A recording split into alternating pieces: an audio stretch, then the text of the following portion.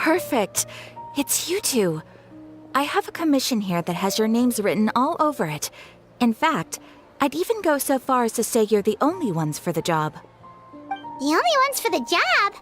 Ah, if our help is really that important, it's probably some Archon class commission, right? The Adventurers Guild doesn't employ that kind of classification system. In fact, this commission is also probably not nearly as intimidating as what you're expecting. All it asks us to do is to find a missing person.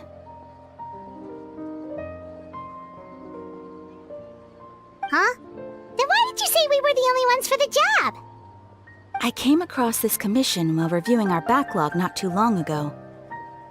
It seems simple, but our records indicate that over a dozen successive efforts to complete it have all ended in failure, despite attempts by several accomplished and renowned adventurers. With the reputation of the Adventurers Guild and the performance of the Sumeru branch at stake, it's in our best interest to assign this commission to the adventurer with the highest completion rate over the past few years. Well, that's us for sure.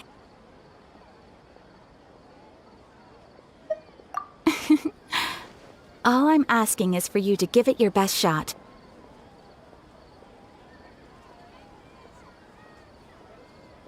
If it proves to be beyond your capabilities as well, I'll talk to the commissioner about canceling the commission.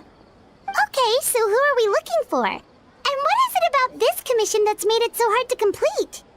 This commission was jointly issued by the residents of Vimara Village. They say one of their own villagers has gone missing. But the problem is, they don't know the missing person's name. They can only provide information about his general appearance. They're all from the same village, but they don't even know his name?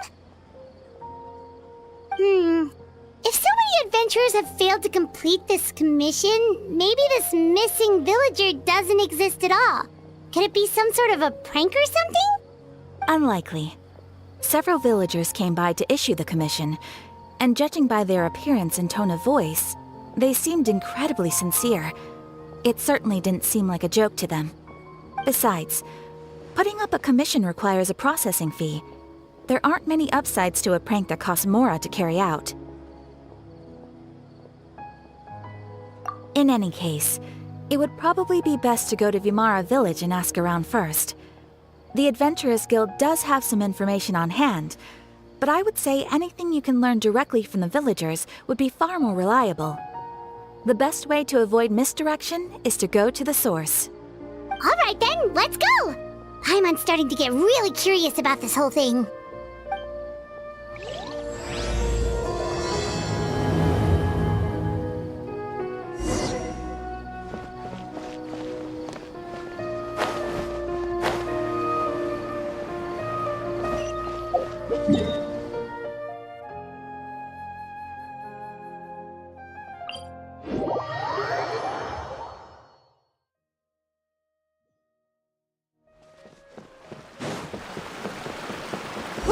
To Vimara Village! Why don't we talk to some of the villagers to learn a little bit more about the missing guy? If this committee... Hello there. You looking to buy something? I do business in this area. Oh, no, we're adventurers. Catherine sent us to look into a commission here in Vimara Village. Ah, so you're here about that then. Ah, you're not the first, that's for sure. We've certainly made a lot of trouble for you all. To be honest, we aren't holding out much hope. Many adventurers have made their way out here, confident they'd be able to help us, only to leave soon after with nothing to show for their efforts. We've pretty much had it up to here in questions, and the area around the village has practically been overturned in search of clues, but no one has been able to make any headway. So, this person we're looking for, what's his name? Where did he live? Does he have any relatives? I don't know. I really have no clue. I couldn't tell you. Okay. Guess you are really sick of answering questions. I'm sorry. I didn't mean to sound short with you. I was actually just giving you my answer to your questions. I know it may seem like we don't have anything to offer by way of information, but I promise you, we all have a very strong impression of him. When you live in the same village as someone, you develop a lot of memories together, you know? We just don't know the specifics. Maybe we did at one point, but that information is long gone by now. At least that's what everyone in the village seems to think. We've all exchanged what we know, and that was the only logical conclusion. All right, specifics aside then, what kind of person was he?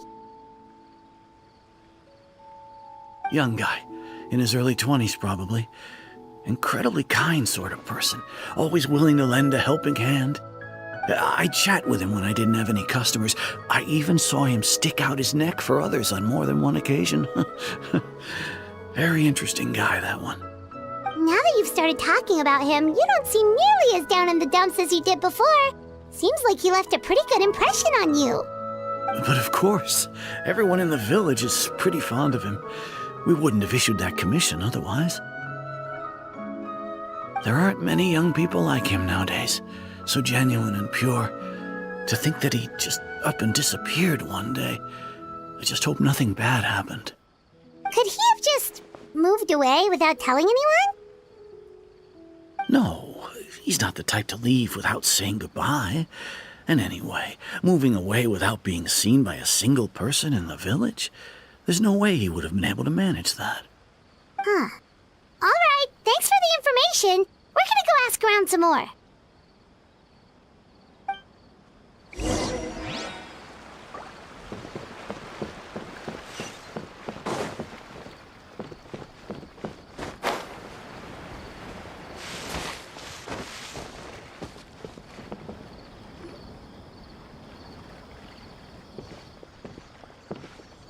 It's that guests I hear.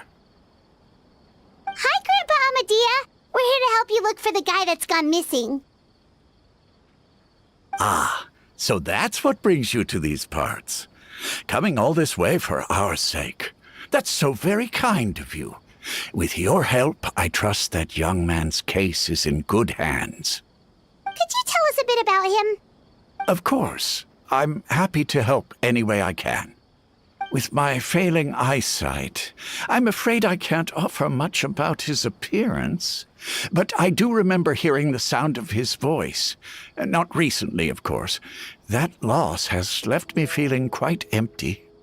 I don't think his parents are still living in the village. But somehow he never seemed lonely. In fact, he was usually the one offering companionship to others. He would often take time to visit the elderly or play with the orphans in the village. And whenever someone had something on their mind, he was there to listen with open ears. He always knew just what to say. As the village chief, I owe him many thanks. Helping villagers navigate difficult moments in their lives should have been one of my responsibilities. But he was often the one rising to the occasion. Wow. He seems like such a nice and gentle person. No wonder his disappearance affected you all so much. But, you wouldn't happen to know any details about his name, address, or family situation, right? I'm ashamed to admit it, but I just can't remember. No matter how you look at it, I should know those things. But for some reason, no matter how hard I try to remember, the information just doesn't come. Perhaps my age really has caught up with me this time. It's okay. There's no need to force yourself to try and remember. We'll figure something out.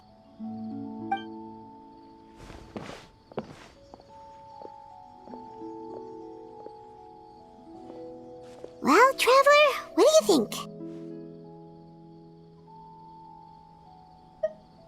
Paimon thinks so too. Like, the name thing. It's so weird that no one remembers his name. And nobody has been able to tell us anything about his family or where he lived.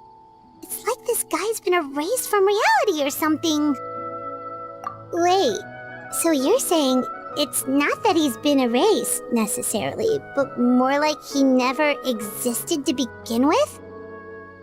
Okay, Paimon's gonna need some time to process that one. Someone who only exists in people's memories?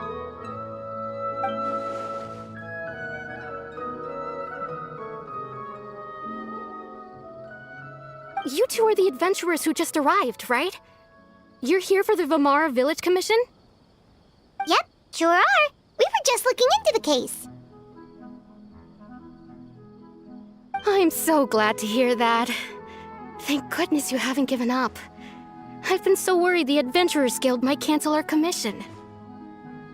My name is Atosa, by the way. I grew up here in Vamara Village. Anyway, I just wanted to say, please keep searching for a missing villager. I'm begging you. You have to find him. Yeah, no need to worry. We'll give it our best shot. So, were you close to the missing villager? Are there any leads you can give us? I'm not sure this counts as a lead, but follow me.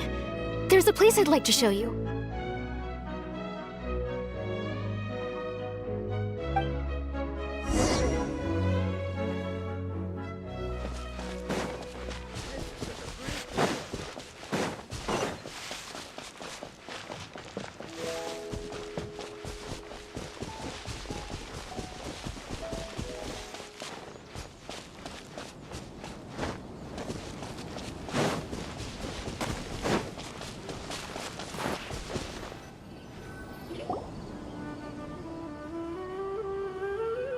Is this the place? Under this tree? Yep. I know it doesn't look like much, but this place is very meaningful to me. It's so full of memories. We used to always sit together under this tree and talk. Sometimes we would look up at the clouds in the sky or stop to feel the wind against our skin. We could sit there for hours at a time, never realizing how long it had been. I was actually adopted by the people of Vamara Village. The forest rangers found me in the woods as a child. I was surrounded by such good people, and growing up in the village was so lively. Still, there were times when I couldn't help but feel incredibly alone. Alone? How should I put it?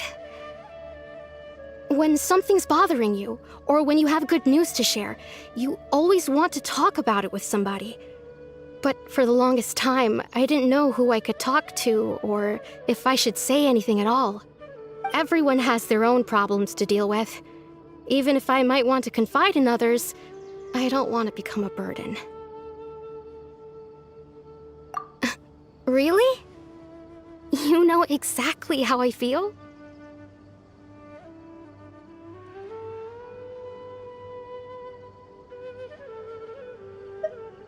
Aww. Wow, that sounds really nice. You're quite lucky. When it comes to our missing villager, well, I guess you could say that to me. He felt like both a family member I could rely on and a friend who could really understand me. No matter what came my way, I knew I could always talk to him.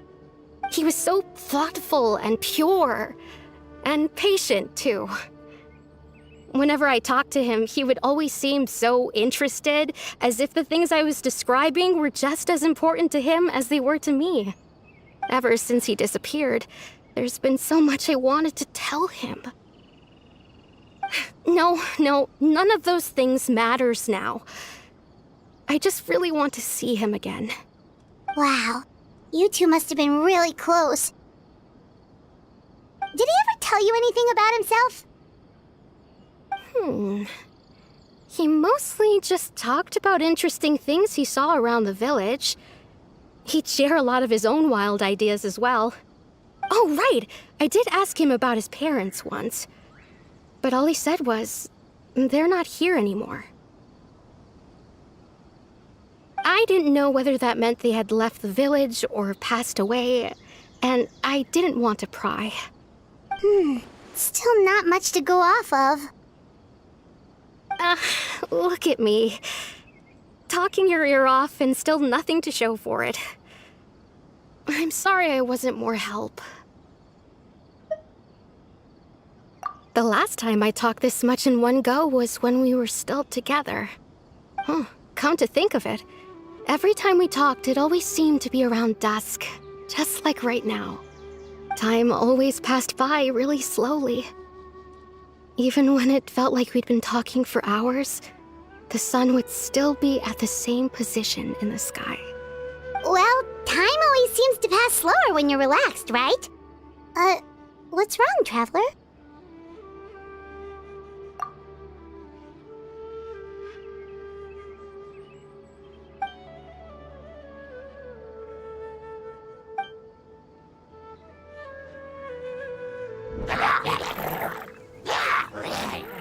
Hey, look at those hilly trails over there.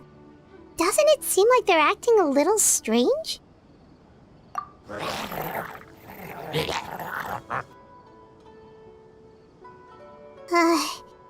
The Abyss Order. Could they be the ones behind all of this?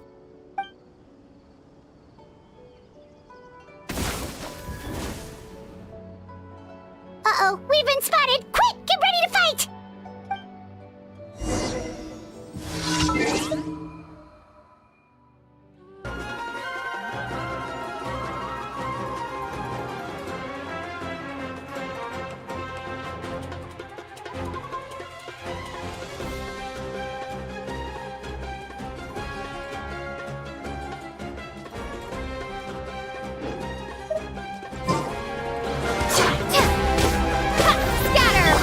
Life goes on.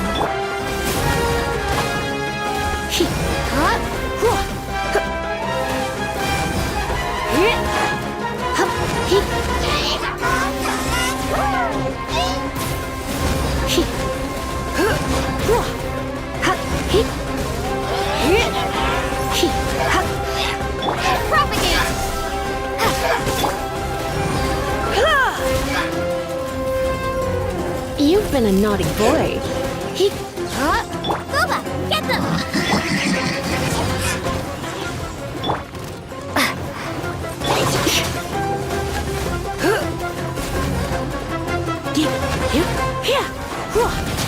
I'm a bit rusty.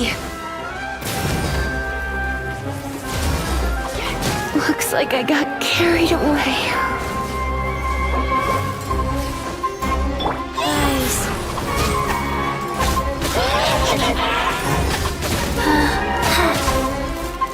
I didn't feel that.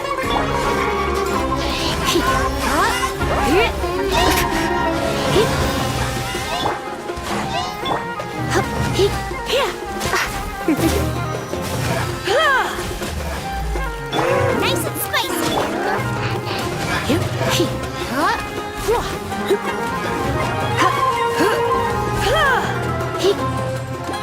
Come a little closer. Blitz. Wheel of life.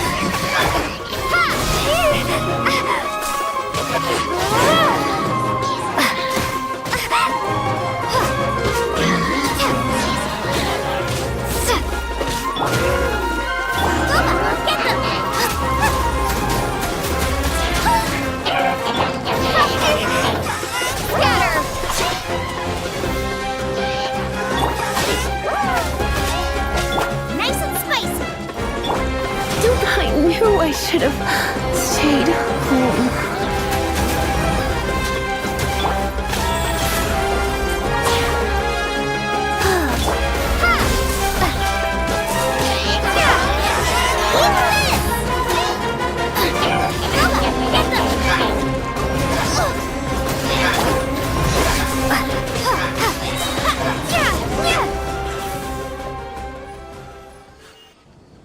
Thank you so much. I wasn't expecting monsters to show up. If you hadn't been here, I'm not sure what I would have done. It was no trouble. Now that I think about it, the hilly trolls around Vimara village have been a lot more active lately. They seem agitated and would often attack anything in sight. Chief Amadea doesn't allow the children to play in the area around the village anymore. Maybe the Abyss Order really is involved. Well, we should head back and check out the situation in Vimara village just in case. If the Abyss Order is plotting something that could spell trouble for the villagers.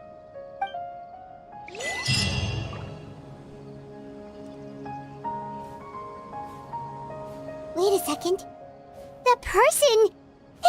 It's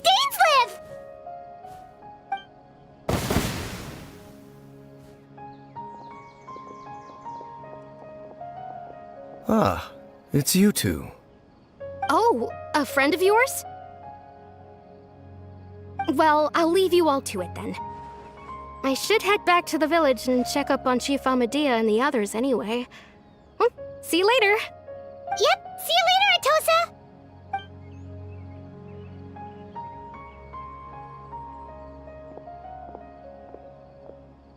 Why do you always have to pop up out of nowhere like that? Is it your life's mission to jump scare us or something?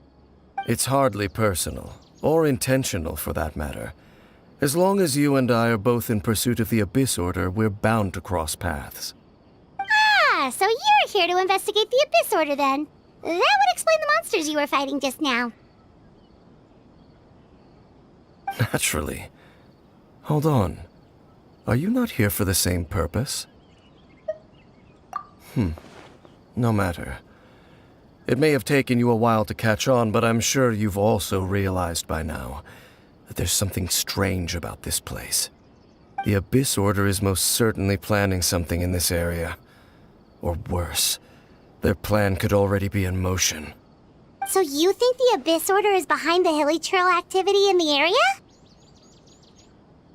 As things stand, I highly doubt that is their primary motive.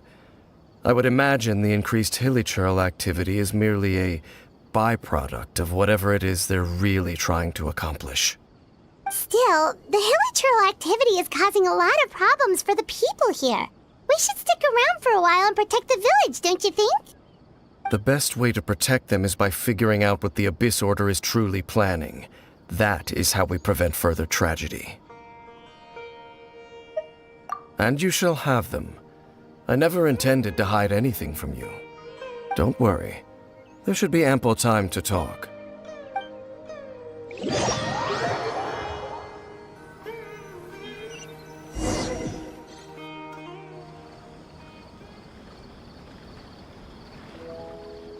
Ah, so that was the commission that brought you here to Vimara Village.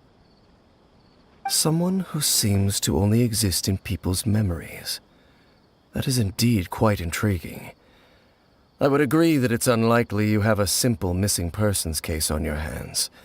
However, any possible connection to the Abyss Order is still unclear. It appears all we have by way of clues is increased hilly trail activity, and that is certainly not much to go off of. Right! That mysterious voice she heard in her brother's memory. The one who called himself a sinner. Who is he?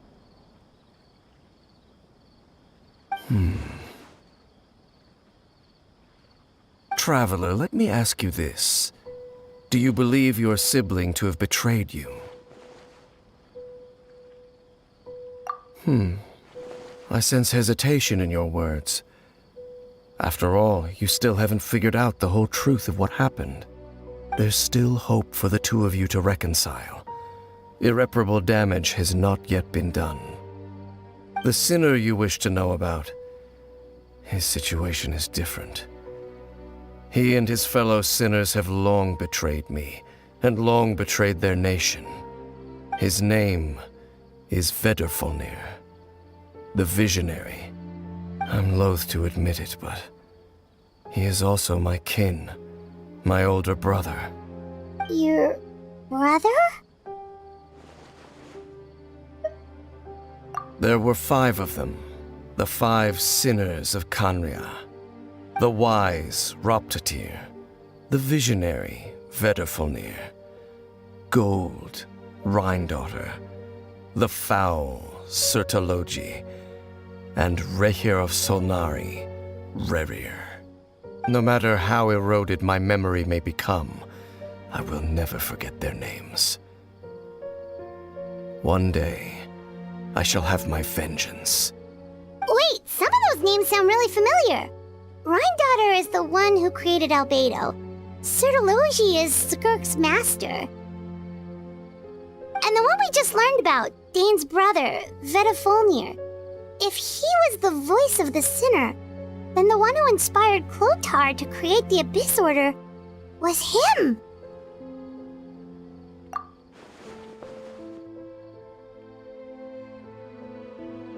They were once people of great esteem in Canria, those who carried the hopes of the nation. They were the best of their peers, outstanding in their respective fields. 6 of us, together. We should have been the ones to prevent the disaster, the ones to stop the Vinster King from continuing to rock the foundation of the world. Yet, deep within, the 5 of them craved something more. They could not resist the call of the Abyss, and divided among themselves a power that could destroy the world. So they became sinners, but also transcendent beings, each in possession of world-shattering power. And when the cataclysm occurred, not one of them stood up in defense of their nation. Not one came forward to prevent the tragedy, and for that, they shall never have my forgiveness. Indeed, if they are not stopped, the day is sure to come when they will also betray the entire world. Of course, as I said, I never intended to hide anything from you. So, Dane, what have you been looking into all this time? I've continued to investigate the questions surrounding the Loom of Fate.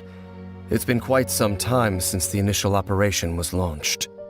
By retrieving the eye of the first field tiller, we were able to stop part of their plan from coming to fruition. Oh, Paimon remembers! Weren't they going to use it to corrupt Osile and make a god or something? Indeed.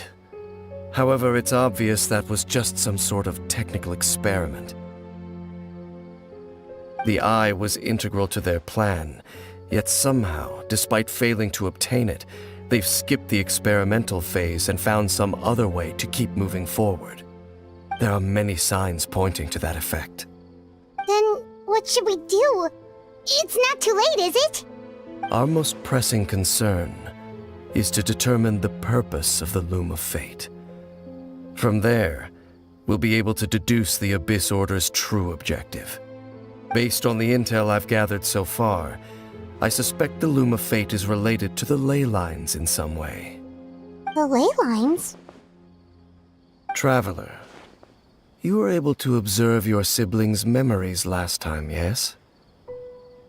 I believe that was due to the fact that the ley lines in that area were unstable.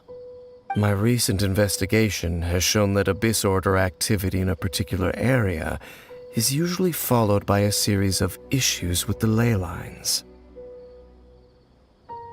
Wait, then our commission here in Vimara Village, the person who seems to exist only in people's memories, could it be connected?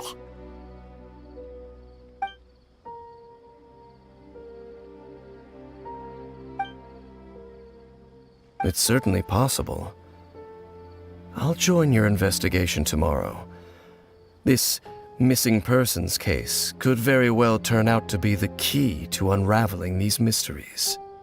Well, if we're teaming up with Dane again, we're gonna need all the energy we can get. Let's try investigating somewhere a little further away tomorrow.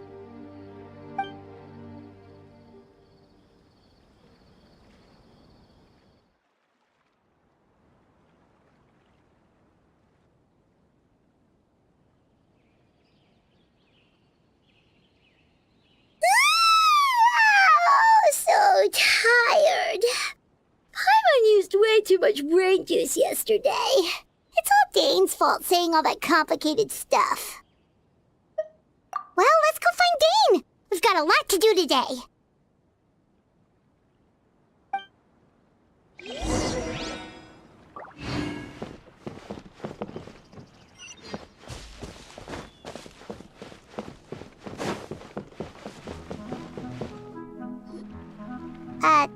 Dane? Hello, Dane? Why are you just zoning out over here?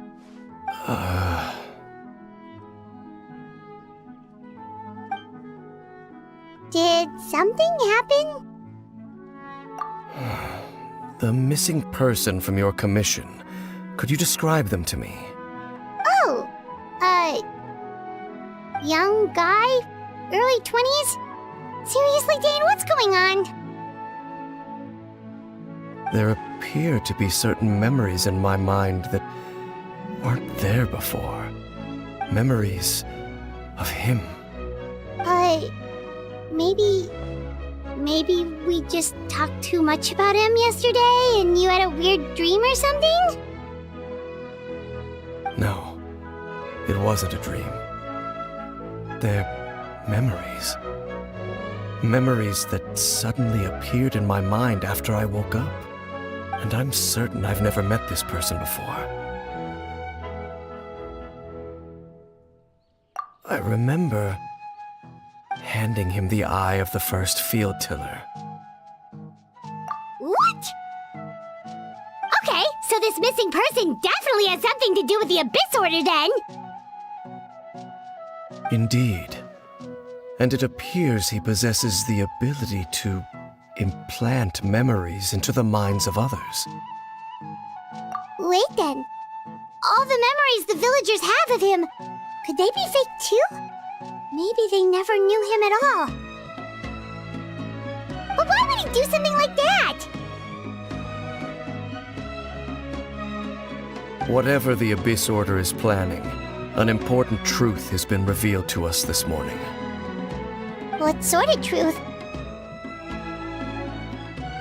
That their goal is still to obtain the eye of the first field tiller.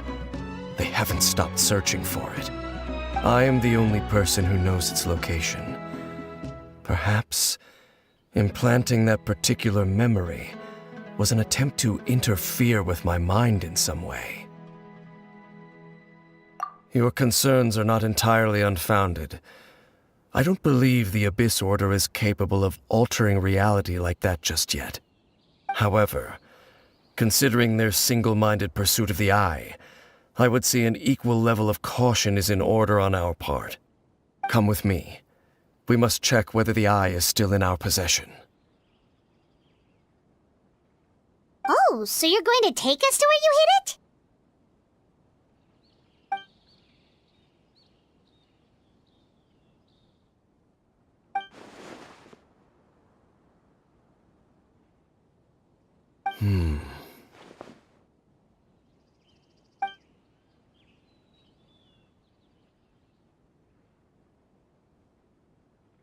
Of course.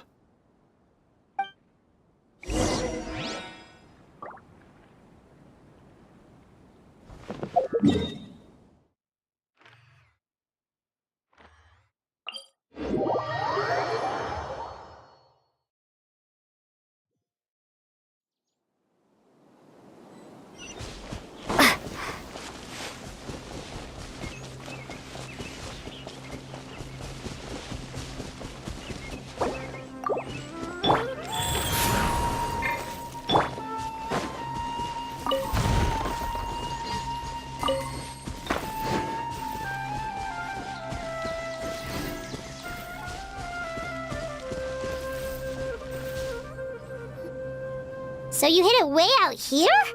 Not an easy place to discover, that's for sure. Well, let's go check to see if it's safe. Traveler, wait.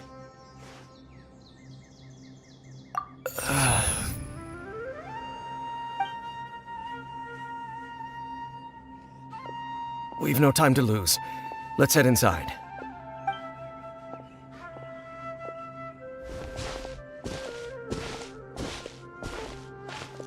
Hey, wait up!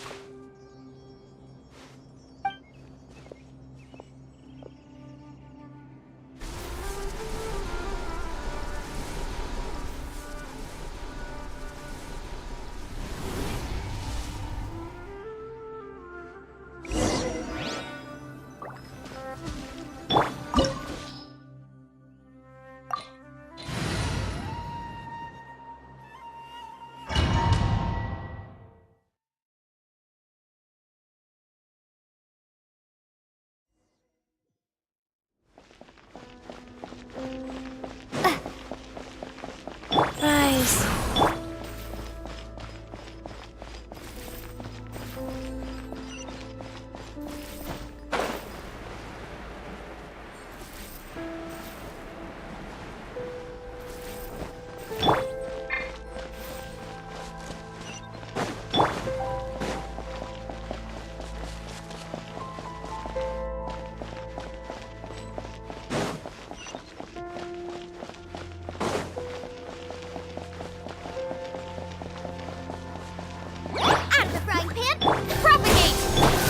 design. Hup, hip, dig, here. Yep. He, dig. Booba, get them! Yep, hup, dig. You're in for a little shock. Ruah. Hup, hit.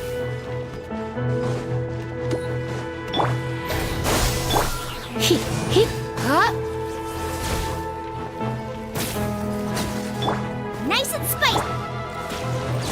He, hup, Scatter!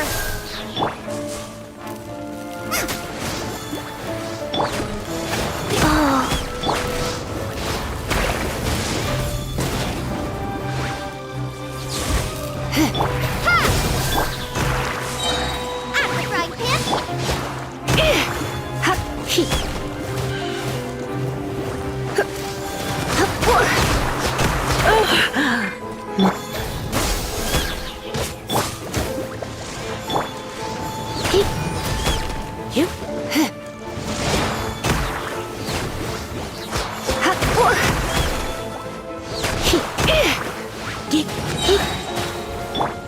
Propagate! Booba, get them! It appears the mechanisms here have changed over time. You can access the upper floor through the side door. Perhaps you should try reactivating the mechanism over there.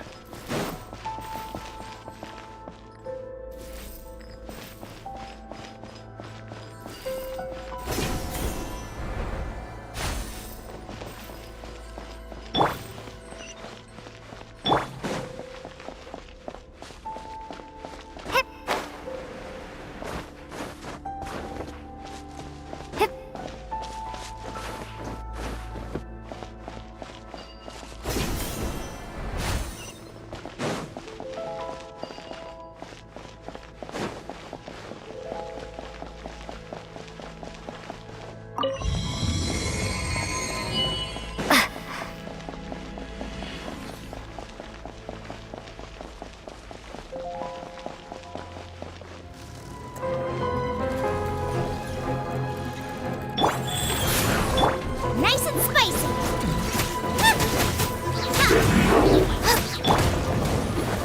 Scatter! Hup.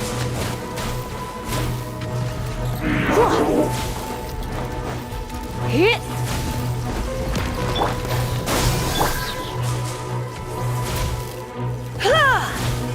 Yep.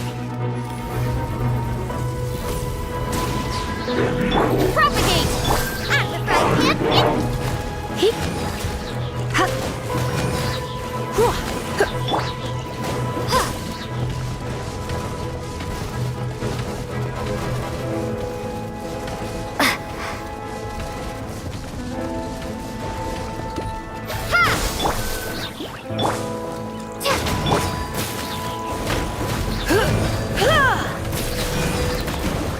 Hip. Propagate!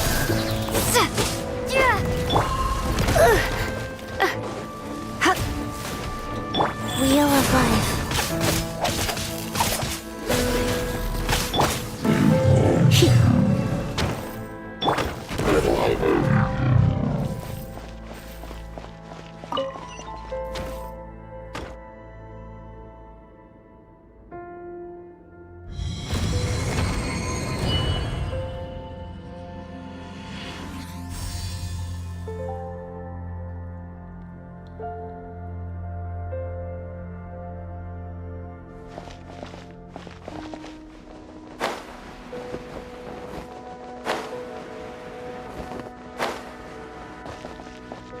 Make sure all the runes are pointing in the direction indicated by the light. That should unlock the mechanism.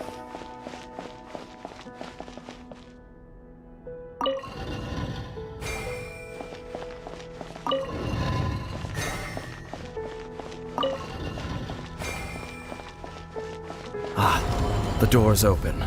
Let's go. Our destination is just up ahead.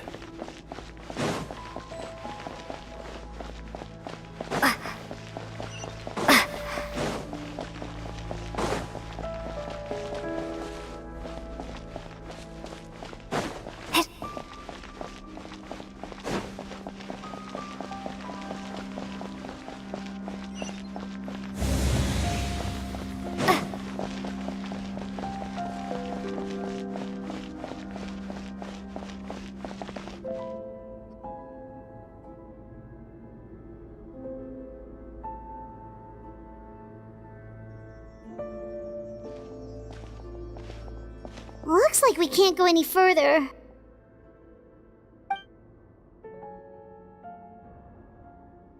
Be on your guard. I sense the presence of the Abyss. It's the Abyss Order! They're here!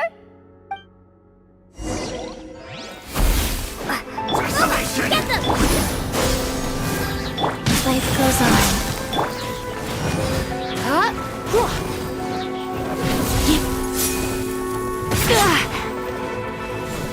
Nice and spicy!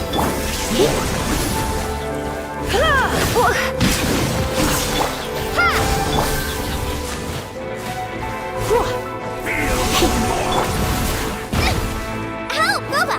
Get them! Scatter!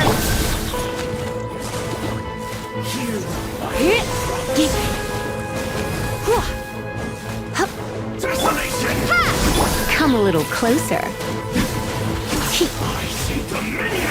Nice and spicy! Wheel of life.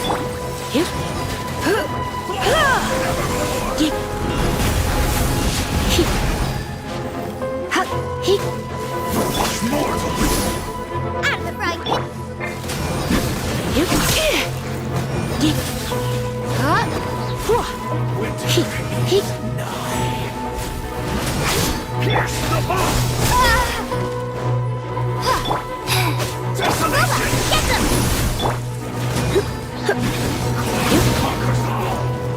Get them!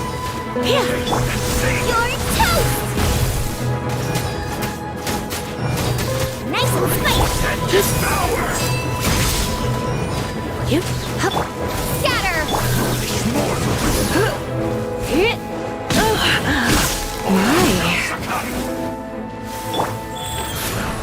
Boba, get them!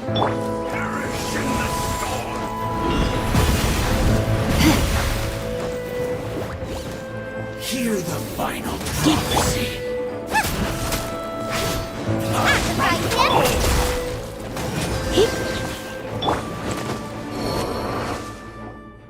Just as I suspected.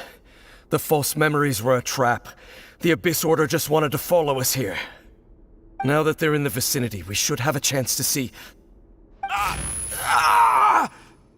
Dane? What's wrong? Can you feel that? There's been a disturbance in the ley lines. It must be the work of the Abyss. Wow, you must be really sensitive to that sort of thing. Paimon doesn't feel it. You too. Do as I say. Use that mechanism over there and leave this place. The Abyss Order is putting something in motion. If you return to Vimara Village, I suspect you might finally have the opportunity to locate the missing villager. Just think of it as a way to divide and conquer.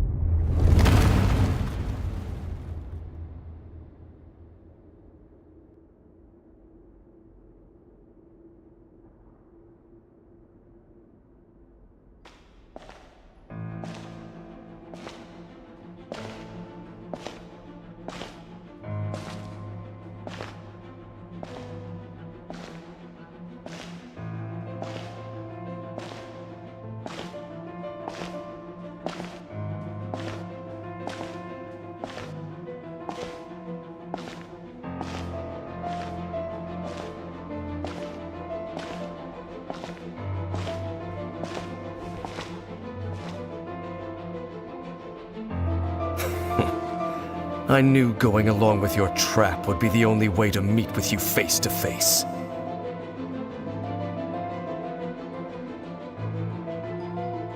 You risked your safety, and that of the Eye. That's quite the gamble, Dainsleif. But I believe that I am the one walking into a trap laid by the Twilight Sword. So you came here all on your own? What about those followers of yours? When the Twilight Sword is prepared for battle, any army I could send would only be marching to their doom. Better that I face you alone. I know you must have a lot to say, but if it's a conversation you want, you'll have to defeat me first.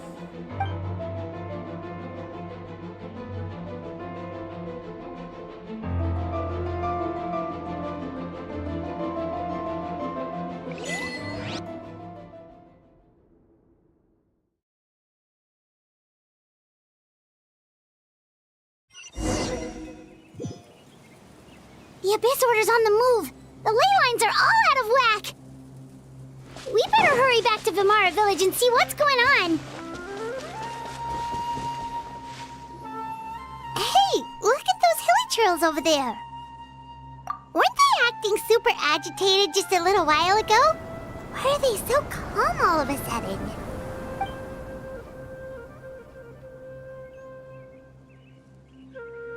In the New World, they bade farewell to the shrouded sun. At last, they no longer needed to dwell on their suffering, or try to differentiate between various thoughts of blasphemy. Such was the price they paid, and thus their souls became cleansed and pure. Did you hear that? What was that sound just now? It sounded so gentle. Could that voice be comforting the hilly trails in some way?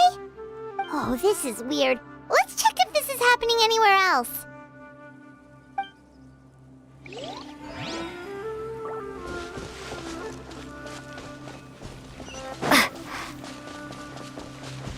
Looks like the same thing is happening over here too. The hilly trails are calm. You see, we're both still here. We've reclaimed an endless amount of time to love. Release your tears. You no longer need to hold back your sorrow.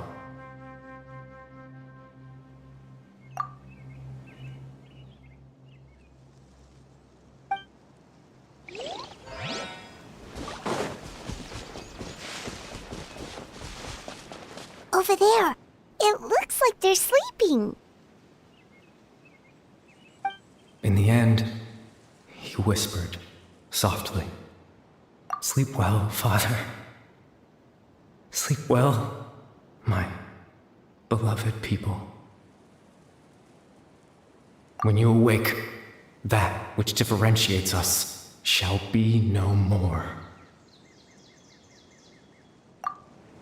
It almost sounds like a poem or some kind of story. Well, now that the hilly trails have calmed down, Vimara Village should be safe at least. Let's put this situation to the side for now. Dane said this might be our chance to find the missing villager, so we should head back to Vimara Village before it's too late.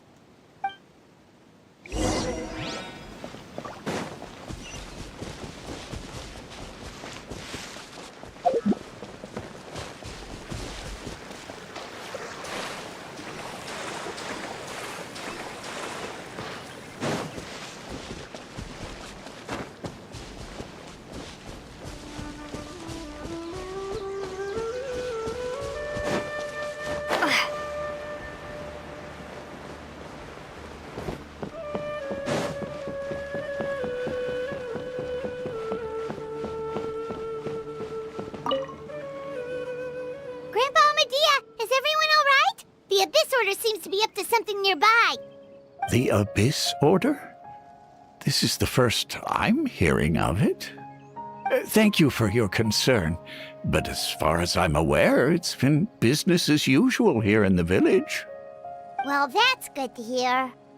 Oh, also, you didn't happen to come across any clues about the missing villager while we were gone, did you? Someone's gone missing, you say? Who would that be? Huh?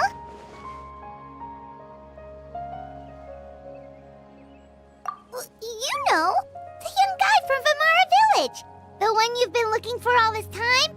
You posted a commission with the Sumeru Adventurers Guild. That's kind of the whole reason we're here, actually. Your missing persons commission. Ah, I do apologize, you two. I hope I'm not worrying you too much. I'm sure it's just my age making me forgetful again.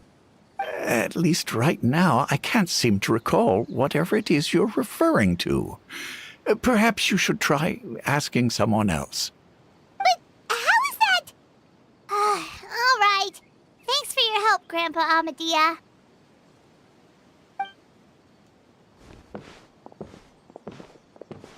Something's definitely not right. We just talked to Grandpa Amadea about the missing villager. There's no way he could have forgotten all about him just like that. What do you think, Traveler? Could everyone's memories of the missing villager have been erased again? You're right. We should narrow down the possibilities first. Let's go ask someone else then.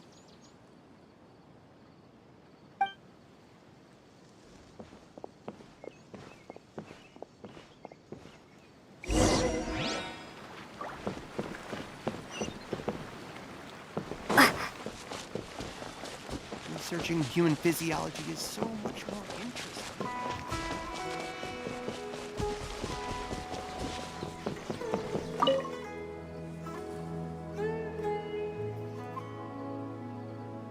Someone's gone missing? Who? Just as expected. That guy you said a bunch of nice things about earlier? The one you always used to chat with. He's around 20 years old, and you said he was a kind, warm-hearted person? Oh, I know who you're talking about. Really? You remember? There aren't many young people who've earned that kind of praise from me. If you're certain that's what I said, then there's only one person who fits the bill. No doubt about it. But why'd you say he's gone missing? Yeah, I just saw him leave the village. There was someone else with him, too. They couldn't have gone far.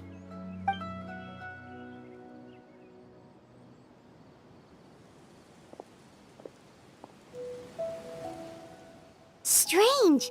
Bayram seems to remember him. And apparently he just saw him? Do you think maybe it's not that there's something wrong with people's memories, but that we've somehow returned to a time before he went missing?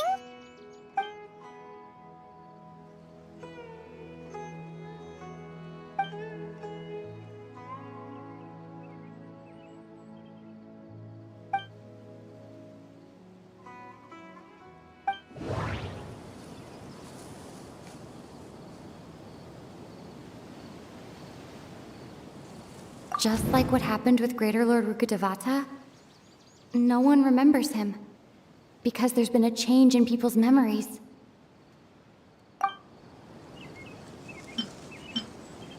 If this person only exists in people's memories, maybe we're in someone's memory right now. Right! Paimon totally forgot about the ley line disturbances. We're in someone else's memory. Just like how you entered your sibling's memory last time. That would also explain why we seem to be at a time before he went missing. It's a memory after all. Right.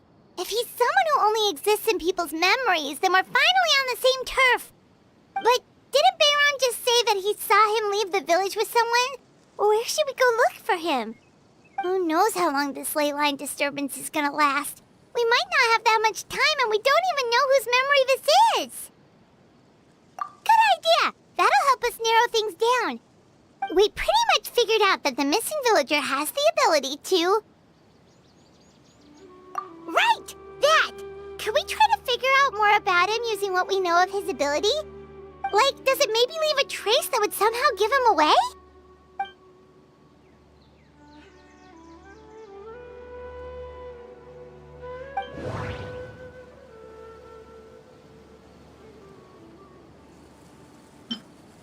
If time was allowed to pass within the false memories, there's a higher chance they might conflict with someone's original recollection. That would make it much harder to avoid suspicion. No wonder! All this time and the sky hasn't changed a bit! That must mean time isn't passing! That's the tell of the fake memories! The implanted memories are basically taking place outside of the regular 24 hours of the day. If the memories included the regular passage of time, it would be easy for people to tell that something was off. Like there could be overlap or something. People might start to wonder why they remember doing two different things at the same time of day. That's why he makes sure the memories take place at a specific moment in time rather than over a period of time.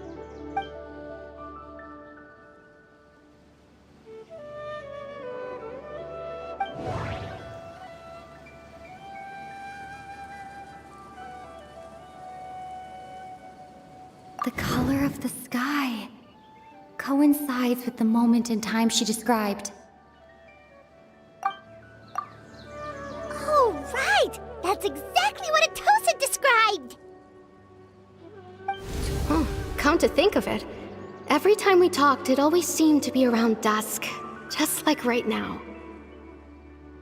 Time always passed by really slowly. Even when it felt like we'd been talking for hours, the sun would still be at the same position in the sky. Yep, that has to be it! This is definitely Atosa's memory. Yeah, that's where they'll be!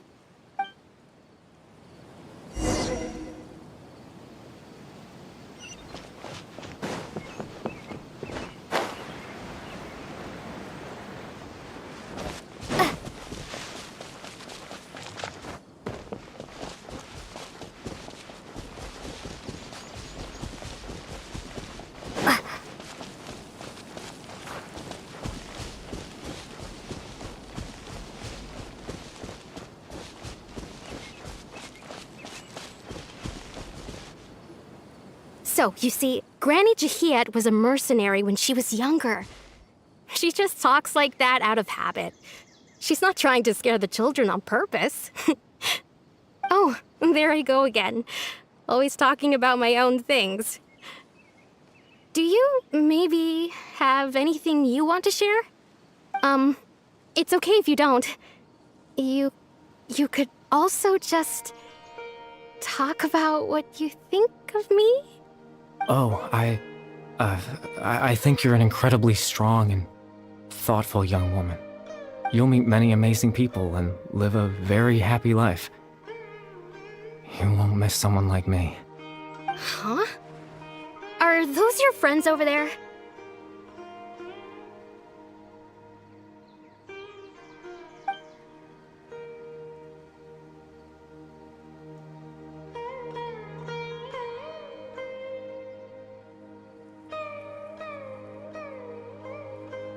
Oh, right! This version of Atosa hasn't met us yet! Friends? I guess you could say that. It must have taken them a lot of effort to find me. So, I should see what they need. I'm sorry, Atosa. We'll have to continue this conversation another time. Another time, huh? Yeah, okay. I'll head back to the village then. Talk to you some other time.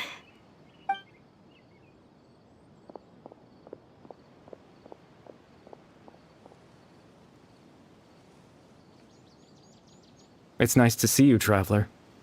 I believe this is the first time we've met.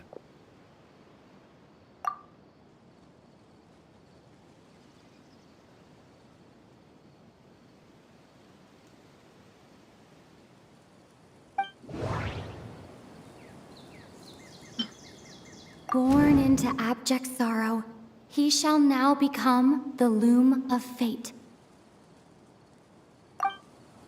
You're Caribert Alberic. Oh, you know me? That's quite the surprise. I don't believe I've met you before. Oh, I see. It was the memory, wasn't it? Your sibling's memory.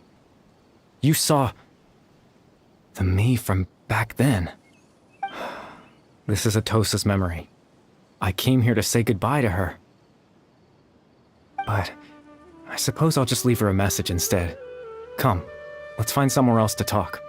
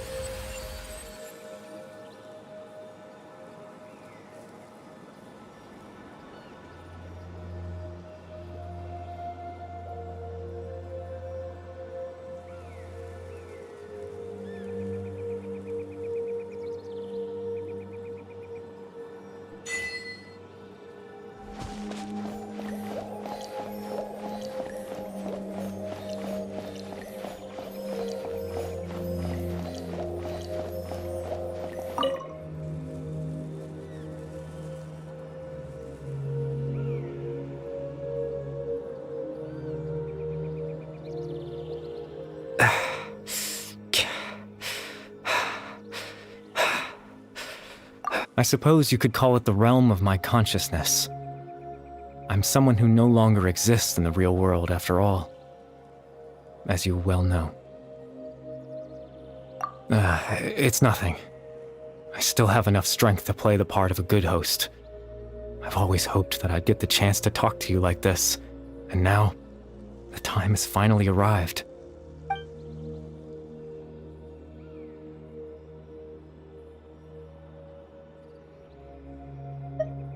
Extreme sorrow and pain, hope and regret coursing through your veins, and a degree of abyssal power that defies comprehension.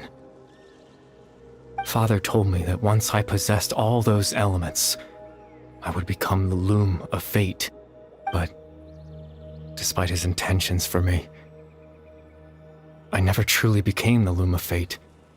I was merely used as a means for its construction. In truth, I died the moment I set everything in motion. The person you see before you now is nothing but a remnant of consciousness left over within the loom of fate.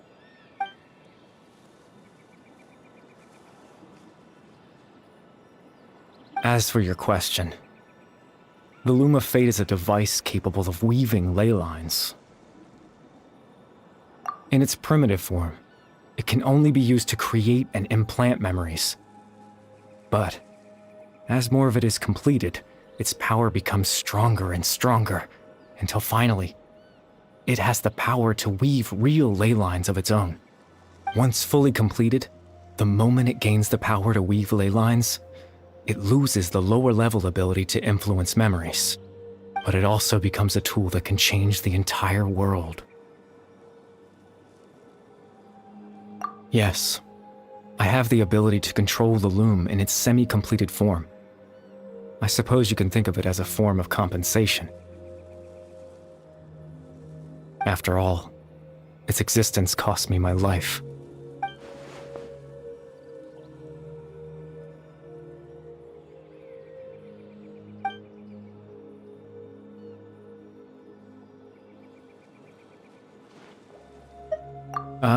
That. I was wrong to implant those memories. I'm sorry I caused so much trouble. Not only for everyone in the village, but for you as well.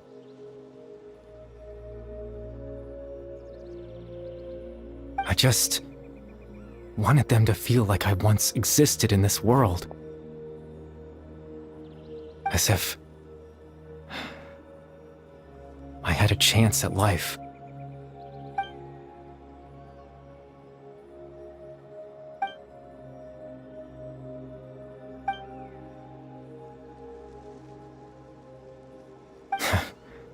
I know what you must be thinking. Why would I do something so meaningless?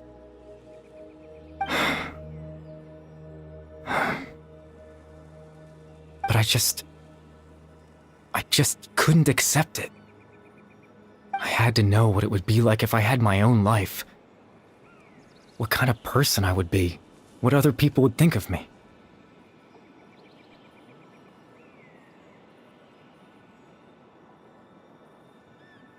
Chief Ahmadiyya, Baram, Granny Jahiyat, Atosa. What would it be like if I could live alongside them? No cataclysm, no curse. Just a quiet life in a peaceful village. I was curious, so I selfishly tried to have my own life. Even if that meant piecing together the version of myself that could have been. One memory at a time. I know it sounds stupid. After all, my life ended a long time ago. Any chance at living was stripped away from me when I was 8 years old. My consciousness left to mature in an illusory world of nothingness. Even the form you see before you was nothing but an invention based on my father's appearance. An imagined version of what I would look like if I had the chance to grow up.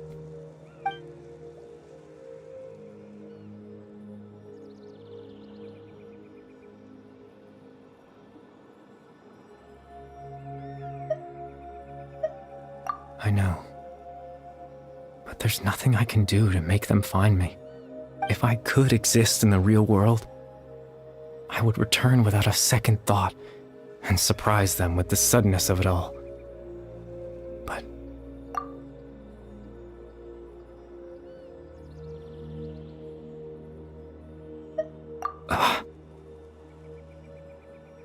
I know.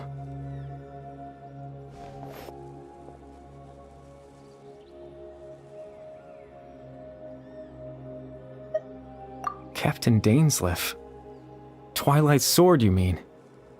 No need to meet up with him. Things should already be settled on his end. Exactly. As someone who could only exist in people's memories, the fact that I'm able to talk to you in my consciousness like this can only mean one thing. The loom of fate has already been completed.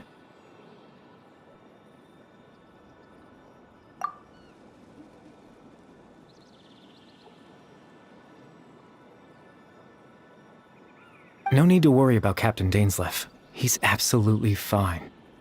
The only reason he lost the eye was because I happened to guess exactly what he was planning. Captain Dainsleif has had the eye inside his body this whole time, hasn't he? His plan was to lure the Abyss Order to a false location, capitalizing on their pursuit of the eye in order to have the chance to confront the prince. He would then hand the eye to you and tell you to take it away from that location. That way, Captain Dainsleif could accomplish his own goal and ensure the safety of the eye all at once. A very thorough plan. That's right, because in his mind, he had given it to you already.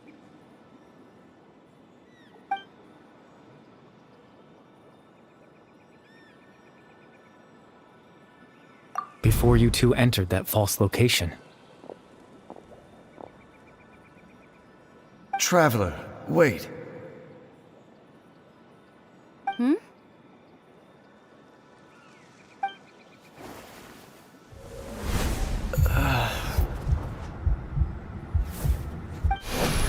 We've no time to lose.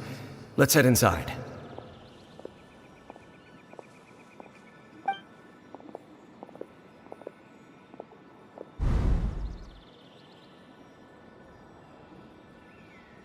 That was when I implanted the memory of him handing you the eye. Given the tense situation at that time, Captain Dainsleif failed to notice anything out of the ordinary, and took that memory to be real. I'm sorry, Traveler, but I needed the Loom of Fate to be completed. And to do that, we had to retrieve the eye.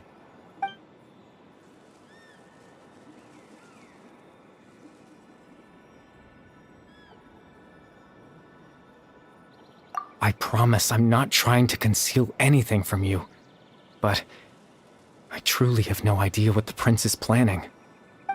Tevat's ley line system is deeply entrenched in the planet. Creating new ley lines can neither replace nor extend the ones that already exist.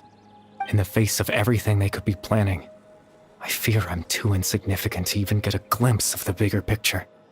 In any case, I had my own use for the Loom of Fate, and my goal, at least, has been achieved. You remember my father, don't you? Clotar Alberic. I believe you saw him in your sibling's memory. After he used the power of the Abyss to restore consciousness to my hilichurl form, I suffered from an indescribable level of mental anguish. To comfort me, my father told me a story, that this was a fairy tale world where I had to take on the form of a little monster. That story managed to dispel my fears, even if just for a moment. My goal was simple: to use the Loom of Fate in its near-completed form, when its ability to create memories was at its strongest, to implant a specific memory into the minds of the hilichurls. In that memory, I would tell them a story, just like my father did for me. It was a story of fairy tales and love. But more than anything, it was the story of us.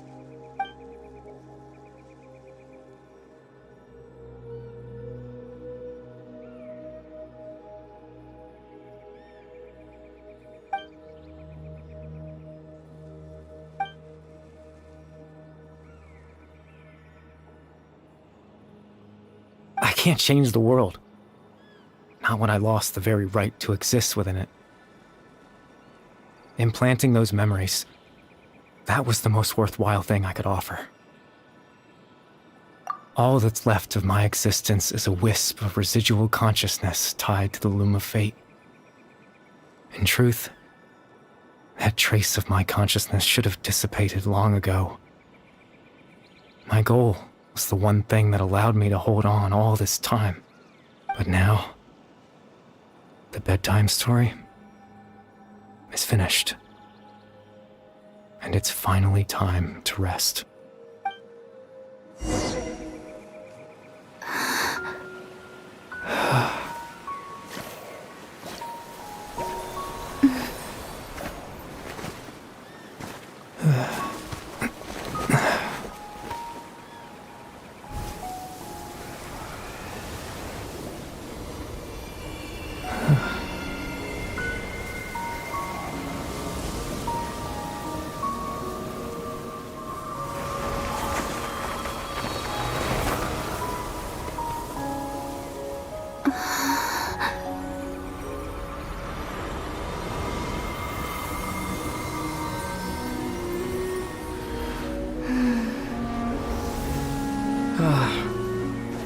Looks like I was too late to see Kari Bear one last time.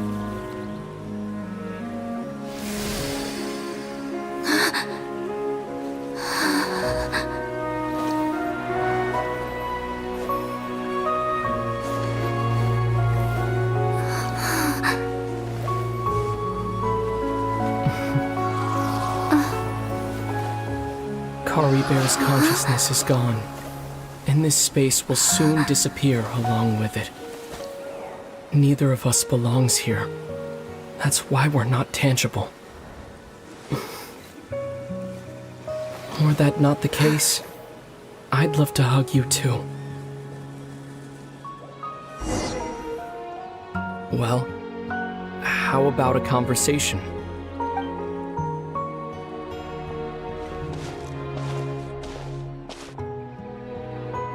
The chance to just stop and talk like this is certainly not easy to come by. Wouldn't you agree?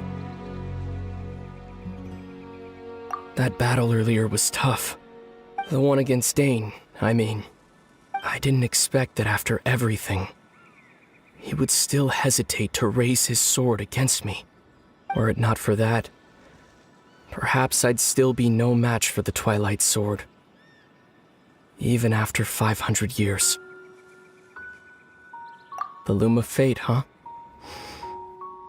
I still haven't found a way to utilize it to its full potential. But there's still time. Before the heavenly principles awaken.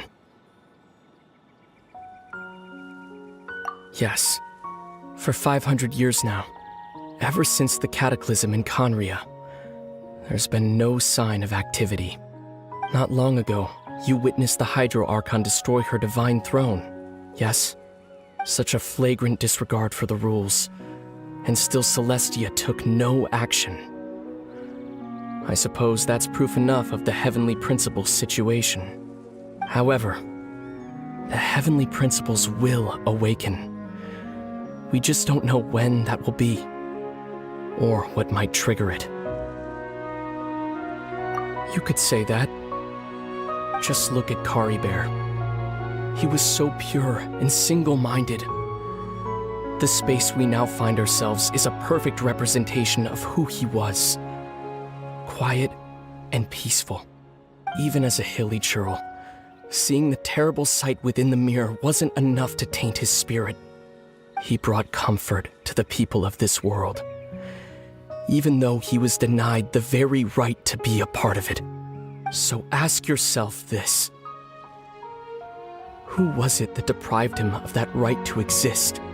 Of course, that's only one example. My feelings about the Heavenly Principles are too complicated to explain in just a few words.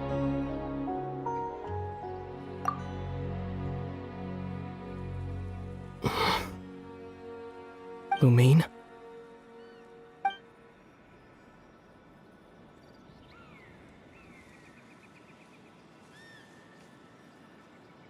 You're the only one in this world who calls me that. There's so much I wanted to ask you.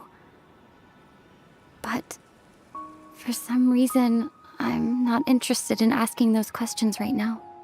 There's just one thing I have to ask. One thing I could never understand. Why? Why can't we continue our journey together?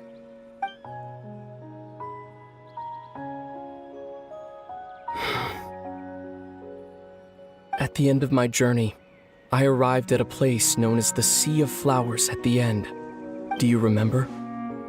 A long time ago, when we traveled between worlds together. You told me you wanted to find a place in the universe where that one flower was in full bloom. To have a place like that suddenly appear before me? Well, would you think of that as a coincidence? You mean? I miss you too, Lumine.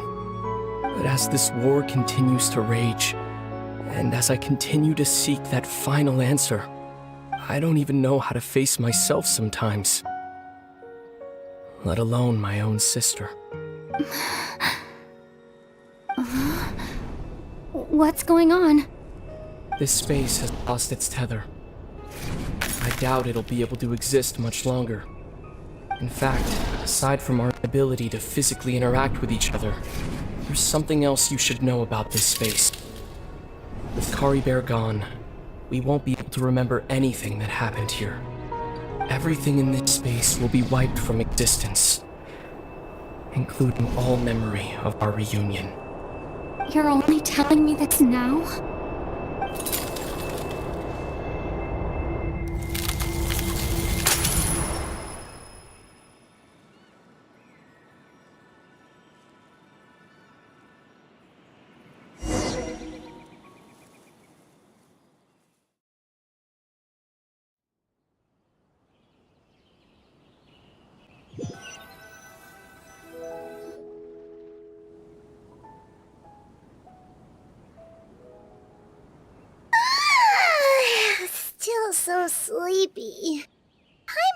head feels all fuzzy.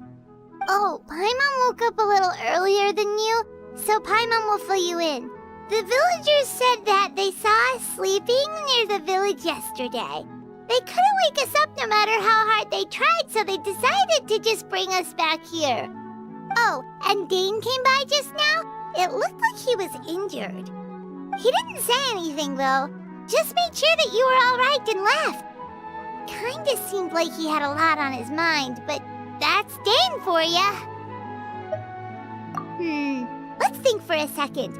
We were in that memory, and we saw that guy you called Kari Bear. He was the missing villager that we've been trying to find, right? And after that, Paimon doesn't remember what happened. Wait, really? What a score!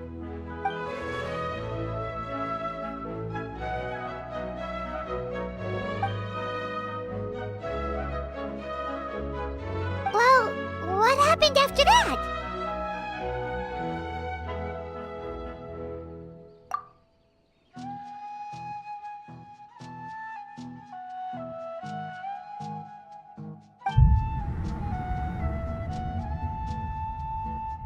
Ah, there you are.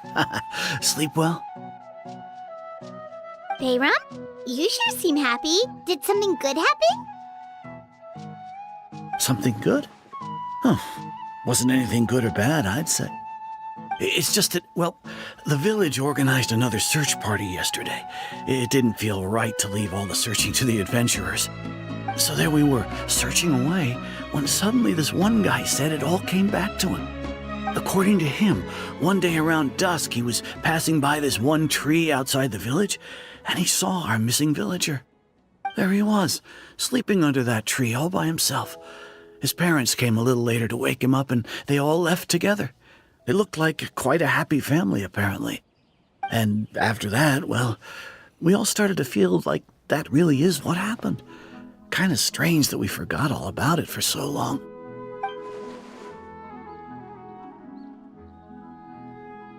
Oh, and we also remembered his name, Kari Bear. Now, that's not a name you hear every day. Would have been helpful if we remembered it sooner. Well, I hope he's happy wherever he is, and we're all relieved now that we know what happened. Seems like everyone thinks Kari Bear left the village. That's probably for the best. At least they have some sort of explanation now. Paimon wonders how Atosa's doing. Maybe we should go check on her. If she hasn't remembered like everyone else, we can tell her what happened. Paimon didn't see her in the village just now, so she's probably at the tree. Come on, let's go talk to her.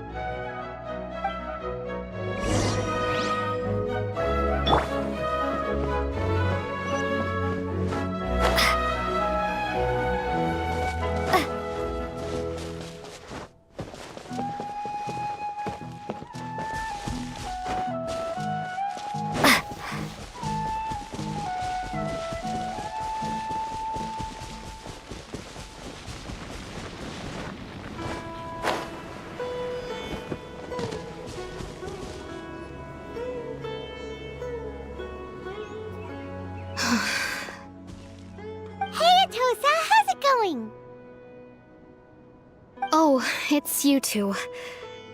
I was just about to go looking for you. I wanted to thank you. I was part of the search party, so I remember what happened to Kari Bear now. Honestly, I just can't believe I forgot something so important.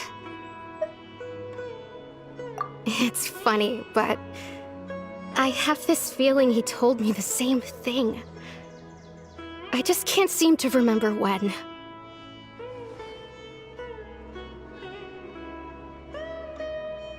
I guess it doesn't really matter anyway.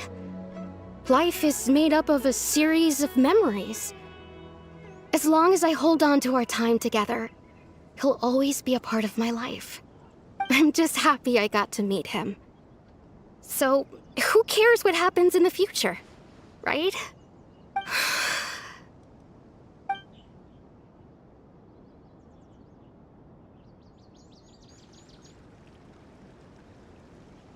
Okay, I'll admit.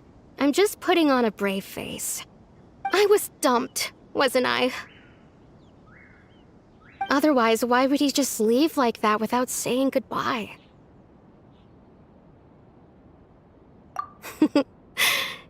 You don't need to comfort me. I'll be okay. It's just like Kari Bear said. It's the things we overcome that make life more precious. And you know, if he has a heart, maybe he'll come back and see me one day. Anyway, thanks for all your hard work, you two. I promised I'd help Granny Jahiet with something, so I should head back. Goodbye. Well, that should be it, right? Everyone's lives can go back to normal now. Oh, right! Weren't you about to tell Paimon what happened after your conversation with Kari Bear?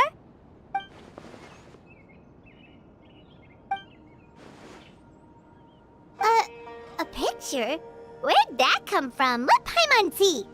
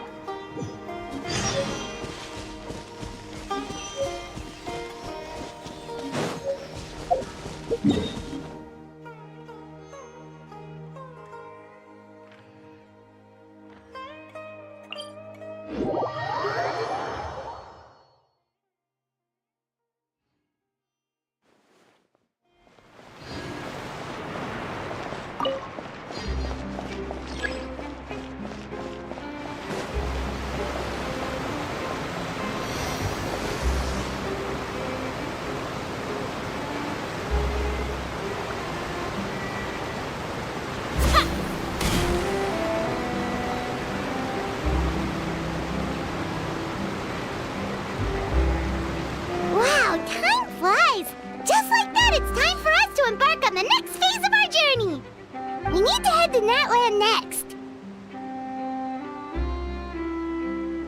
Neverlight called it a nation of dragons, but that description doesn't give us much to go off of.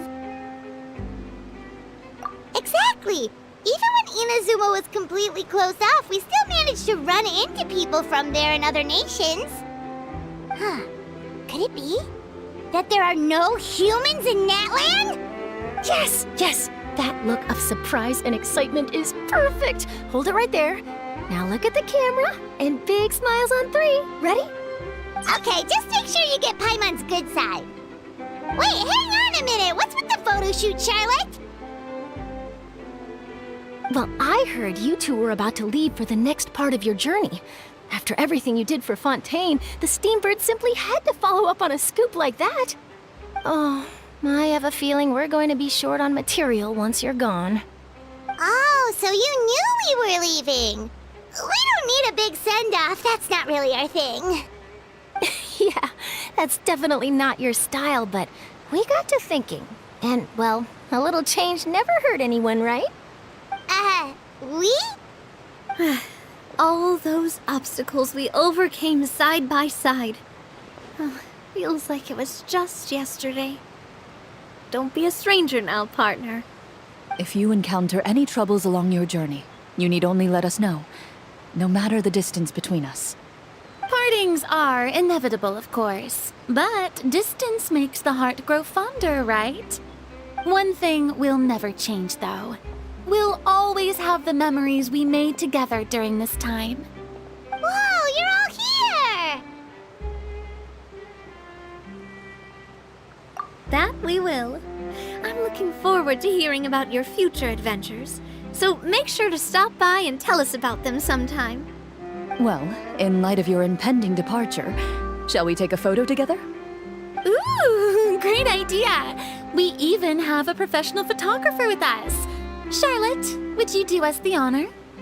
Leave it to me. Just give me a moment to set the camera up.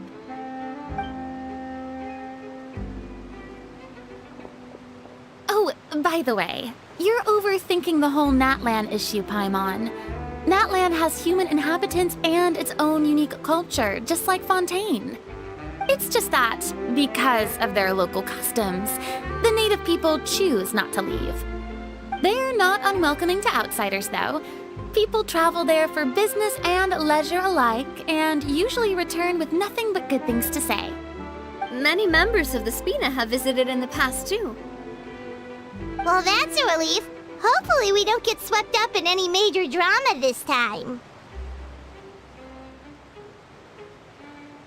Well, given your experience and skill in that regard, I have no doubt you'll be able to overcome anything that comes your way. Still, I hope you can avoid danger this time around. An uneventful trip might be a nice change of pace. All right, I'm ready. Shall we?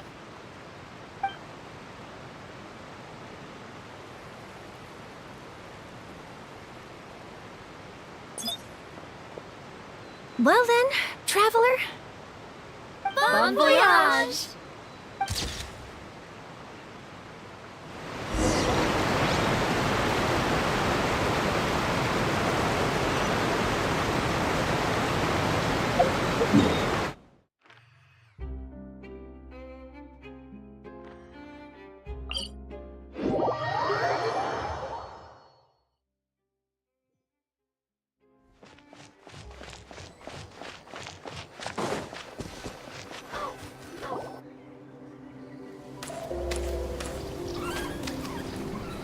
Wow!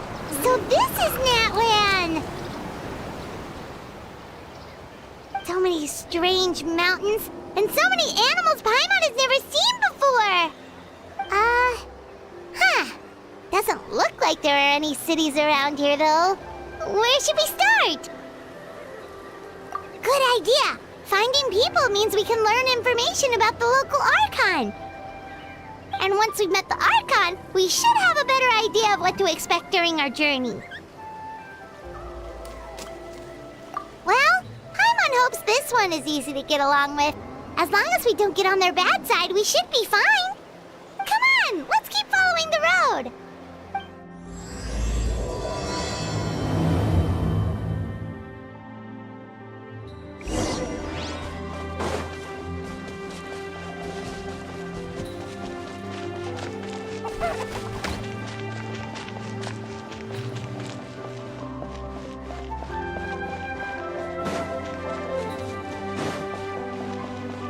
Whoa! Check out those colorful pictures on the walls! We've got to be on the right track.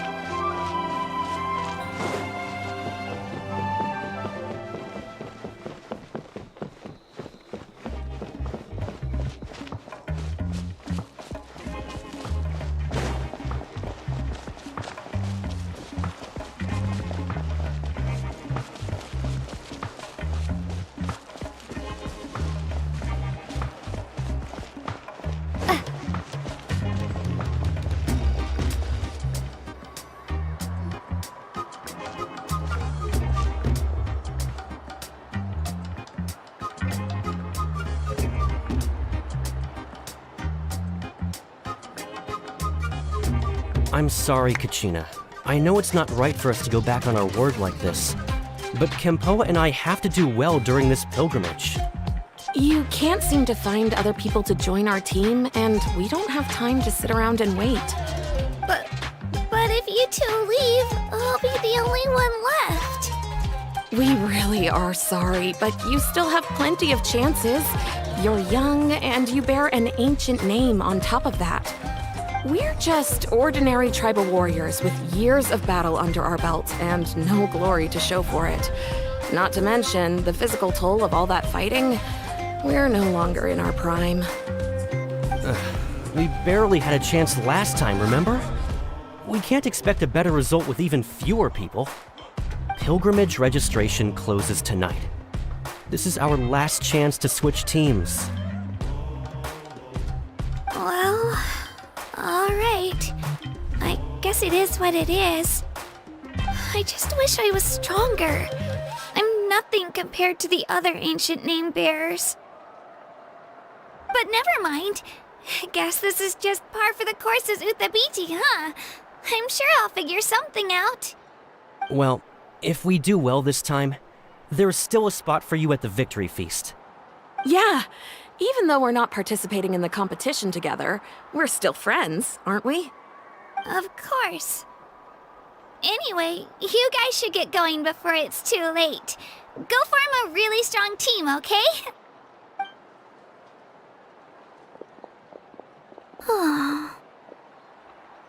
Guess I'll have to wait until the next pilgrimage. Looks like that little girl over there was just abandoned. Wonder what happened. Oh, she looks so sad, too. Huh?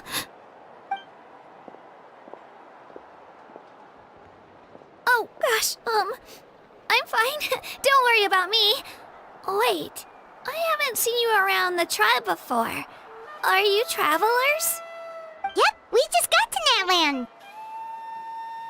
Oh, welcome! I'm Kachina, Uthapiti Kachina. Oh, that's something we call an ancient name. It's a tradition we have here in Natlan, although it's kind of complicated to explain. You can think of it like a title for now. If you're here for the pilgrimage of the return of the sacred flame, you'll find out what they mean soon enough. So, this pilgrimage, is that what you were discussing earlier? Oh, yeah! It's a competition we hold every so often, where everyone competes to try and get the highest ranking. The competition receives tons of attention, so if you place highly, you're guaranteed instant acclaim, and you earn the right to take part in the Night Warden Wars. Basically, the winners become heroes, and that's pretty much everyone's goal around here. Sounds like a massive fighting tournament or something. Do you have to be in a team to participate? Well, due to the sheer number of participants, the pilgrimage is actually divided into 2 phases. Phase 1 is a team competition.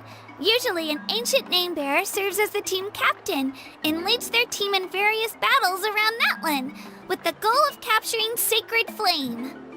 Oh, and an ancient name-bearer is just someone with one of those titles I mentioned earlier. Someone like me. Once the team competition is over, the participants from the winning teams qualify to take part in individual one-on-one matches. Yeah, the skill seems pretty huge. Wait a minute. If ancient name-bearers lead the teams, that means you must be a team captain. Sure am.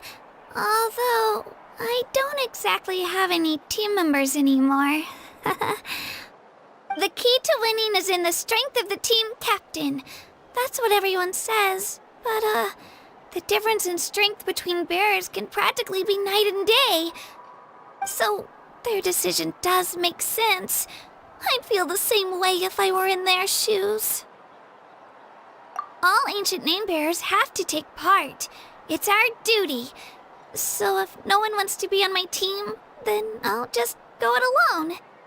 At worst, I'm looking at a few extra scrapes and scratches. I'm not great at fighting, but I always manage to get back on my feet in no time. Psst, Traveler. Based on the direction of this conversation, Paimon thinks it might be time for us to do our thing. Yep, time for the next phase of our journey to start for real! What are you guys talking about?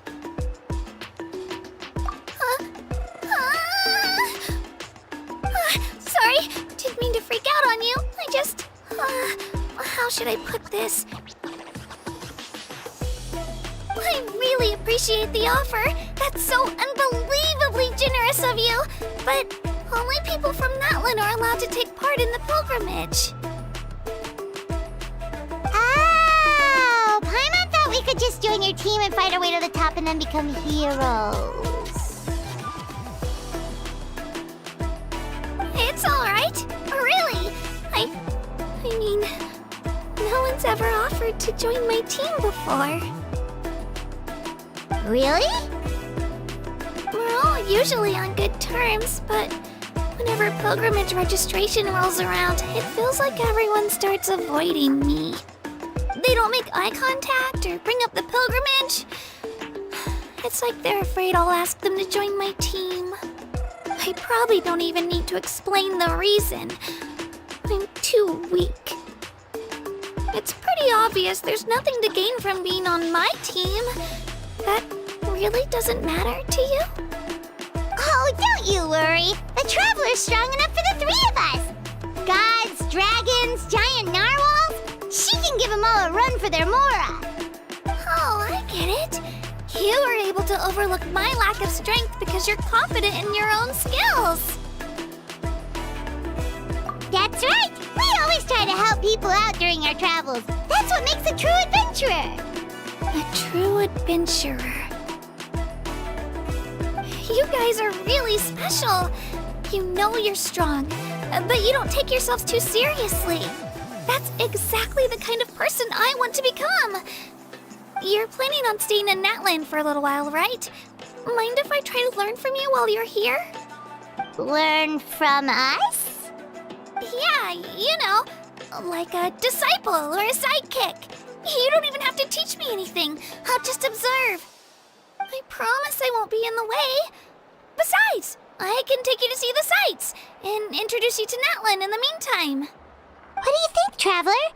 Seems like she really looks up to you. Oh, right! Didn't those people from earlier say the registration period was about to end? You don't need to focus on finding new teammates? Don't worry about it. I wouldn't be able to manage it this close to the deadline anyway. I lose all the time. I'm used to it. Everyone around me is used to it. So it's fine. No one expects anything out of me. But if I manage to learn a thing or two from you, I might just pull off a win next time. Thank you! Who would have thought I'd get the chance to meet such impressive adventurers? Today must be my lucky day! Well, come with me, you two. I'll show you where I grew up and introduce you to our tribe, the Children of Echoes. Hello, I'm Kachina, a member of the Children of Echoes. I adore green fruits and would love to become more strong, even though I'm still not much of a fighter. I should probably save all that for later, right?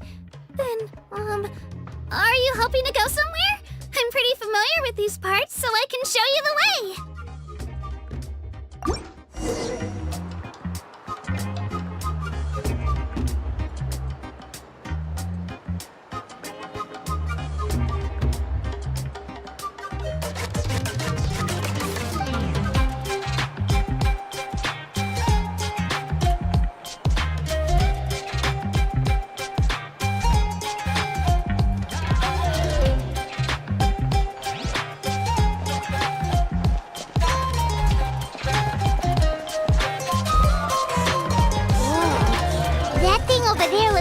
Intimidating. You sure it's not gonna fall off? Don't worry. Our tribe works closely with stone. That's one of our symbols, actually. It's not going anywhere, I promise you.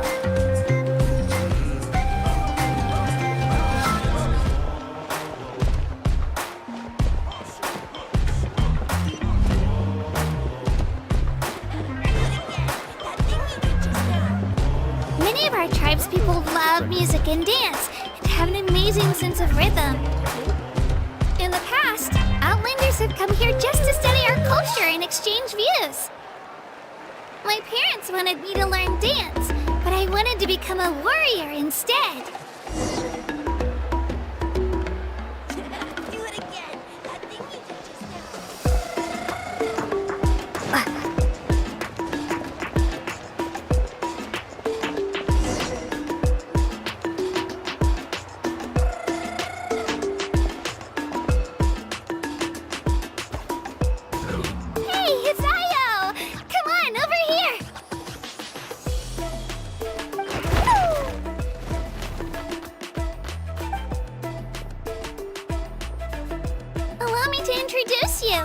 This is Ayo, my Saurian companion, and also an important member of my family.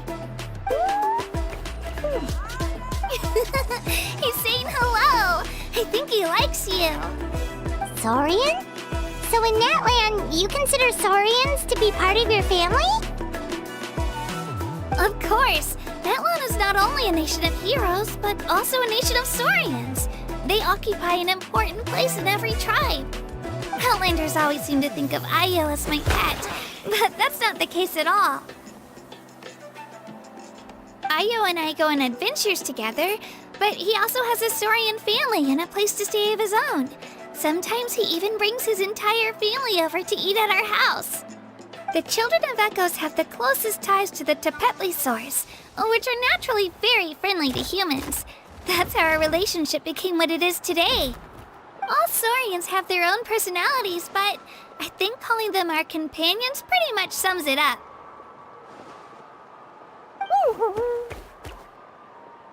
See? Io agrees with me. Oh! You're here too! No way!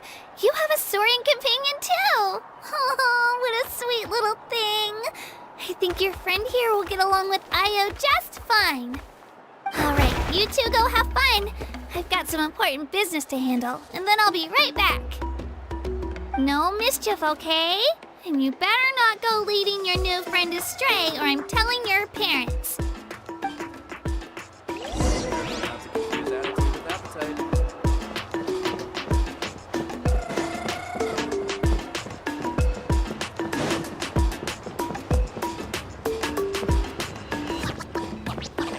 This is the most cherished and most sacred item in our tribe.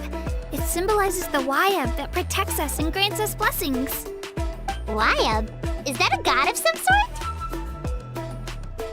Sort of. We believe the Wayab dwell beneath the earth, while the Pyro Archon hails from above. We hold regular gatherings here, actually. Our chief recounts and interprets dreams relating to our Wayab to decipher its will. The Wayab know the past and can foresee the future. Isn't that extraordinary? Huh. Kachina, what are you doing here? Chief! Oh, let me introduce you. This is Pakal, the chief of our tribe. Chief, these two just arrived in Natlan.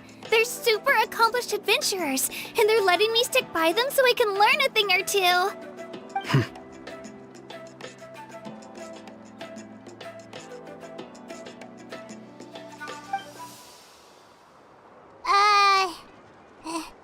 Hello? Kachina is a child of our tribe. Her safety's my responsibility, so I'll just come out and say it. I don't know how you met her, but I'm gonna need you to prove your identity. Whoa, whoa, whoa, whoa! There's no need for that, Chief. They're good people. I can feel it. A feeling isn't going to satisfy your parents, Kachina.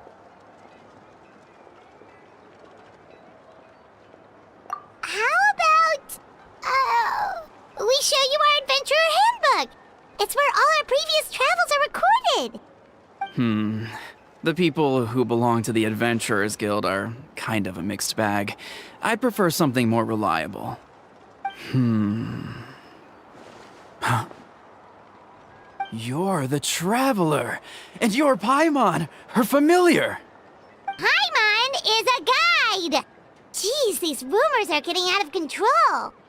Well, okay, maybe this one's not that bad. It does make you seem super powerful and mysterious, Traveler. Wait, is there something special about those names? You haven't heard?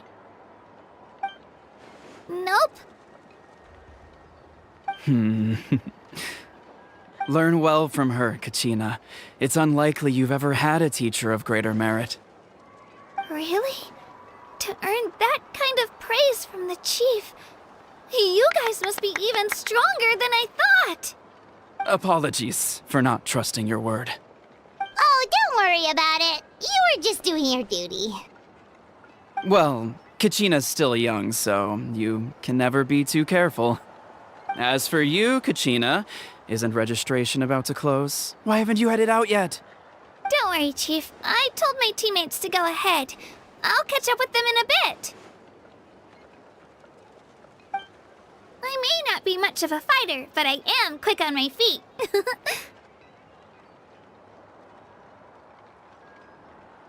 Kachina's trying not to worry him, huh? I see. Well, I hope I wasn't interrupting anything just now. If I did, just tell me where you left off, and I might be able to help with the explanations. Let me think. I told them about the Wayab, so now's the perfect time to dive into ancient names. Good thing you're here, Chief. I don't think I could explain it very well. Oh, right! That word kept popping up in our conversation earlier. So what does it mean exactly? Well, Natlan is a nation of heroes whose valiant deeds are preserved and passed down over time in the form of stories. You can think of an ancient name almost like a label for these stories. By mentioning an ancient name, we remind ourselves of the epic sagas of heroes past. For example, the most famous bearer of my ancient name fought in 27 Night Warden Wars. By the time he fought in his last one, he was already over 60 years old. Even though he wasn't quite where he used to be physically speaking, he still managed to achieve top rankings during the pilgrimage. Impressive, right? Ancient names allow us to preserve the stories of the past, but they're also much more than that. Think of an ancient name almost like an heirloom passed down from generation to generation. Do you have your stone on you, Kachina? Of course. Here, take a look. Whoa, that black stone looks so mysterious. It's like there's something shiny inside it. The Wayab decide who is deserving of inheriting an ancient name. Once a successor is selected, the name becomes theirs to bear, and their deeds are then preserved within it. As time passes, ancient names come to represent the heroic deeds of more and more bearers, and their value becomes even more profound. In turn, the accomplishments preserved within it serve as an inspiration for the next generation of successors. Just like me. I'm still not sure why our Wayab chose me of all people.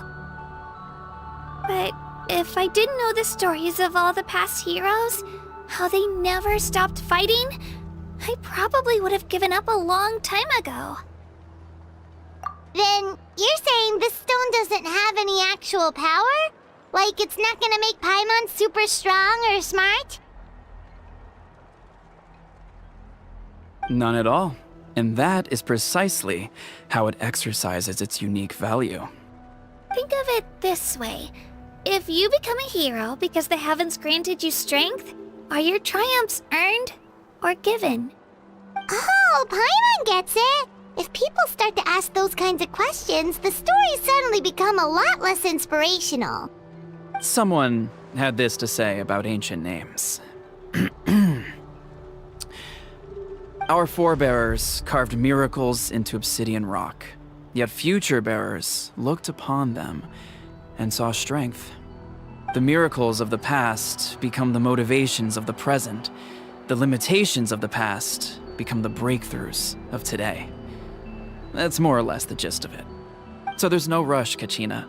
Many people struggle to understand the Wayab's judgment after receiving an ancient name. As long as you never stop trying to improve your abilities and surpass yourself, your time will come. Thank you, Chief. I'll get it together, just you watch. Well, it's getting late. I've got to get to the Stadium of the Sacred Flame. Right. I'm not sure where you're headed, but mind taking a detour with me? Is that where the pilgrimage is taking place? Yep, and outside of competition season, it's the place where our intertribal gatherings are held. Of course! She's the most important figure in the entire event! Sounds like a plan then. Let's go! Well, if the Traveler and Paimon are with you, then I don't need to worry about your safety. Be on your way now. Alright, we're off! See you later, Chief!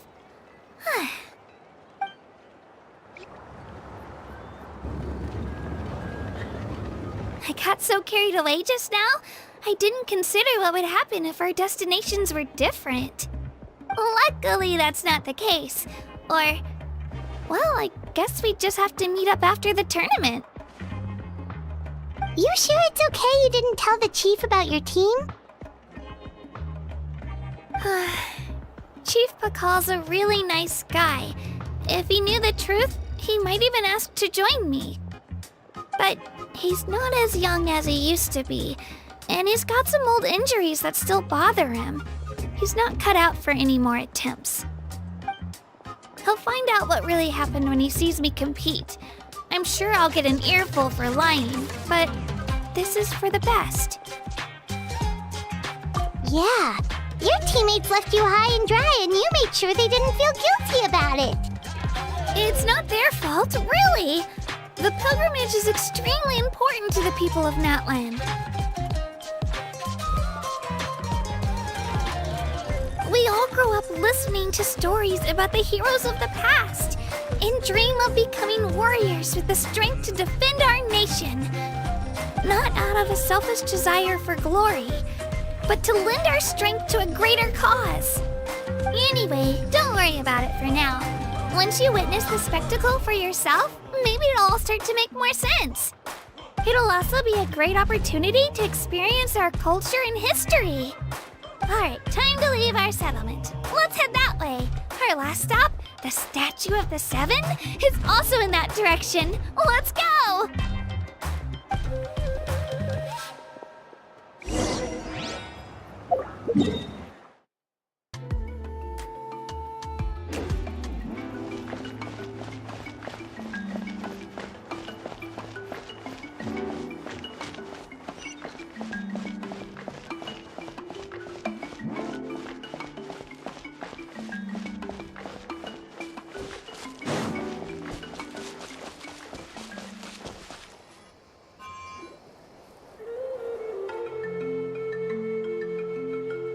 The statue is so pretty. Is that what the Pyro Archon is like? You betcha. Beautiful, effortlessly confident, and absolutely awesome. It didn't work when you tried earlier either. Now we know that wasn't a fluke. What's going on here? Huh? You can get elemental power from the Statue of the Seven? This would have been such a good opportunity to show Kachina how impressive you are. It's so weird that it's not working. There must be something about Natlan. Aw, I would have liked to see that. Sorry, Kachina. We got your hopes up for nothing. No, it's alright. If anything, I'm even more curious now. Were you really able to gain elemental powers just by touching the Statue of the Seven? That's something only vision bearers can use.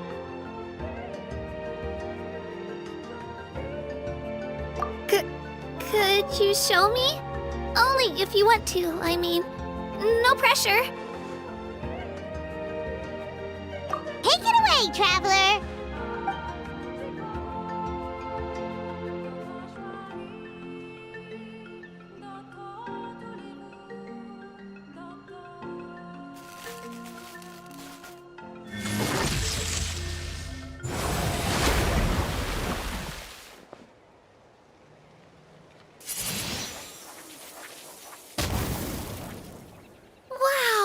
Different elemental powers, wielded by a single person! I've never even heard of something like that! Let me give it a try!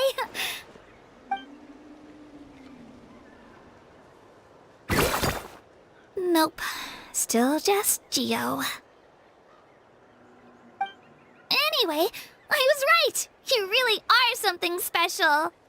Just wait until you hear about our previous adventures. Whoa! What's that?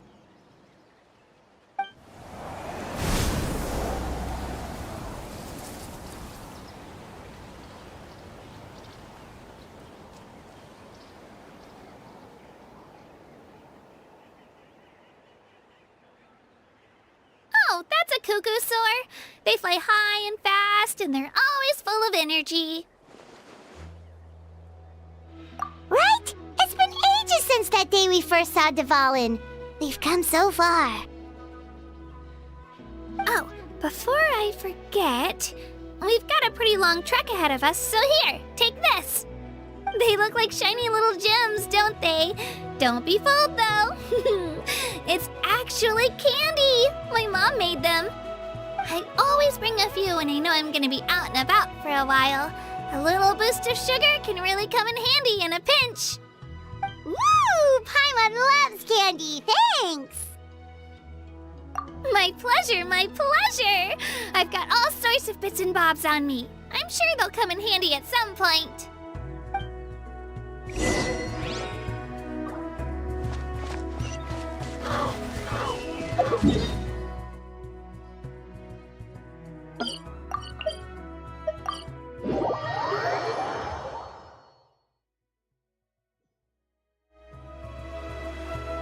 We've come a long way. How does a break sound? Great idea! All this sightseeing is making Paimon hungry. Oh, are you all out of candy? I've got some more if you want. I've also got bread, drinks, fried rice, roasted apples. Whoa, you're practically a walking cafeteria! I just like bringing a lot of stuff with me. As my mom always says, it pays to be prepared. They only come in handy every so often. But hey, better late than never, right? Huh? Is everything okay, Traveler? Seems like you've got something on your mind. Yeah, that was so weird.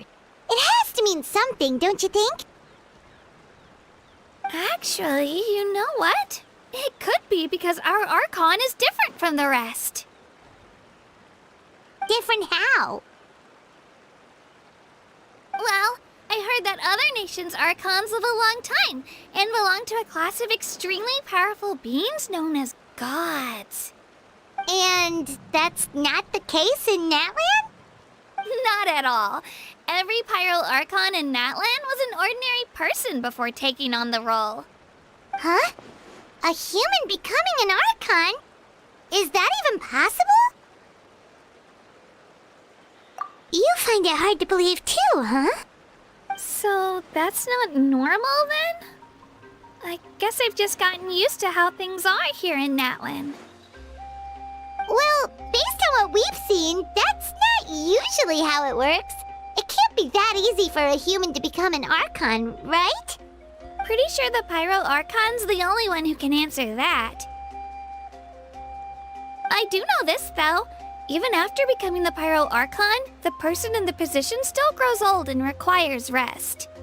The statue of the Seven may look a lot like our current Archon, but that has to be a coincidence. Countless people have held that title over the years.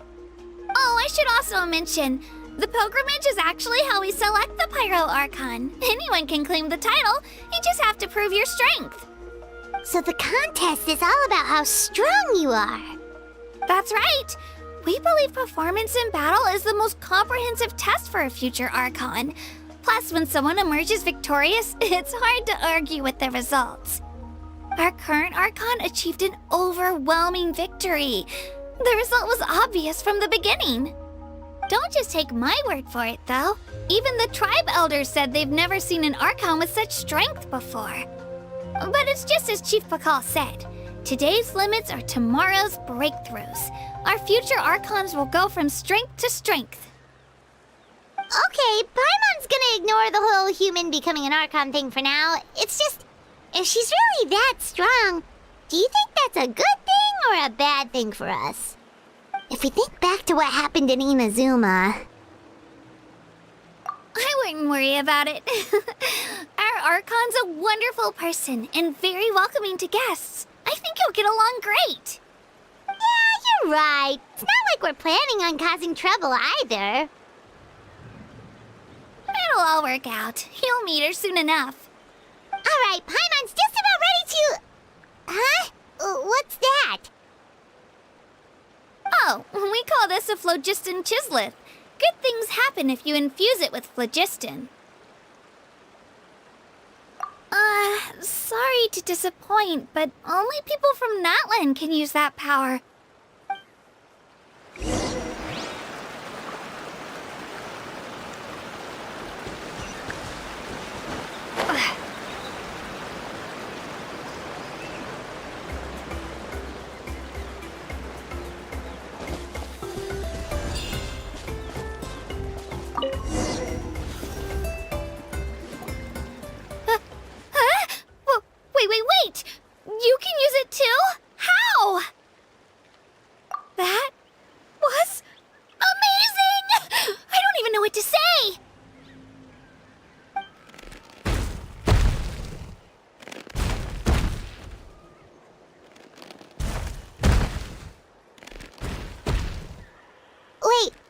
behind you! Something's coming! What do we do? Is something after us? Should we get ready to fight? We're fine. This here is Toto. Hiya, Toto. It's me, Kachina.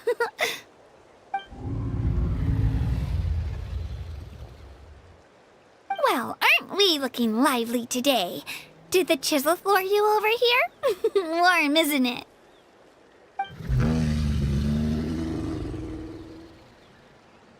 Oh, so it was just a friendly Saurian.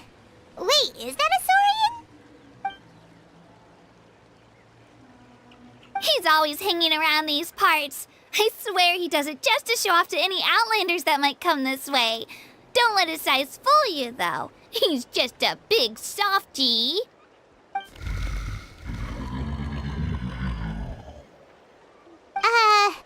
What does the crouching mean? That's an invitation. He's offering us a ride. Paimon's not so sure about this. It's kind of scary, don't you think? He's huge! Oh, good point. You guys have fun with that then. Paimon will just float alongside.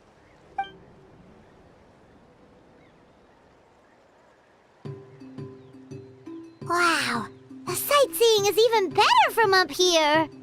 The higher the vantage point, the better the view. Are you and Toto close, Kachina? Yep. When I was little, my parents and I went to the Stadium of the Sacred Flame to buy a bunch of different fruits, but the cart we were using to transport them flipped over on our way back. Toto wasn't even half his current size back then, but I still burst into tears when I saw him approach. I was afraid he was going to eat all the berries and sunsettias and leave none left for me. In the end, though, he didn't eat a single one, and even chased off a few other Saurians looking to snatch a few for themselves. After that, he used his big head to help get our cart right side up again. I've been bringing him fruit ever since. Oh, and I was the one that named him Toto, actually. With the sheer amount of food he can eat, he pretty much grew like a weed. Before I knew it, he was already this big.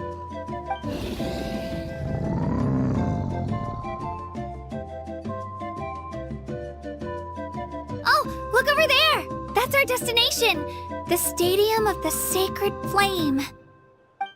You can let us off here, Toto. Thanks for the lift.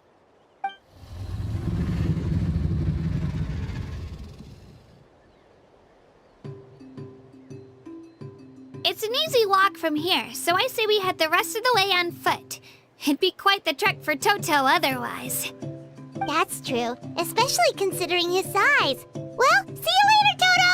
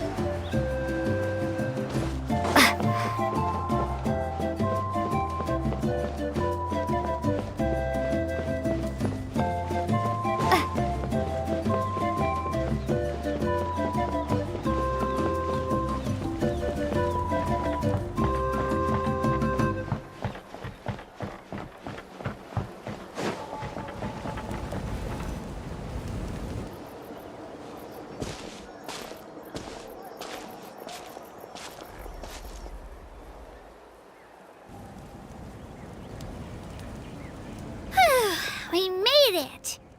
I'm supposed to meet some friends here, but... I don't see them anywhere. Maybe they're not here yet. Open your eyes, Slowpoke! Ugh, we've been here this entire time. I've already lost track of how long you've kept us waiting. Listen here, you. It's not just Kanish and Moalani's time you're wasting, but mine, too! Mine! What the heck? That's a strange-looking Saurian. Or, wait, is it even a Saurian? take it down a notch, alright? You don't even know some of these people. Just because Kachina's too nice to get mad at you doesn't give you an excuse to be rude to her. And what are you gonna do about it? You think you're the boss of... Hey! Oh, what do you think you're doing? Alright, I've put him in a timeout for now. Sorry about that. Aw, you didn't have to do that. Hal just doesn't have much of a filter, that's all. I don't mind. He got what he deserved. Let's just hope the lesson sticks this time. Lilani, there you are. Looks like you made some new friends. And here I was worried you ran into trouble on your way here. Hello, Paimon's Paimon. A traveler, you say? You came at the perfect time. The pilgrimage is a sight to behold this time of year. I don't see your teammates with you, Kachina. Where are they? Oh, they went to join teams with a better chance at winning. So you're saying you've been ditched? Again. That might give them an advantage during the team stage, but it all comes down to individual strength sooner or later. Yeah, well, I couldn't even promise them we would make it through the team stage. The outcome of the team stage usually depends on the ancient name bearer, after all. Hey now. There's not a single person here that can promise their team victory. You're putting too much pressure on yourself.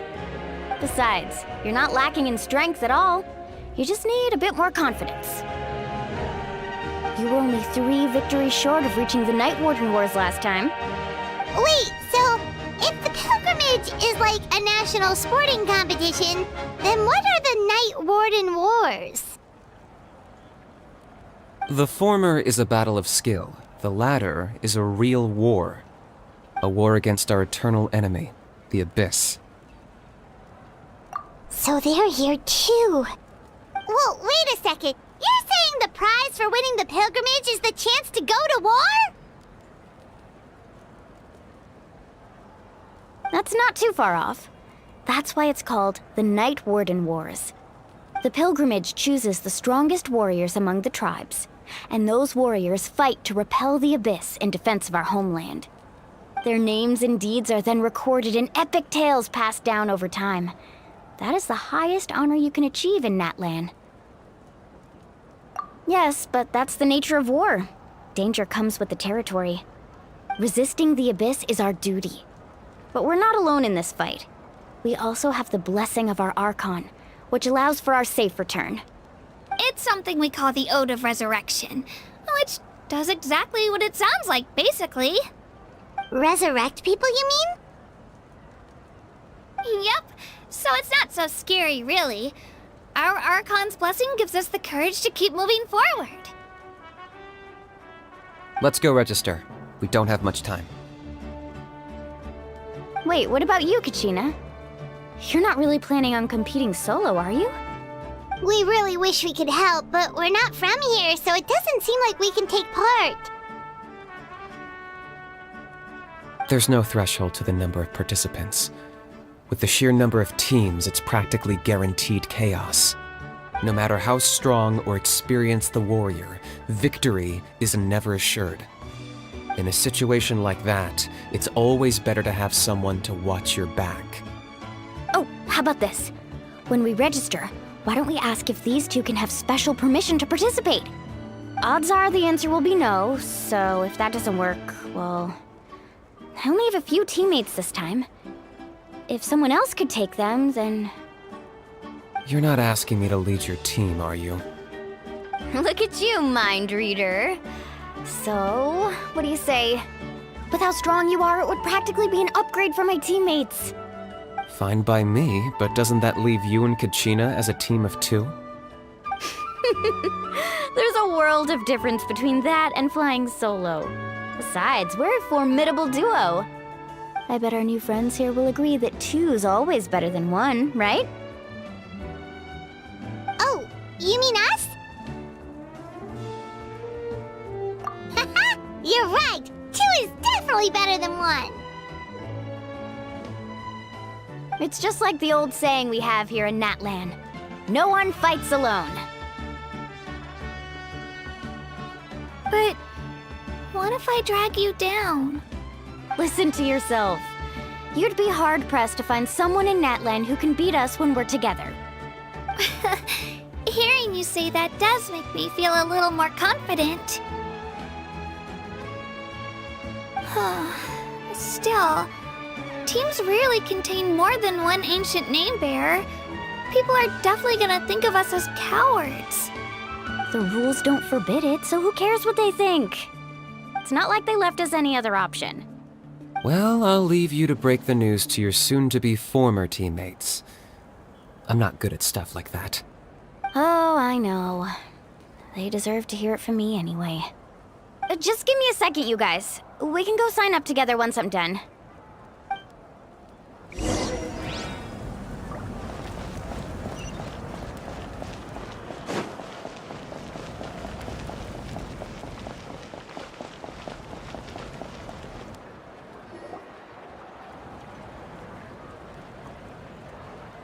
This is the place.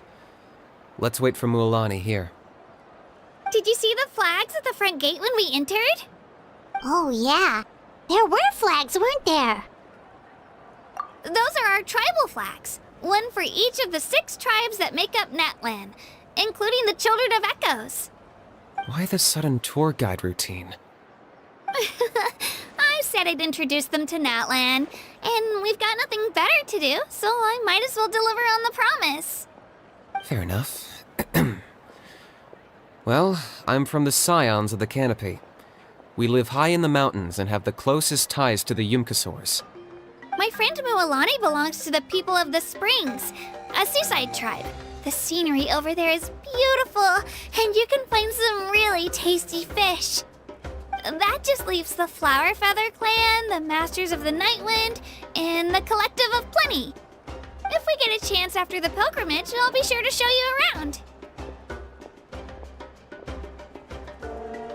Well, if we're talking tribes, allow me to stand in for our chief and welcome you on behalf of the people of the Springs. Mualani, you're back! We were just talking about you. Everything's settled on my end. My teammates took it unbelievably well, actually. Your reputation is really something else, Kinich.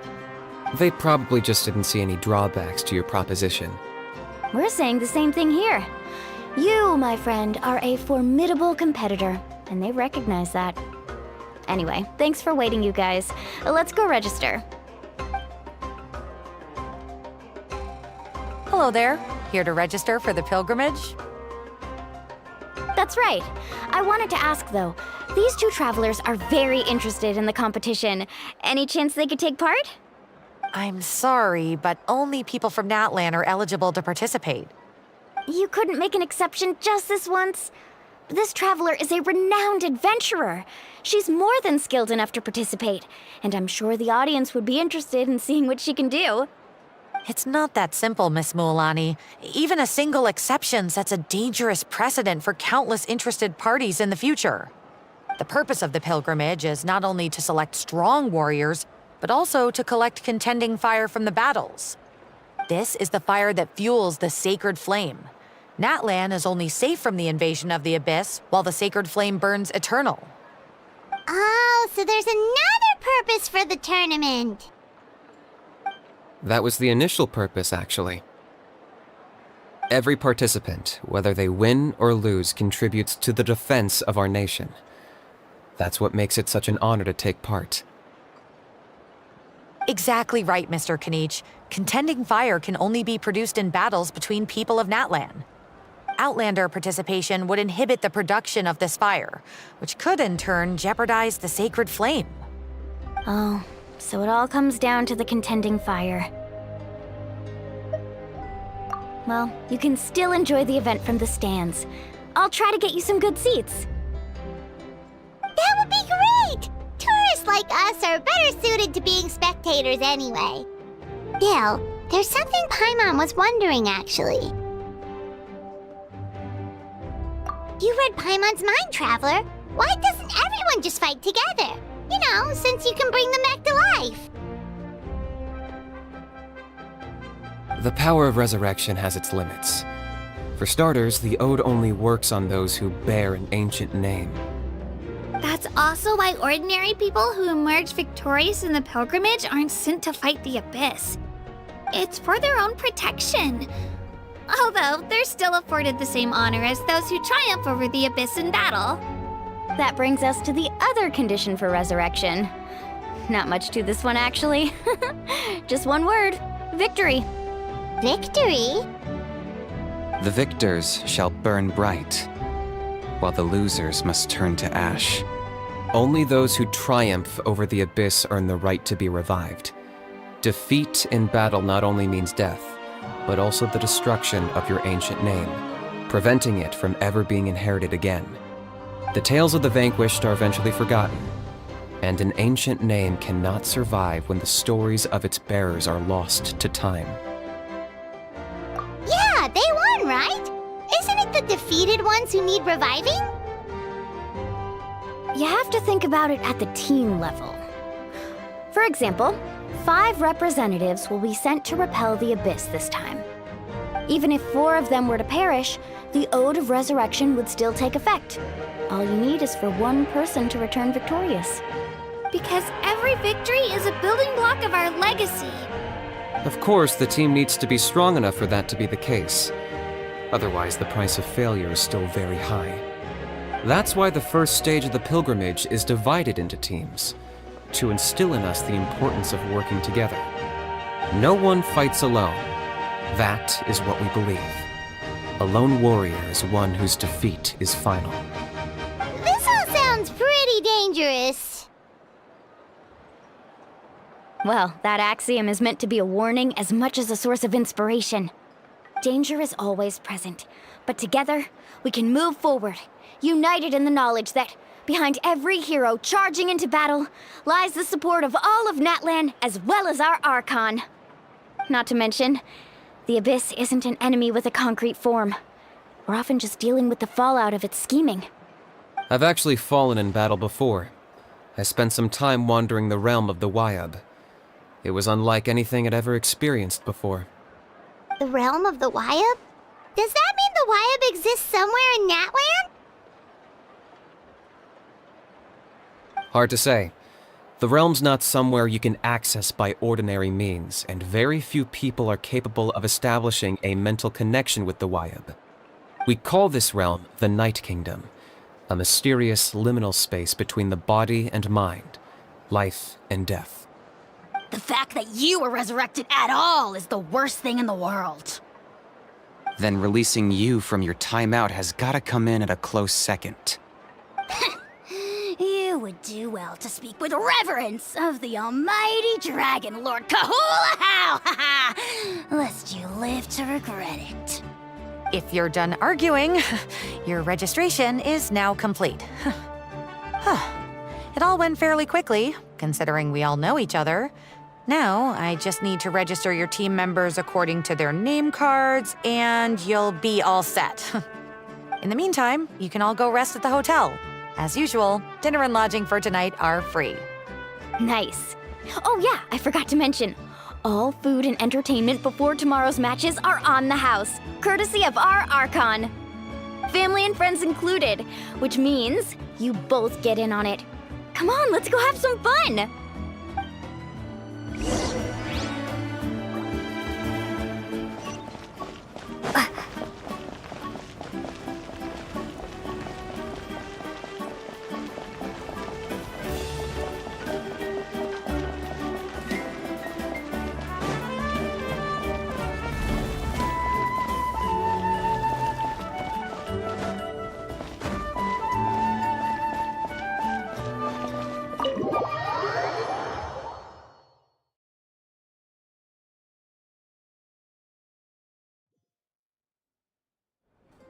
Dig in, you guys! Eat as much as you want.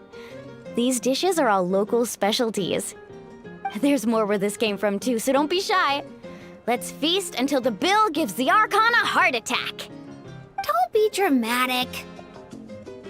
The Pyro Archon is very generous, even if it does cause some trouble for all the hotel workers and volunteers. Speaking of trouble, I've locked a How away for now, so you don't have to worry about him being a nuisance. Wait, isn't that a little harsh? Nah, Kenichi and Hao are always like that. Everyone has their own unique way of getting along with their Saurian companion. What's got you all down in the dumps, Kachina? You don't have to worry about tomorrow. I'll be with you every step of the way. I know. Everything's fine, really. I'm just nervous. I can't keep using my age as an excuse. I have to get stronger. I have to prove to people that I'm not trying to avoid the Night Warden Wars. You don't have to prove anything to anyone. You know your own heart. So stop beating yourself up over other people's opinions. If they don't think you deserve to bear your ancient name, they can take it up with the Wyub. Trust me, Kachina. The Wyub see something special in you. I just hope it's not the fact that I can take a few punches.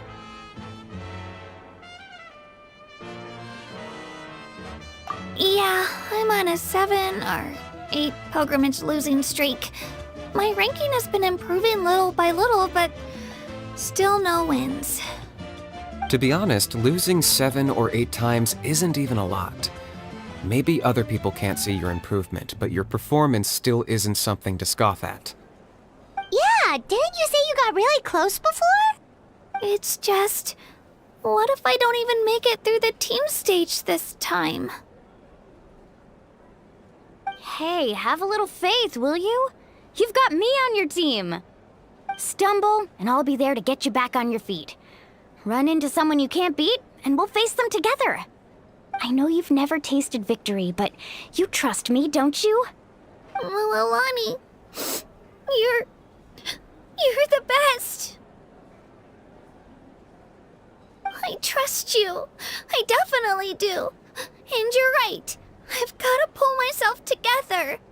I still don't know why the Wyub chose me to inherit an ancient name.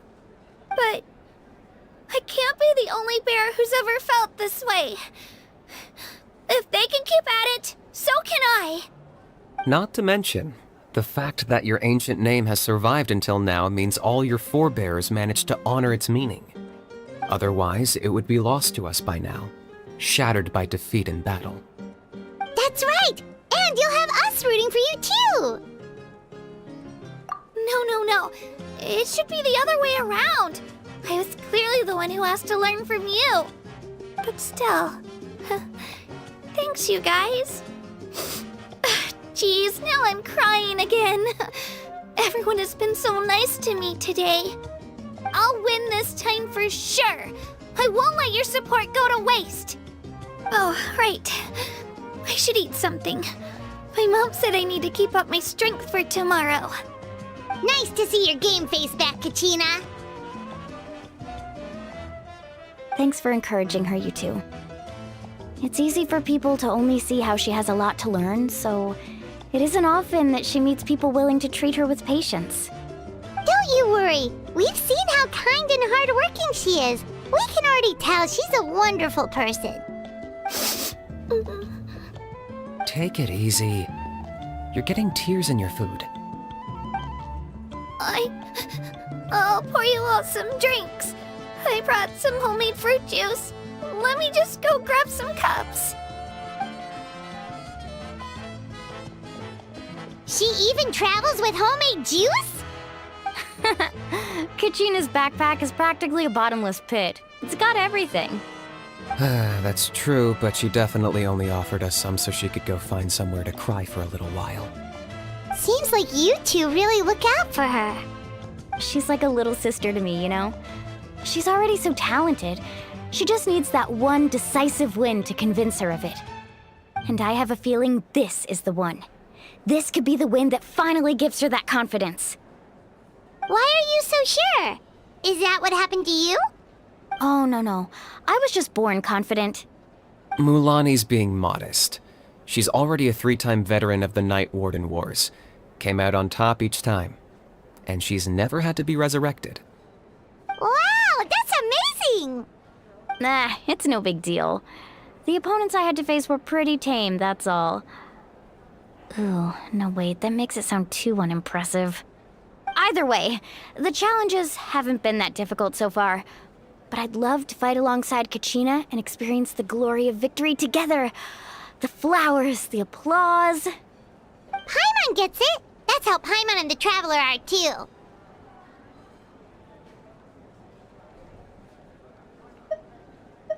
Hey, a little more confidence, please? Paimon's always there to cheer you on. Drinks are here. Better try them while they're still fresh. Feeling better now, Kachina? Me? I'm totally fine. Really, I promise. That was just nerves earlier. I'm gonna get some meat in my system, then head out to get some exercise. Want to be nice and loose for the tournament tomorrow. I'll come with you. Just don't go overboard, okay? The last thing we need is for someone to oversleep. We've got an early day tomorrow. If only we had a friend who never oversleeps. All right, fine. Make sure you guys are up on time. Attaboy. I knew you'd catch on. So full. I'm so sleepy. We should get a good night's sleep before the competition tomorrow.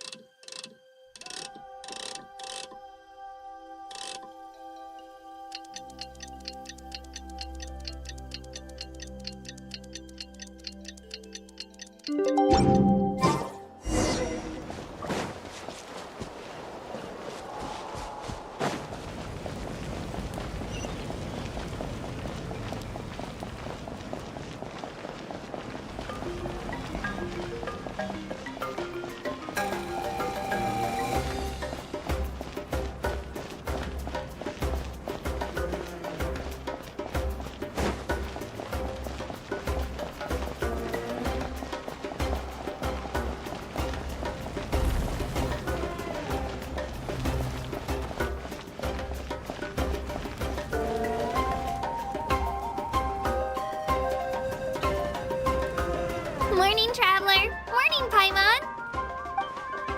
Looks like everyone's here right on time. Good to see that no one overslept. Says the one who only made it because I was there to get you! How? Not so loud.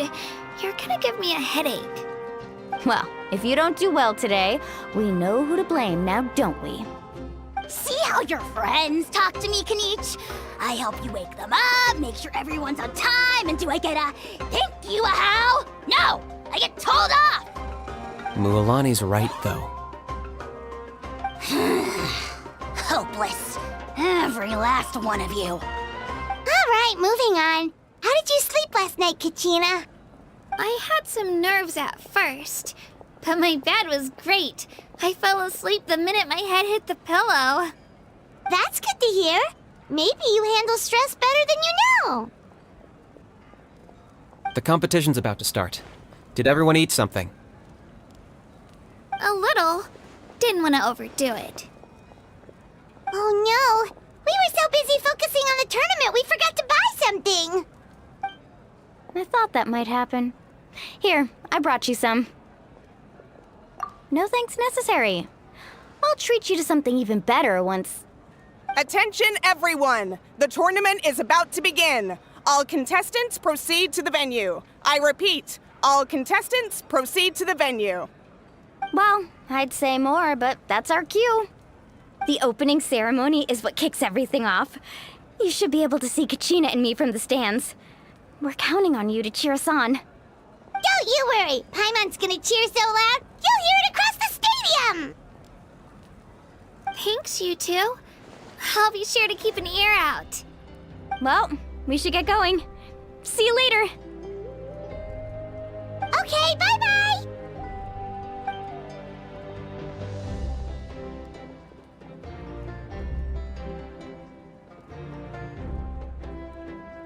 Attention, everyone! The tournament's about to begin. All spectators, please take your seats. I repeat, all spectators, please take your seats. Oh, that's our cue!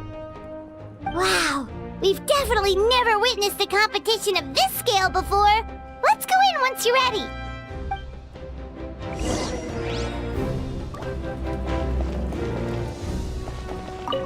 Entering the Stadium of the Sacred Flame, you won't be able to leave the arena once the tournament begins.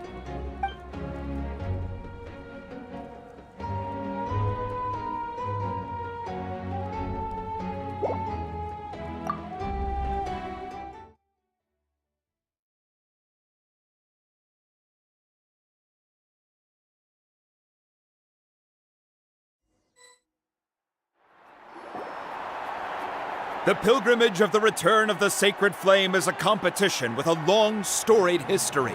Countless hopefuls have gathered here today, each vying for the same prize, the right to serve their homeland in the Night Warden Wars. Before we begin, allow me to remind everyone of the rules. Today's tournament begins with the team stage, before advancing into individual competition. Each team will board a hot air balloon, which will land at a random location. Contestants must search for fire towers within the contest grounds, accumulate contending fire through combat, and bring a sufficient amount back to the stadium. Defeat in combat, departure from the contest grounds, and running out of time all lead to elimination. Only the strongest teams will be able to withstand the onslaught of battle and return to the arena, blazing fire in hand. Only those who emerge triumphant in the team stage earn the right to take part in the individual battles. The outcome of these one-on-one matches not only affects the contestants' individual scores, but also determines their next opponent. After many rounds of battle, the contestants with the top 5 rankings will get the chance to take part in the Night Warden Wars. Now, let us welcome our Archon as she delivers the opening address.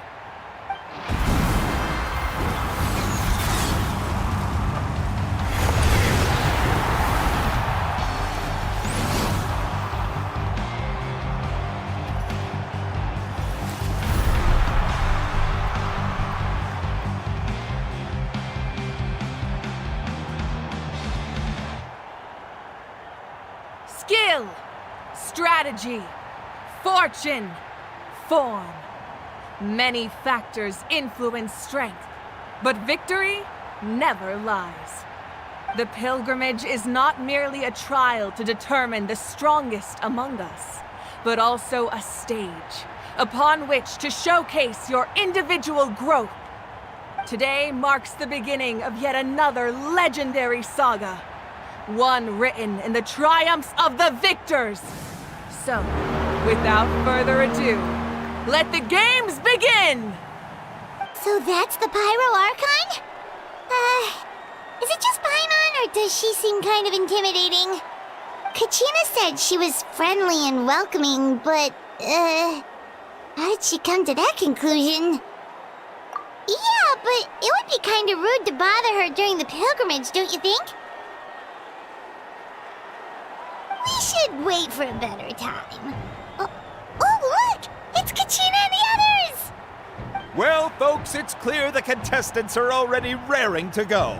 The teams will now board their hot air balloons and make their way to the competition grounds. Chaska! Chaska! Yeah, cool girl! Do it! Kick their butts, Itzna! Go, Mualani, go! You can do it, Kachina! And the crowd goes wild! The hot air balloons are about to ascend, Contestants, prepare yourselves to take flight! Remember the rules. The balloons will take you to random locations, and your battle starts the moment you land. Best your competition, collect sacred fire, and bring it back to the stadium. Good luck, everyone!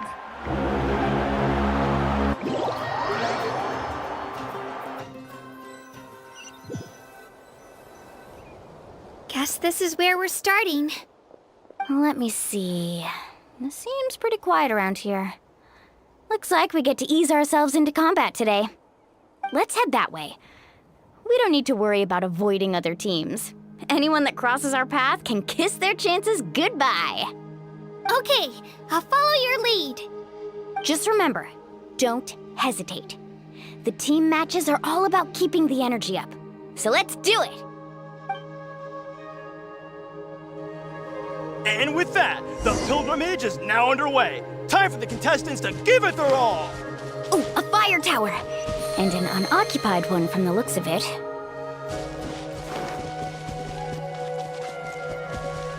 Be on the lookout for an ambush. Careful, we've got company! Kachina! Looks like we've got ourselves an easy start. Perfect timing. We've got to fight to generate contending fire in the first place. So let's go! Winner takes all, loser gets lost.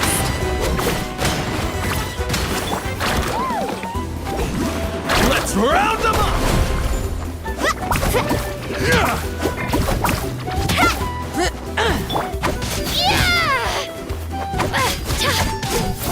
Let's finish this next.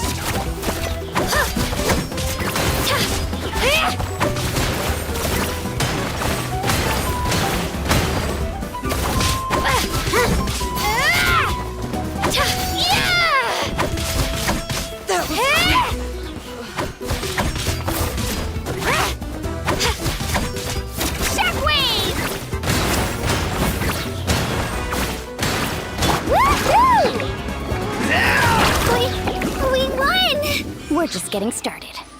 Grab the fire and let's head to the next spot. Currently in the lead, we have Chaska, one of the contestants of the Flower Feather clan, really leaving her competitors in the dust. Amaru has taken out 6 contestants in a row! What a legendary competitor! But can his hot streak continue?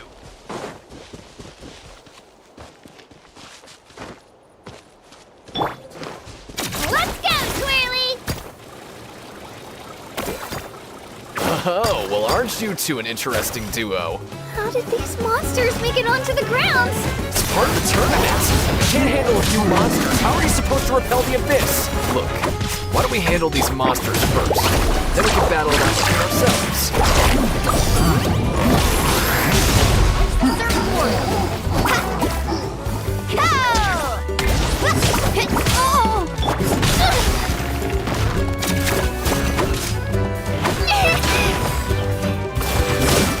Nicely done, Kajina! We actually beat a legend! Come on, don't just stand there. Let's grab the fire and go! We have a new team pulling ahead! Mualani and Kachina have already eliminated several favorites for the win!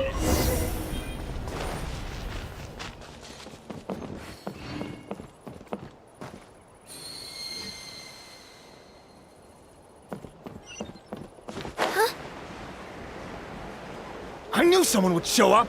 Hand over the sacred fire put and up no a one good gets fight.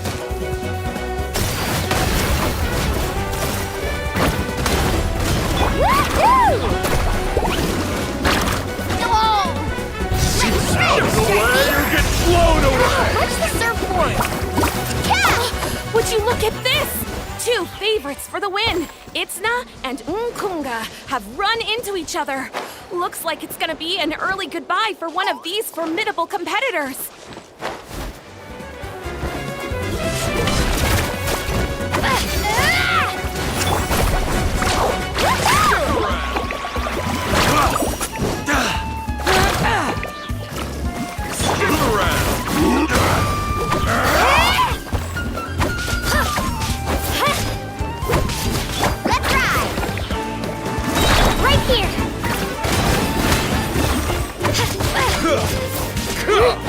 That was quick!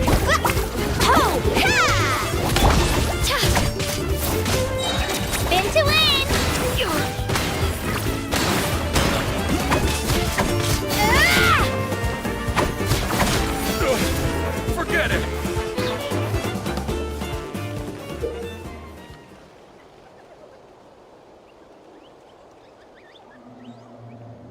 This mountain is huge. Is the next tower really all the way up there? It's going to take forever to make it to the top. Just leave it to me. I'll get us up there.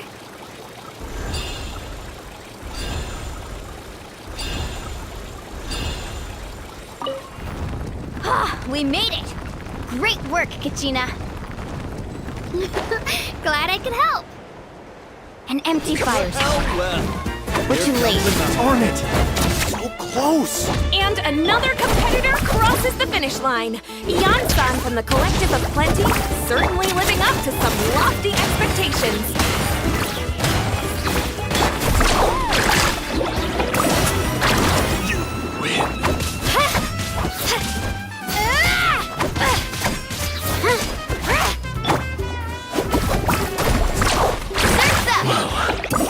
This was new.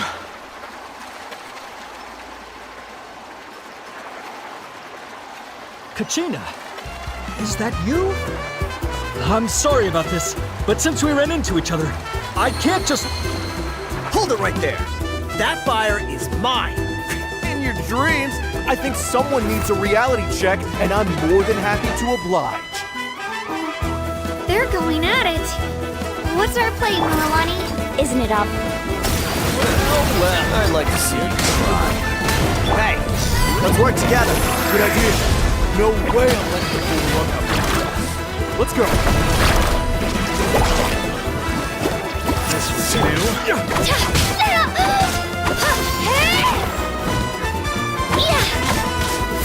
Carving waves.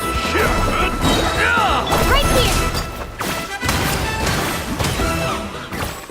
This was new.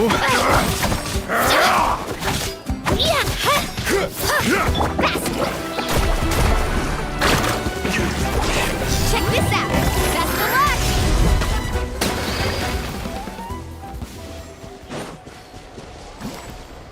We've collected enough sacred fire. Still doing all right, Kachina? Yep, all good. Let's finish this fast. Uh-oh, we're running out of time. Wait, there's a spirit way over there. We can ride it back.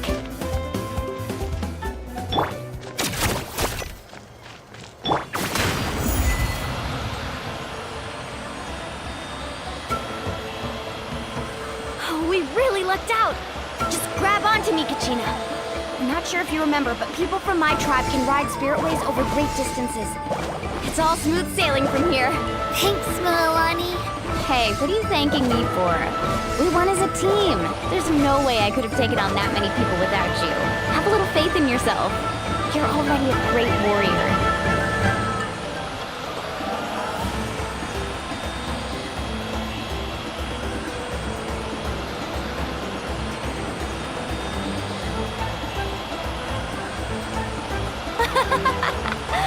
Oh, those were some steep curves. Not scared, are you? I'm fine. I don't scare easily. Not after that last ride you took me on. Oh, yeah. Back when we first met, right? I accidentally knocked over your piece of cake, then offered to take you spiritway surfing to make up for it. Actually, I was feeling pretty down that day. My training didn't go well, and... Anyway, you really cheered me up. Milani, I really want to win this time.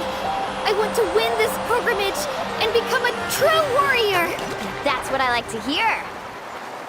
Let's meet. If your team has gathered enough fire, please proceed to the stadium as quickly as possible.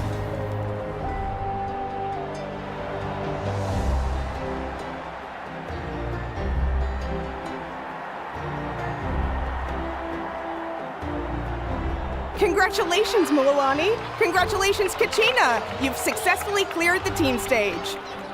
Amazing! Congratulations! Congratulations! Keep it up, Milani! Kachina! Milani! Kachina! Milani! Kachina! Milani! You two can take a short break while the team stage comes to a close. We'll draw names to determine the individual matchups in a moment.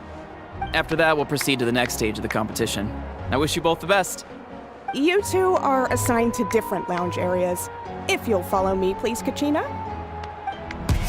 Solo battles next. And I was 3 wins short last time. I've got to do better. Just calm down, Kachina. You're in good form. You can do this. Hold it right there. This is the contestants' lounge. Unauthorized access is prohibited. We're contestants too. Let us through. According to my list, you're not among the individual match contenders, nor are you related to any of the remaining candidates. Well, we'd still be candidates if it was just based on strength. We only lost because 2 other contestants snuck up on us like cowards. If you could just go contact the referee, we'll wait right here for you to... Wait, you two are... Well, look who we have here. Remember us? Your little trick got us disqualified. Since we've crossed paths again, let's settle this once and for all. We'll see who truly deserves to advance to the next stage. Fight us! Right now? Don't mind him, Kachina. Tournament rules place you under no obligation to honor that request. A loss is a loss, and that's final. You! Don't just stand there!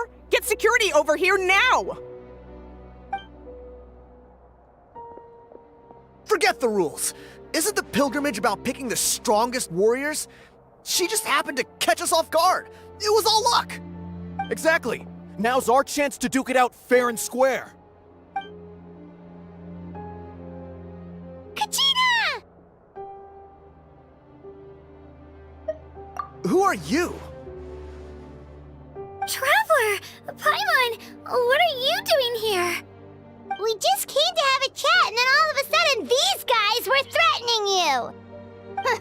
You're not bullying Kachina on our watch! Thanks, you guys.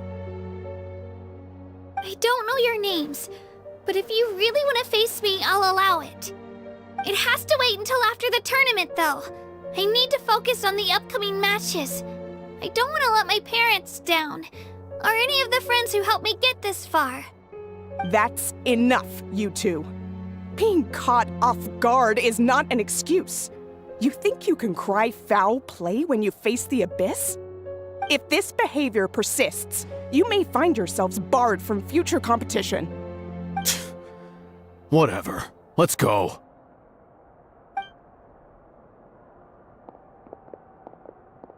Are you alright? You're not hurt anywhere, are you? No, thanks to you. To be honest, I totally blanked out just now.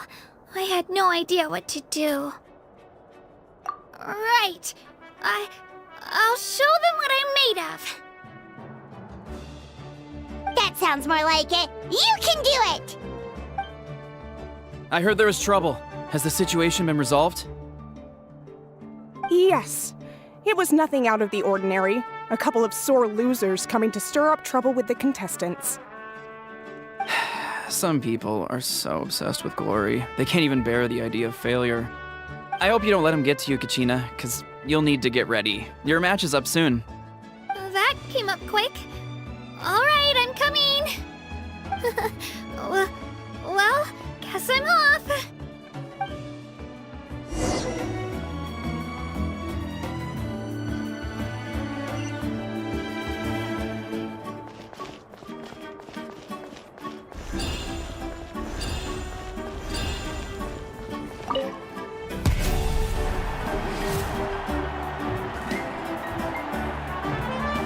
You must be Kachina. You know, people told me I got lucky in the draw, but I beg to differ. There are no coincidences in the arena.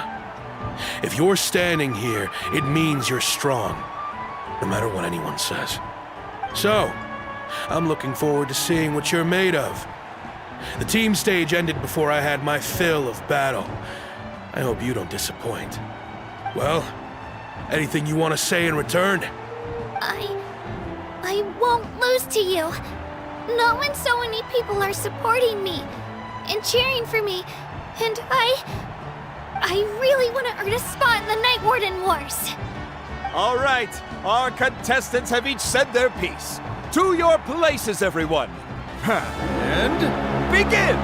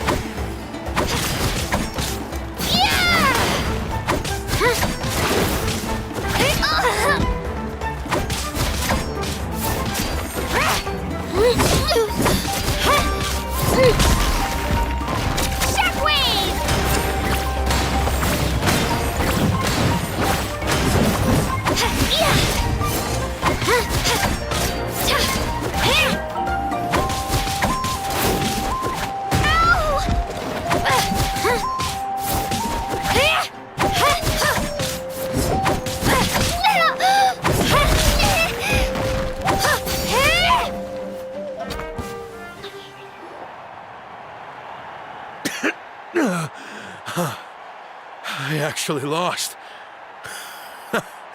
Knew I had an eye for the good ones. Guess that means I was right about you all along. Congratulations to Kachina for taking the win. Let's give her a round of applause, everyone. Now, diving into the other matchups. That's one down! Woohoo!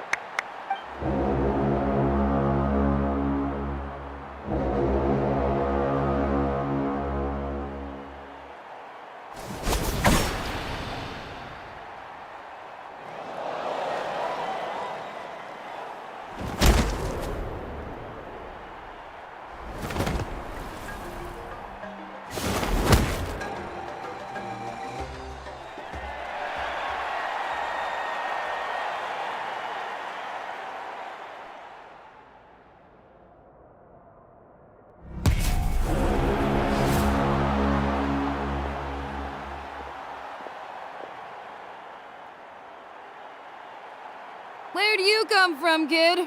Think you've got what it takes to go to war? Hate to break it to you, but it won't be easy to get through me. And you are... You don't recognize me? Figures. Our generation's been in decline ever since Ateya and the others retired from the front lines. Either way, once we face off, you won't forget my name anytime soon. Let's do this! Hear that? The exhilarating cheers of the crowd. That's why I'm... Room for improvement!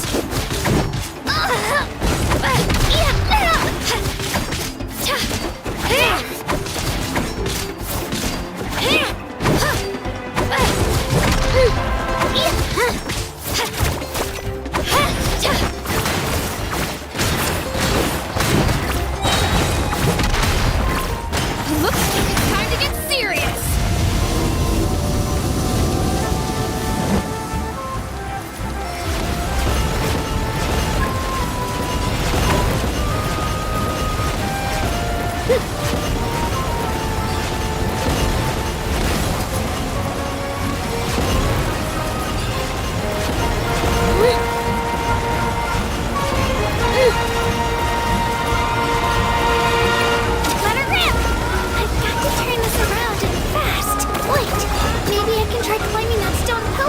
I should be able to catch her that way.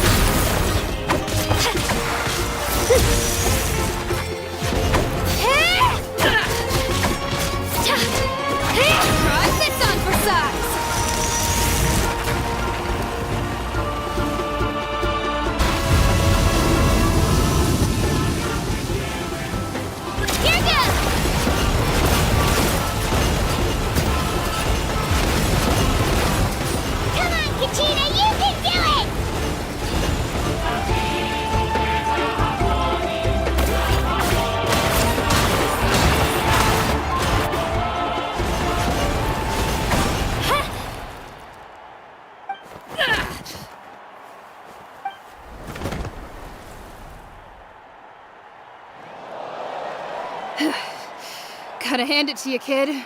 You really impressed me. I take back what I said before our match. You've got what it takes, Kachina. Youngsters like you, you'll forge your own miracles. And it's Kachina for the win! We'll now head into a short break as our contestants prepare for the final round of competition.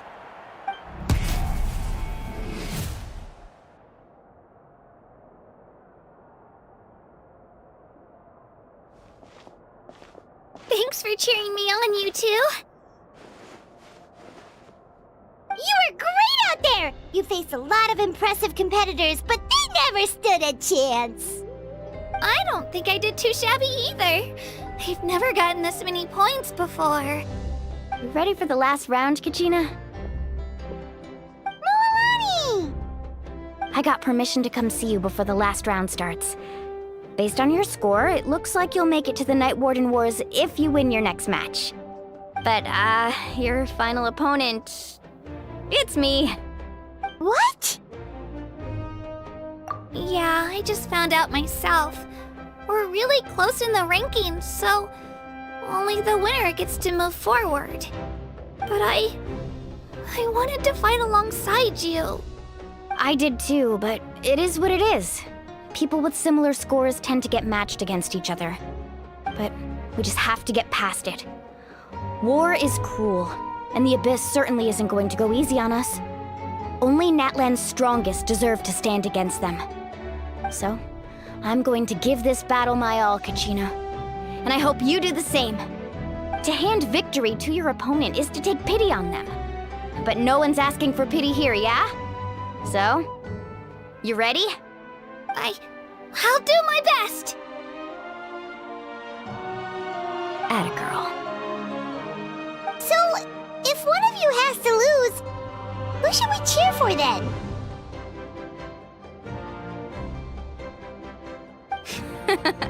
You mean one of us is destined to win? It's something worth celebrating either way. I'll be happy no matter who wins, and I know you feel the same way, Kachina. So, don't overthink it. Let's just have ourselves a good match. Traveler, Paimon, I'll see you after the match. Kachina, I'll see you on the field.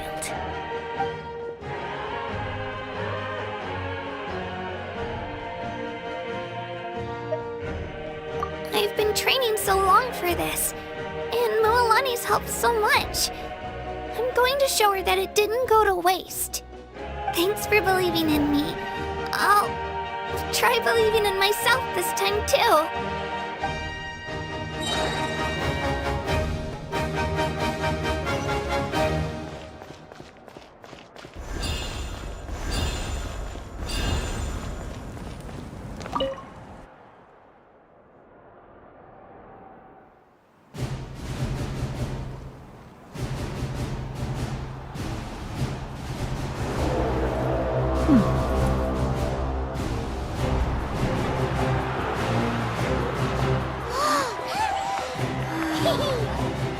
We've arrived at the final phase. The winner of this match will take the final spot among the victors.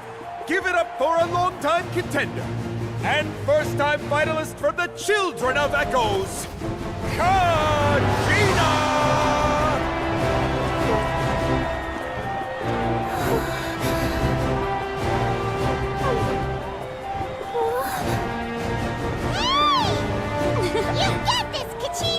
And her opponent from the people of the Springs, a young prodigy and Night Warden Wars veteran, Moalani! This face-off between old friends promises to be an explosive showdown. May the best warrior win! You've come so far. Still nervous? Why does it have to be you? Still, I'm glad in a way. Even if I lose, I won't have any regrets. Come on! Kachina, this is no time to be modest. I know you want this more than me, and it's about time you start sounding like it, okay? I want to win.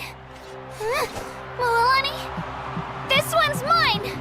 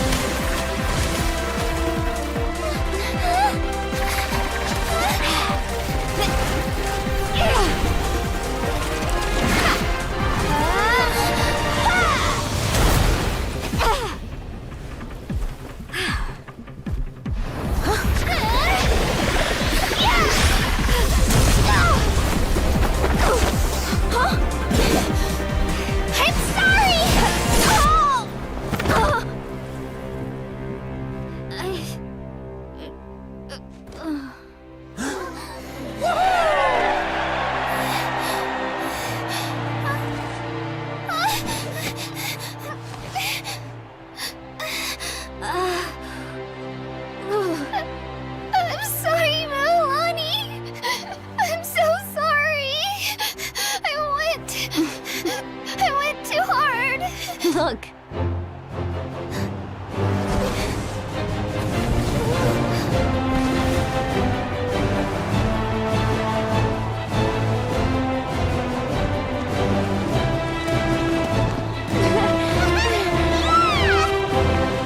The winner is, from the Children of Echoes, Conchita!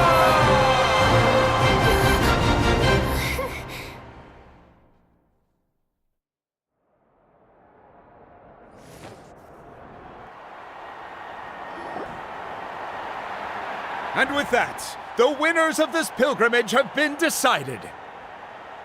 Put your hands together for our victors as we welcome them to the stage.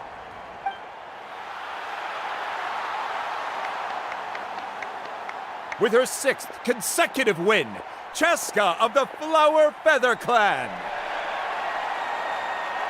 She managed to turn the tides all by herself. Ian-san of the Collective of Plenty. With an explosive comeback 10 years in the making, Kaiulani of the People of the Springs. A seasoned and renowned warrior, Kibungu of the Scions of the Canopy. Last but not least, finally living up to her true potential, Kachina of the Children of Echoes. Over here, Kachina!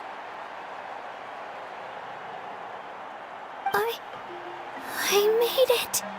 Feels like a dream. This is no dream. Your strength is what got you here. We'll be going to war together. It's an honor to fight alongside you, Kachina. No matter how many pilgrimages I witness, I'm always overwhelmed with pride in this moment. Pride for you, my brave warriors. You give me faith that our innumerable sacrifices are not in vain, that the future of Natlan shall burn with the brilliance of a blazing fire. Brave warriors, the following is an order, and also a personal request. Go forth and crush the abyss! Seize victory and glory for Natlan! As you command. As you command.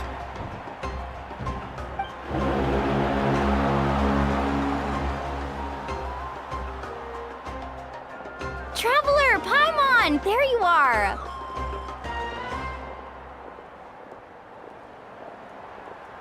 I wanted to thank you for supporting Kachina back there. She really has grown into a formidable competitor. She deserved that win. Not that it feels good to lose, but I'm happy for her. It's definitely bittersweet, though. Hey, wanna go for a walk? Kachina and the others will be busy fighting the Abyss, so why don't I show you around Natlan for a while? Sure. What do you say, Traveler? Something on your mind? Listen, I'd be lying if I said I wasn't worried. But she's got experienced, powerful companions to take the lead. I'm sure they'll be fine. Glory always comes with a risk. If victory was assured, no one would take pride in it. She's not one to fall so easily. She bears the ancient name Uthabiti, after all. We just need to hold the fort while they're gone. Come to think of it, you've never visited my tribe, have you? Come on, I'll take you. The people of the Springs live alongside the Kaholasaurus. Our tribe is an ideal spot for some R&R. I'll take you to all the best spots. You'll love it. Looks like you beat me to it. Kinich? I was planning on inviting you to visit the Scions of the Canopy.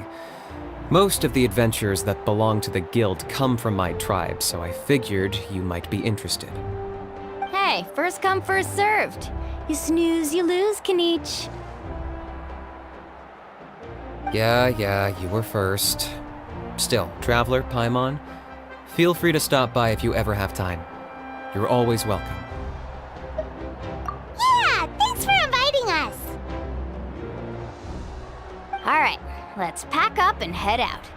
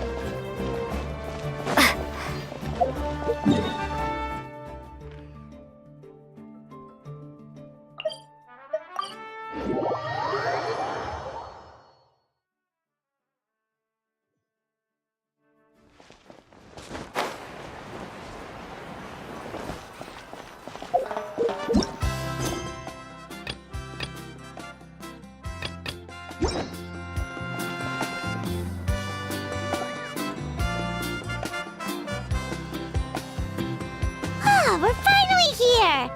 So this is your home, Mualani? Paimon can't wait to have a look around.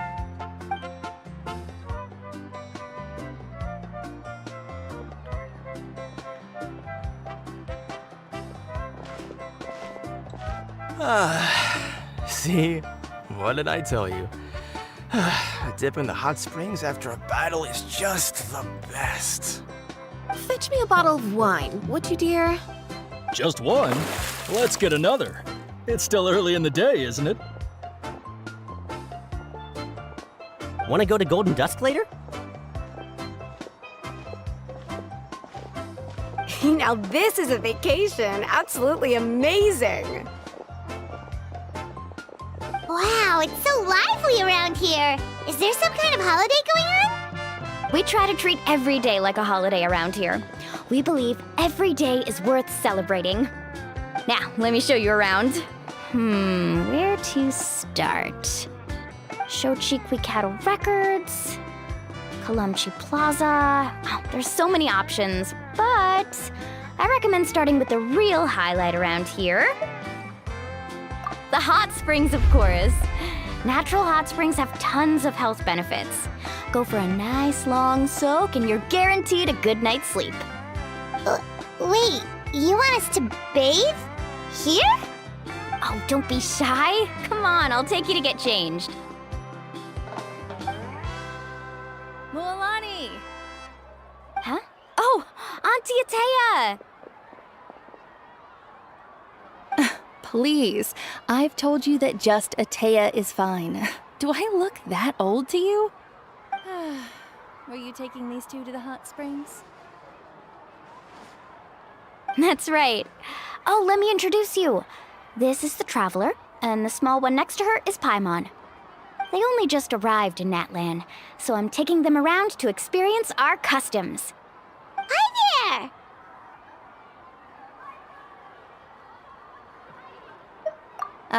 I'm Mualani's neighbor, Atea. By the way, Mualani, I heard you lost to Kachina during the pilgrimage. Is that true? Yeah, I was this close to winning. Oh, definitely not the result I wanted, but still not too surprising. Kachina's always been strong. Anyway, it's all in the past. I'm gonna take these two for a dip in the hot springs. Talk to you later. Oh, wait. You'll need swimsuits first. I'm sure I can find you something lying around the shop. I'll go look. Hold it right there, young lady. Have you forgotten the rule about bathing in the hot springs? Rule? Oh, wait, you mean... There's a rule about bathing in the hot springs? That's right. Outlanders have to complete a trial at an artificial hot spring before they're allowed access to the natural ones. It's not nearly as scary as it sounds. Basically, natural hot springs have higher temperatures that not everyone can withstand. A few travelers have gotten scalded by the water in the past, so now we have an unwritten rule. All Outlanders need to adapt to the lower temperature artificial springs first. But seriously, Auntie Atea, do we have to be so strict? These two are formidable adventurers. I know they can handle it. Famous last words. The hot springs are not to be underestimated. You can never be too careful. Besides, the environment's been unstable lately. Could be a sign that the Abyss is about to attack. Oh, that sounds dangerous. You know, Paimon's really not all that formidable, so careful is good. Exactly. There will be no excessive risk-taking on my watch. Mualani, take them to the artificial spring first. Okay. That's more like it. And don't try anything funny. I'm heading to the artificial spring in a bit, and if I don't see you there, your days of copping free meals at my place are done. Relax. Oh, by the way, Atea, how have you been feeling lately? Much better. How else would I have the energy to keep an eye on all you rascals? Hey, you over there! How many times have I told you no roughhousing near the hot springs? Oh, shoot! That weird lady's back again!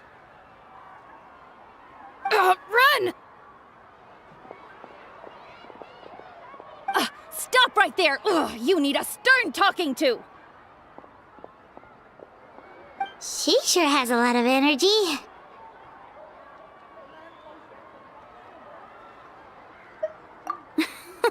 She's a legend in our tribe. Everyone knows her. Back before I inherited my ancient name, she was one of Natlan's most renowned warriors, famous for her love of hot springs. In fact, she often threw parties at the hot springs. She referred to anyone who came to these parties as her hot spring buddies. The attendees were all respected warriors like Liliuo, Kaiulani, Vichama, oh, and the Archon. If Paimon lived here, she would take advantage of the hot springs too. It's just, during battle, she was impaled in the abdomen by an abyssal monster. The doctors managed to save her life, but they made it clear that she could never bathe in the hot springs again. Abyssal power still exists within her body. Immersing herself in hot water would accelerate the corrosion of her internal organs and the progression of her illness. Oh, no wonder she has so many scars. Paimon had no idea she was so seriously injured. That's normal. She never talks about her injury. She's worked tirelessly over the years to dig up artificial springs so that more and more people can experience our tribe's natural wonders, even though she can't enjoy them herself. I really respect her for that. Anyway, let's head to the artificial springs. If Auntie Atea gets there before us, we're gonna be in some real hot water.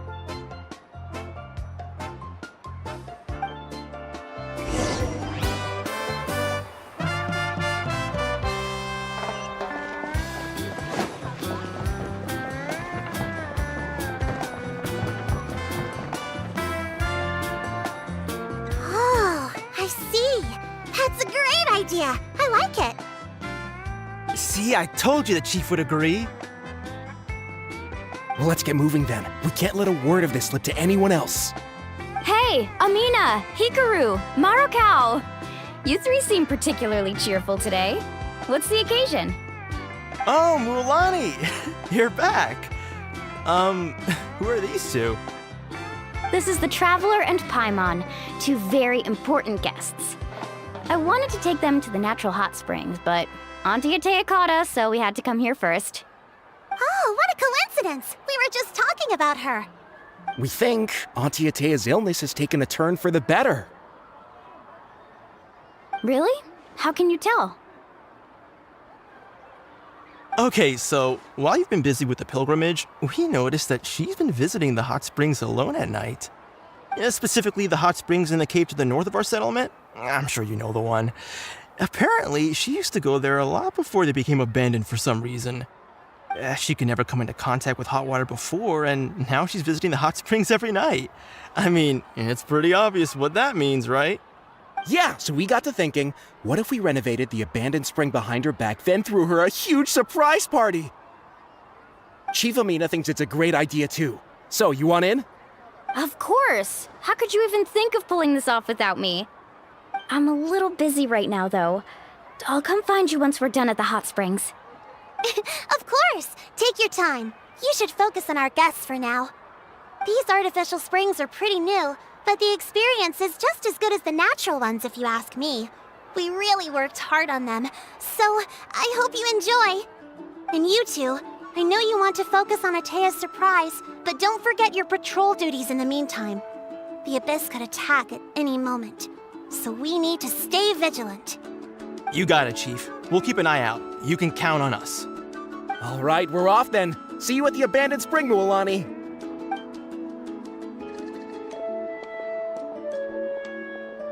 I'm also gonna head out. Have fun!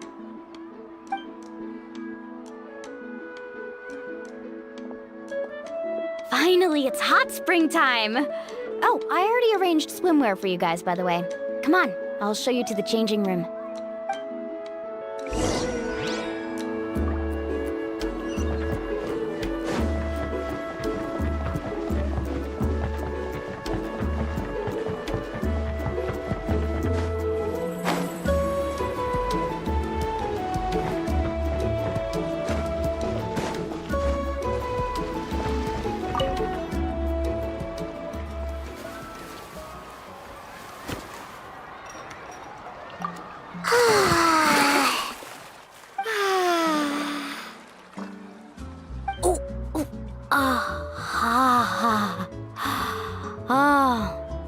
So, what do you think? Can you feel the warmth relax every muscle in your body? Yeah, it's so nice. The steam is warm too.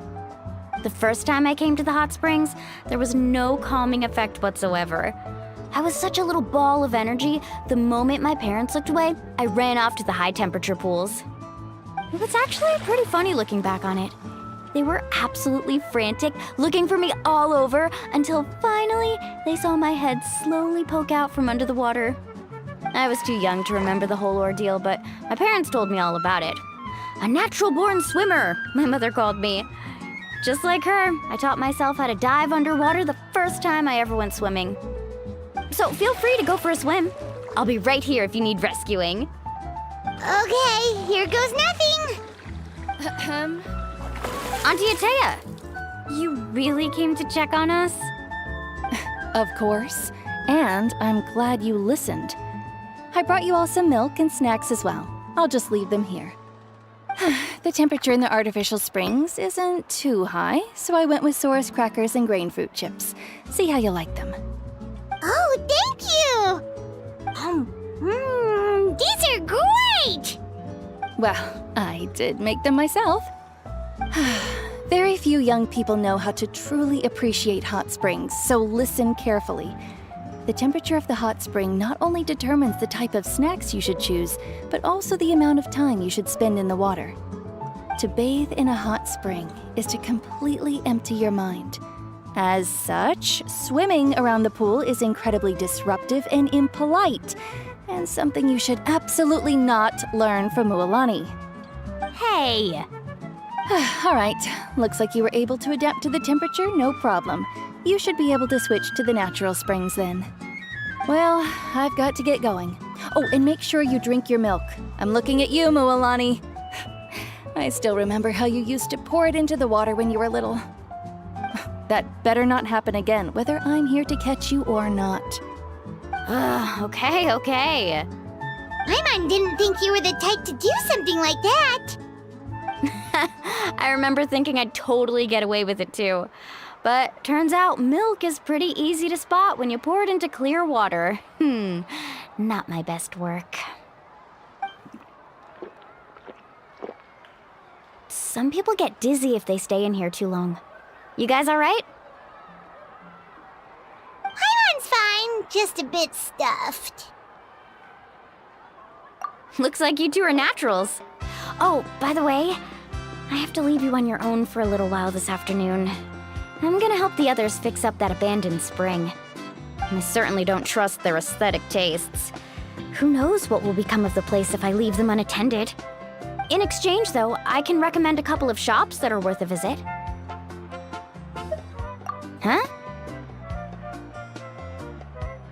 Yeah, she brought us snacks and taught us about the hot springs. We want to do our part too. Friends are supposed to help each other out. We'd feel bad otherwise. Well then, the more the merrier. All right, we should get going. Let's organize the best hot spring gathering Natlan's ever seen.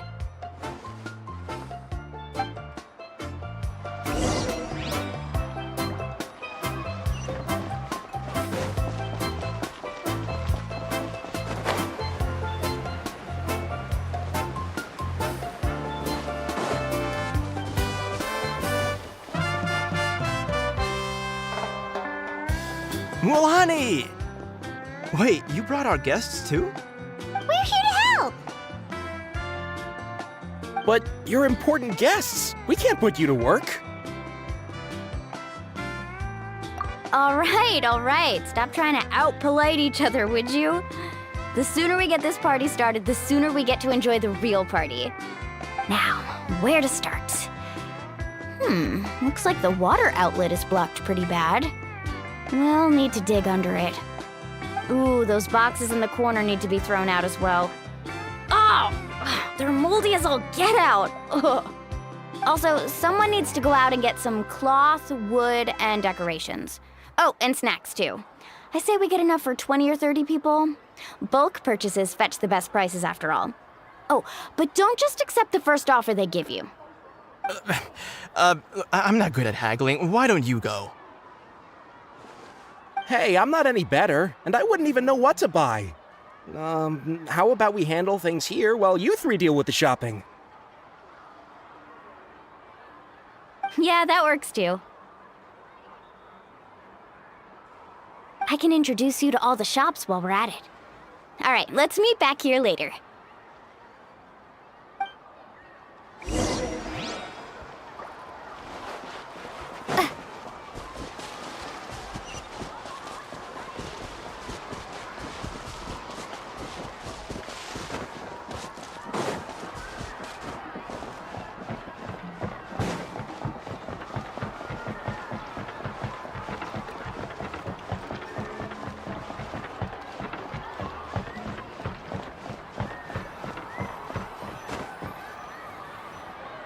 Hey there, Yellowfast. Hope business has been going well. Well, if it isn't Moalani, back from the pilgrimage? That's right. Didn't make the cut this year, though. Well, it wouldn't be a competition if everyone got to win.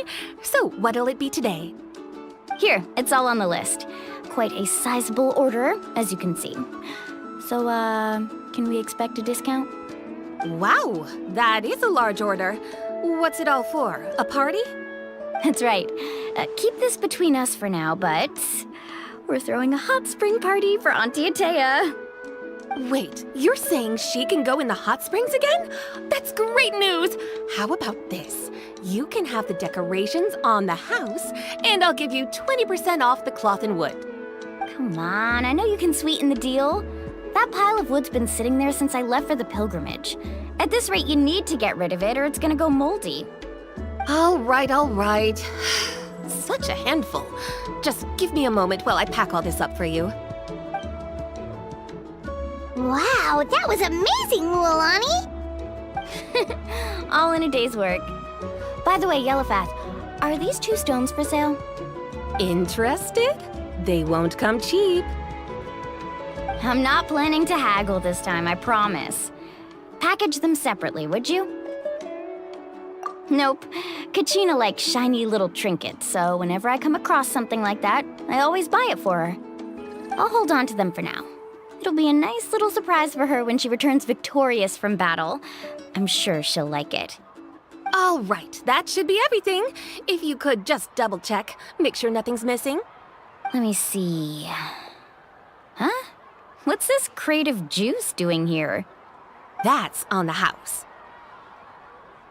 7 years ago, when the Abyss attacked our tribe, Atea saved my brother's life. She never asked for anything in return, but I could never forget what she did for my family that day.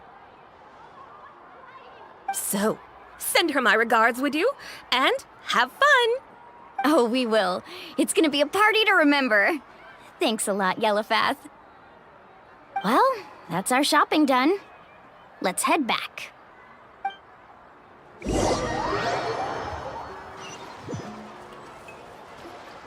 We're back! How's everything going? Wow, this place cleaned up nice. You got the water unblocked too. Good work. I would hope so. We spent all day clearing out debris from the bottom of the spring. Did you guys get everything? Oh, we brought back tons of stuff! We set it down near the cave entrance. All right then, roll up your sleeves, everyone, and let's get back to work. Actually, why don't you two take a break? I'll handle it from here. Traveler, mind lending me a hand? So, I was brainstorming on the way over, and I'm thinking we could draw something on the wall over here, and the snacks and drinks can go over there.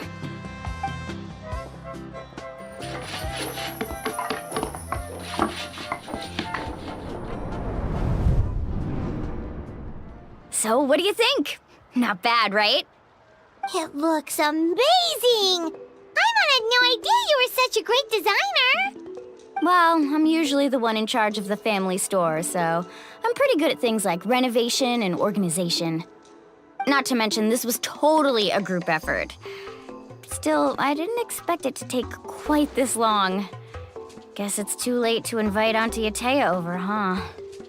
Yeah, tonight's definitely not gonna work. Chief Amina set up those patrols to guard against the Abyss, and Atea volunteered. So she's on watch tonight. I see. Well, guess the surprise will have to wait until tomorrow. This could actually be a good thing. She can relieve all the exhaustion of keeping watch all night by soaking in the hot spring. Ha! She's gonna love it. Well, let's call it a day then. Traveler, Paimon, you must be tired too. Come on, I'll take you to the inn.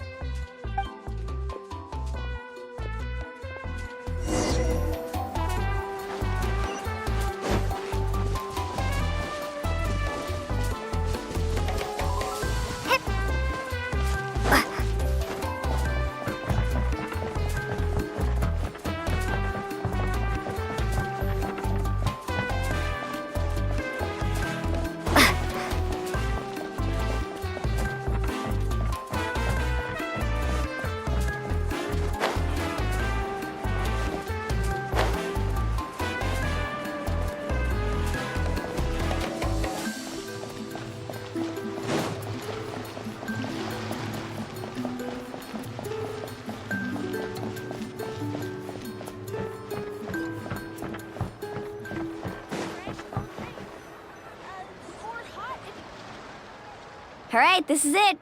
Get a good night's sleep, okay? I'll see you tomorrow. Yep, good night!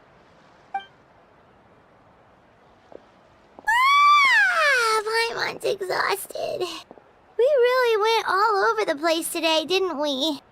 Anyway, we need to be well rested for the party tomorrow, so let's head inside.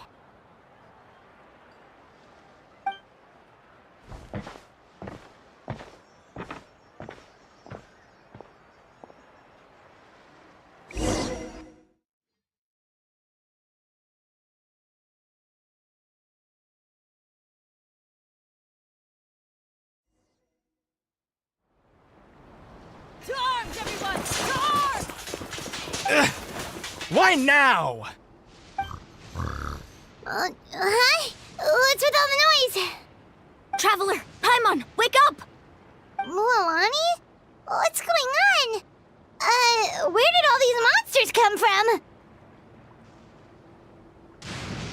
It's the Abyss. Our patrols are trying to drive them back as we speak. Come with me. I'll take you somewhere safe. Mualani, a little help over here. We can't hold them back much longer. One moment. I'll be right there. Really? That's perfect. I've been waiting for the chance to fight by your side. Hang in there. We're here to help.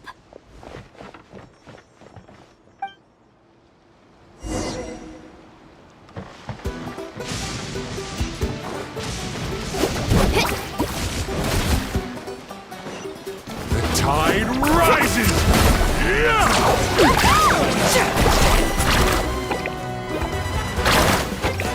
Let's round them up!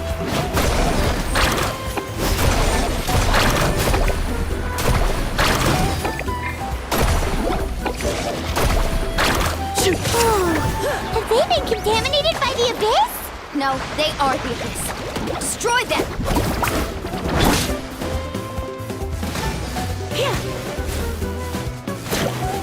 Propagate! Nice and spicy!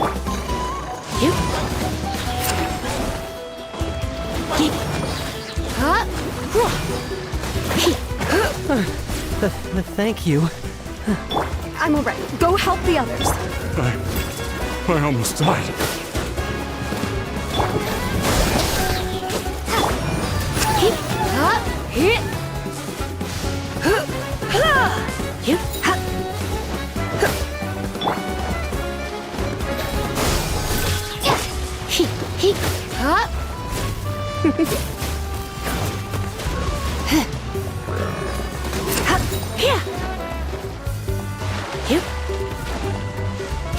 Don't be such a brute.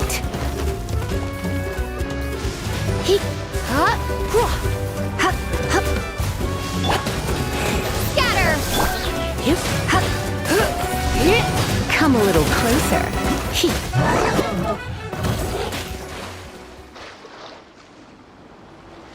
We've cleared out most of the monsters over here. Thanks for your help. It would have taken me ages on my own. Looks like we're still in for a long night, though. We still have no idea where these creatures are coming from. Let's go ask Amina. She'll have a better handle on the situation.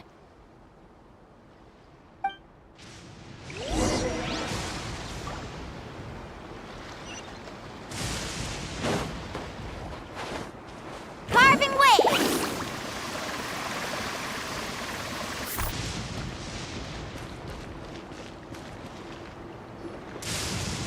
Amina! Oh, it's you three. Thank you for helping clear out those monsters. We were prepared for an attack, but we didn't have enough people to prevent them from breaking through our defenses. No casualties so far, though. Where'd they come from this time? The east side. We've pinpointed the position of an abyssal pylon, but we don't have enough manpower to take it down. An abyssal pylon? What's that? A kind of gate created by the Abyss. One that allows monsters from the Night Kingdom to enter the physical world. The only way to end the attack is to destroy the pylon as soon as possible. Otherwise, the endless hordes of monsters will exhaust our defenses. Exactly. That's what I'm most concerned about. Their numbers suggest there might even be multiple pylons in the area. We're searching for them as we speak. Alright, we'll go seal off the one to the east. Traveler, Paimon, can I count on your help again? Of course! We can't just sit back and do nothing! On behalf of the people of the Springs, you have my thanks. We're counting on you. Let's go. There's no time to lose. Take care, Amina.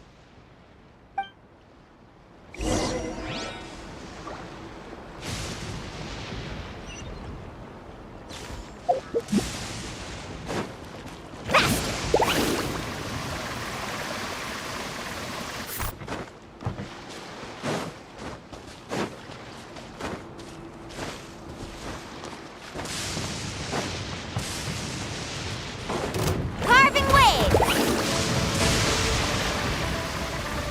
Lolani, is that the pylon? That's it, all right. Come on, let's get rid of it. This thing.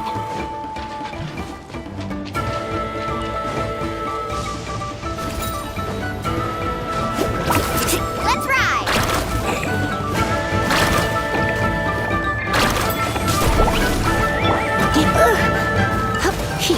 You're in for a little. Propagate!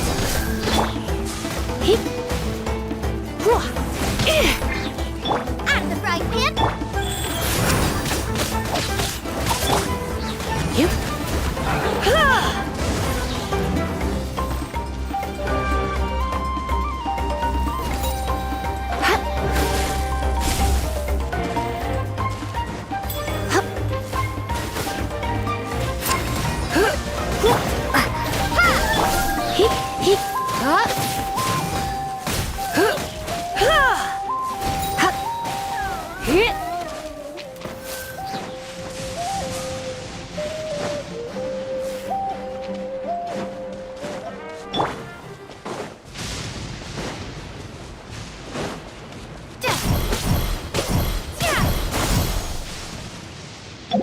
Carving waves!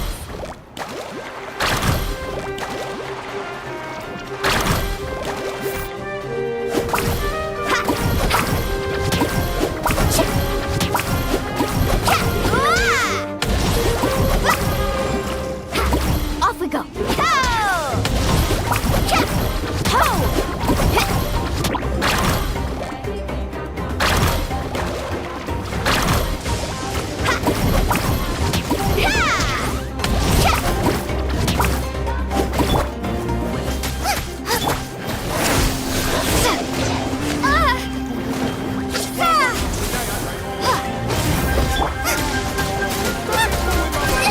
It really hurt!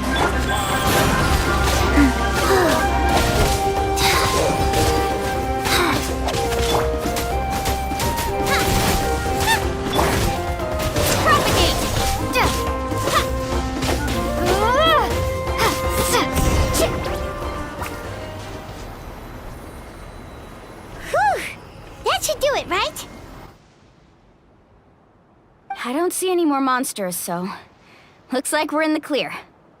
Do these attacks happen a lot? Must be hard on your tribe. Yeah, it makes things hard sometimes, but that's how our ancestors have always lived. Besides, the Abyss doesn't care how difficult our lives are. Fighting back is the only option. Come on, we should head back. Huh? What are you looking at? Is there something over there? You're right. Mualani, look! They're coming from that direction! Wait, that area looks kind of familiar. What?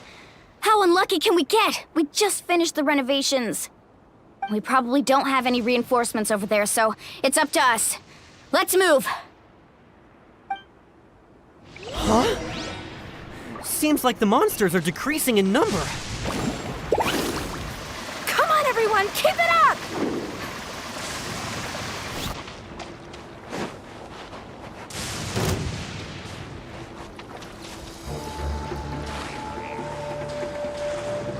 Carving waves!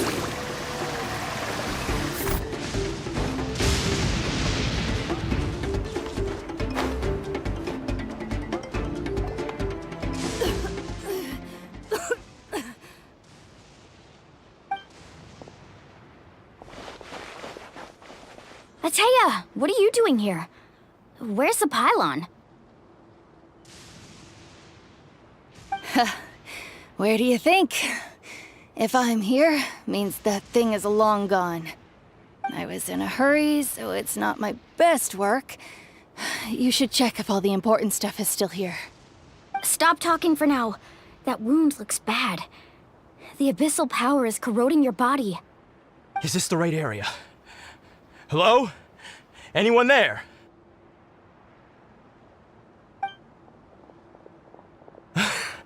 Mualani and Ateya, what's going on?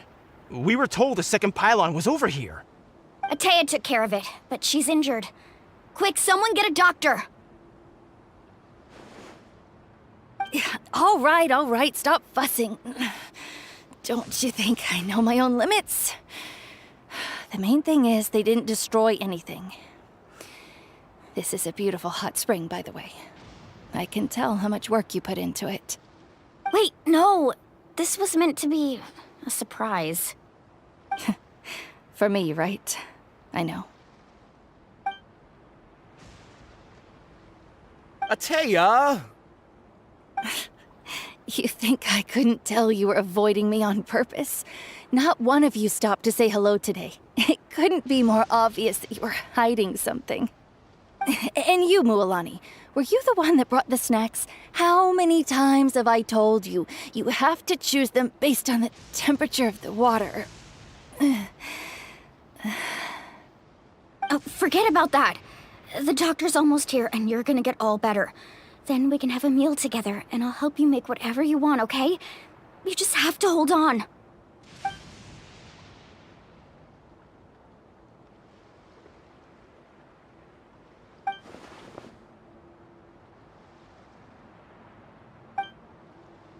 The impurities and the elemental energy we embody repel each other.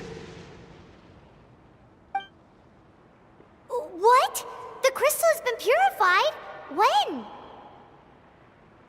The anguish he feels has brought him to tears. I also came across a teardrop crystal. Can you purify it?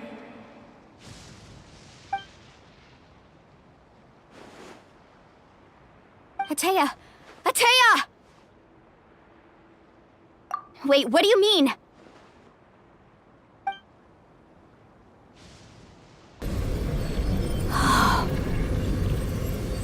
What is this? Some sort of purification?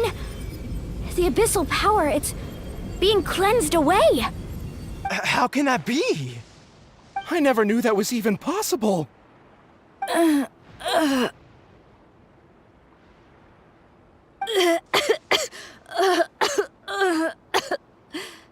Ateya! The mark of the abyss. It's gone. Yes, thanks to the Traveler. By the way, Traveler, are you all right? I just saw you purify abyssal power from Atea's body. That didn't injure you in any way, did it? You're sure? Good. Good. Thank goodness. You scared us all half to death just now.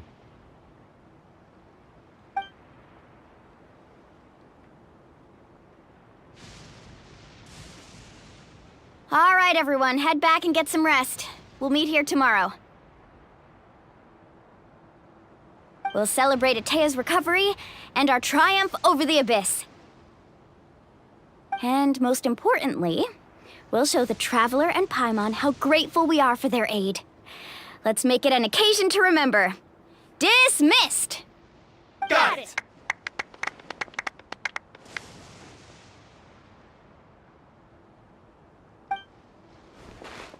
Got any other secret powers I should know about?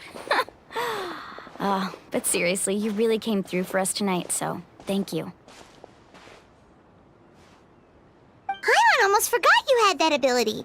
You used it back in Mondstadt to cleanse Dvalin's tears, didn't you? That was some quick thinking, Traveler. Huh? You look like something's bothering you. What's wrong?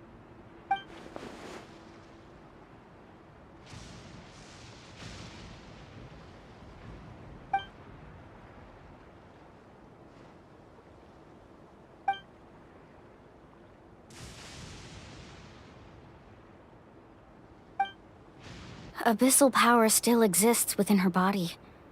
Immersing herself in hot water would accelerate the corrosion of her internal organs and the progression of her illness. We think Auntie Atea's illness has taken a turn for the better. She could never come into contact with hot water before, and now she's visiting the hot springs every night. I mean, it's pretty obvious what that means, right?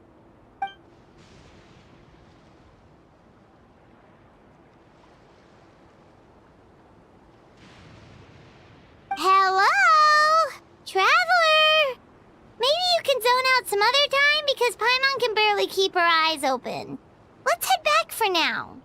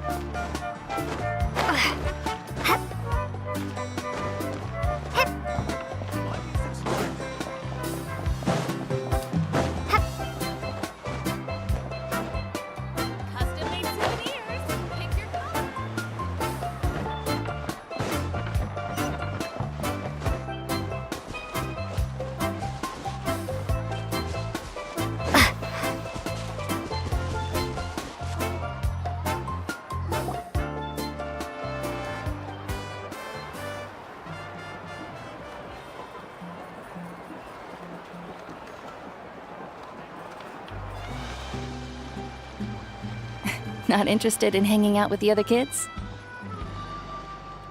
Snacks not to your taste? Hot spring temperature too high? None of the above, huh? I heard you were the one who cleansed the abyssal power yesterday. You sensed it, didn't you? I was hoping to keep it a secret for a few more days. Didn't want to ruin the celebrations and all, but looks like it was no use. Hey, kid! Who, me? Yes, you. Come on. Let's go for a walk. Hey, where are you going? Did something happen? Just going to get some air. It's too noisy in here. You have fun. We'll be right back. Oh, and there are extra snacks in that box over there if they need replenishing. Baked them all fresh this morning. All right! Sounds great!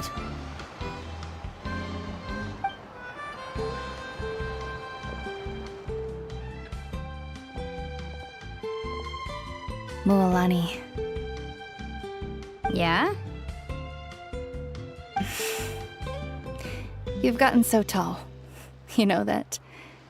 Feels like just yesterday you were that rambunctious kid causing trouble all around the hot springs. It's like all that time passed in the blink of an eye. Tell me, how are your parents? They're away on business. Seriously, Atea, what's going on? You're acting strange. Traveler, did something happen? Both of you seem a little off today. I guess I should explain. I wasn't visiting the hot springs because I was getting better. And that pylon yesterday, I didn't go face it by myself because I was reckless or too anxious to wait for reinforcements. It's because my body isn't going to last much longer. Your friend saved my life in that cave, and because of that, I got to enjoy this celebration with you all. But I'm just a few days shy of the end. The hot springs, I'm just trying to enjoy them for as long as I have left. Oh. Mualani? That better not happen again, whether I'm here to catch you or not. That's what you said back at the artificial spring. I had a bad feeling then, but I didn't want it to be true. I wanted to believe you were actually recovering. You want to know something? Recovery, death, to me, the two aren't all that different. Both are worth celebrating. You've never been resurrected, so you might not understand. But Death and I, we're old pals by now. There's nothing sad about being reunited with an old friend. I lived with regret for a long time. Regret that my illness meant I could no longer take to the front lines, especially as our nation slid deeper into crisis. But yesterday, I was finally able to let go of that regret. Not only because I found the strength to fight the abyss, even at the end of my life, but because I got to see you in action, Mualani. Seeing you out there, it made me realize that I don't need to worry about our tribe or our nation's future. You have the capacity to bring us all together. Even if I was never injured, old age would still take me one day. But I've done what I needed to do. The future is in your hands now. Just remember, whether in life or death, I am always with you. I understand. Seems like you've given this a lot of thought, Atea. Thank you for telling me all this. I'll do everything in my power to protect our tribe, our nation, and live up to the example you set for me. Good. Oh, and if any of you have the chance to meet with the Archon, could you give this to her for me? A talisman I've carried with me my whole life. It may seem strange to say while I'm still alive, but just think of it as a relic I'm leaving for her. It's brought me good fortune in battle. Even after I became too sick to fight, I never took it off. Just tell her it embodies fond memories and my strength of will. She'll know what I'm trying to say. Don't worry. We'll make sure she gets it. All right. That's all I wanted to say. Let's head back to the party. No use spending what little time I have left being sad.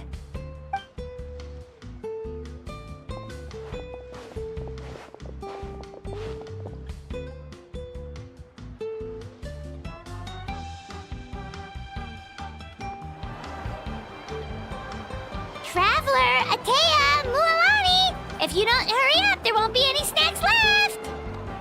Excuse me, what did I say about bathing in the hot springs on a full stomach? Hey, are you listening to me?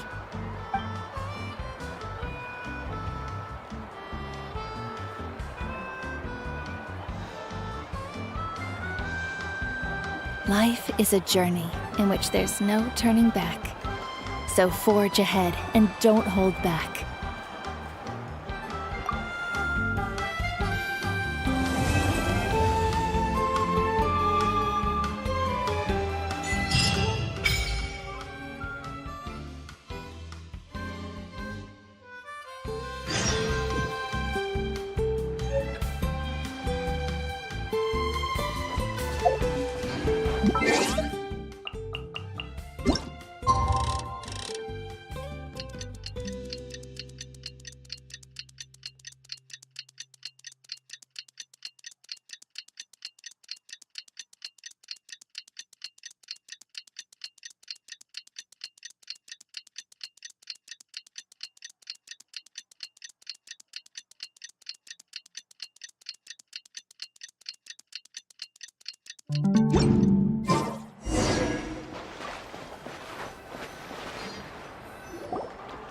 Paimon feels like a whole new Paimon after those 2 days in the hot springs.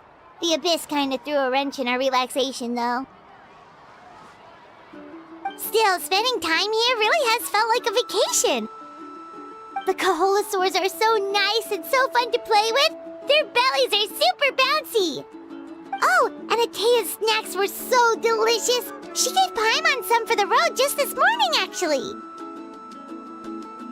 Yelling at some kids who got caught throwing stones in the hot springs, so not much has changed since we first met her.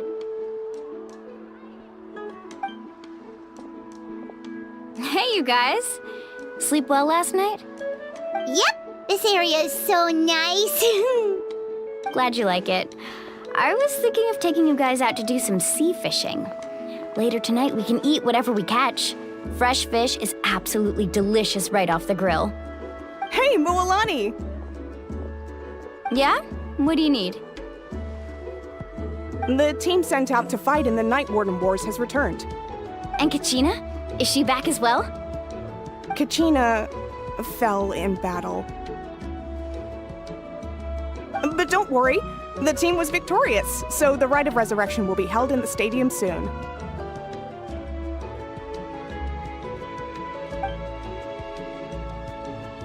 That's a relief. The Abyss is cunning, and it was her first time. Mistakes are bound to happen. Exactly. She deserves to hold her head up high. All right, thanks for letting me know. We'll head out in a bit. Jeez, she sounded a little anxious there. Had me thinking it was bad news for a moment. Mualani, you said the Abyss was cunning just now, but it seems like the Abyss just wants to destroy everything. Like, think about all those monsters that attacked your tribe. If there really was some sort of cunning plan, wouldn't it make more sense to send them to attack Kachina and her small team? Not that Paimon wants them to be in any more danger, it's just... Relax, I get it. The Abyss is difficult to understand, that's for sure. At a glance, it certainly seems like the only goal is total destruction. The Abyss isn't a living entity after all, so what capacity for logic or planning could it possibly possess? But through our long history of fighting the Abyss, we've realized things aren't quite so simple. 500 years ago, the Abyss invaded Teyvat. You know about that, right? That's right.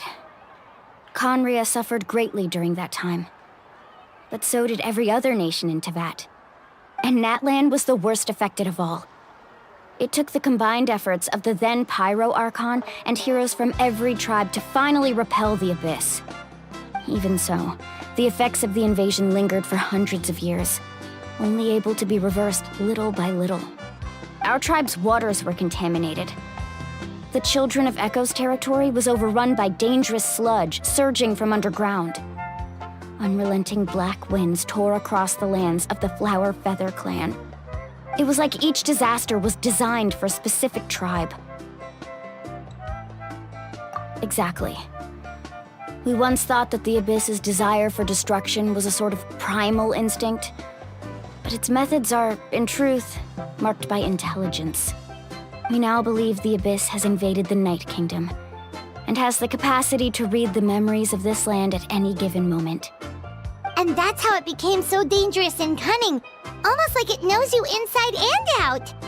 Yes, and that's why we've been unable to fully eradicate it, even after all this time. Luckily, the problems left behind by the Abyss have been successfully addressed by the various pyro archons we've had over the years. Now every tribe is prospering and things are looking up. I mean, just look at what we managed to do a few days ago. We totally fought them off.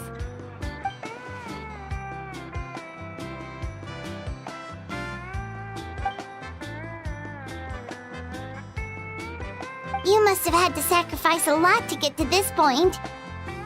Every battle, every sacrifice is in pursuit of a future where we get to stop fighting. Responsibility, duty, unavoidable burden. Everyone in Natlan views the war differently. But I believe we will be rid of the Abyss one day. And the efforts of all who fought against them will become a story for the ages. To think that my name could survive in ballads passed down to future generations, it's kind of romantic. Everyone has something that drives them forward, you know? We have to. Not only for ourselves, but for our future. Anyway, let's head to the stadium. Our fishing trip can wait until Kachina's back with us. The sea's not going anywhere.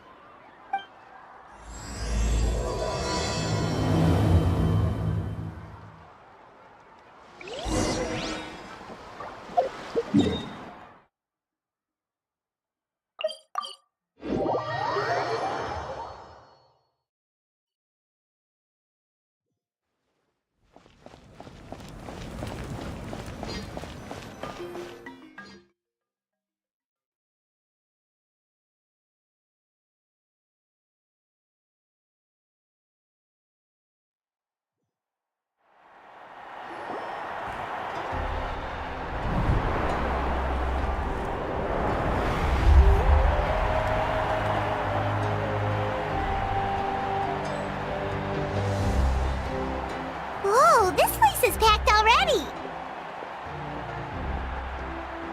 Of course. No one's gonna miss out on the chance to welcome our heroes back from battle. It's their moment of glory. Kachina's gonna be so flustered. She's never had this many eyes on her before.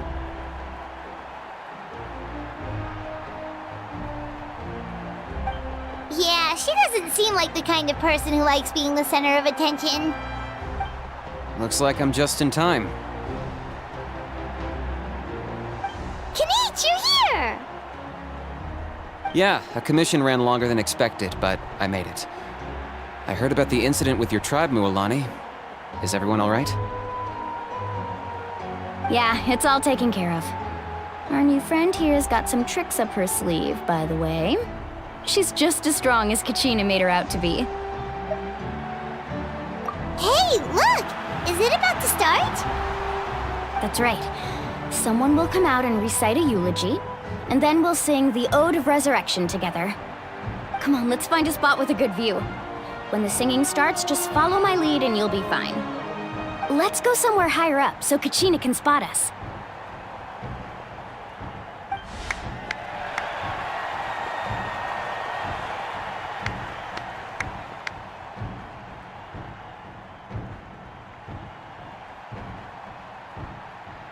Warriors of Natlan, heed the call of life.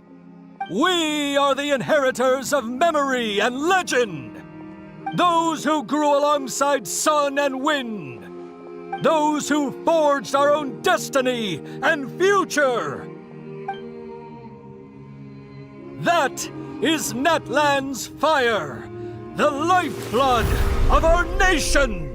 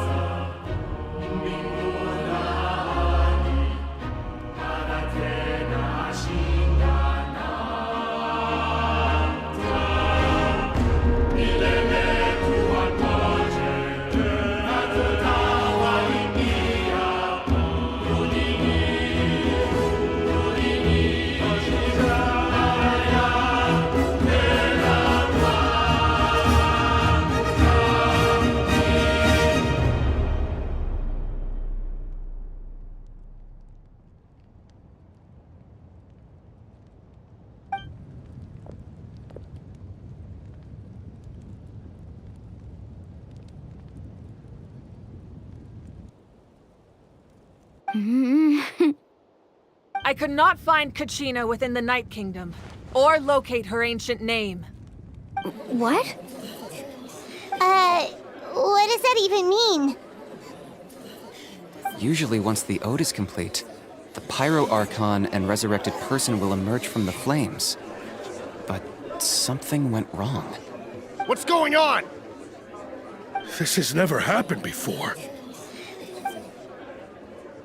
Well, I think it's pretty obvious.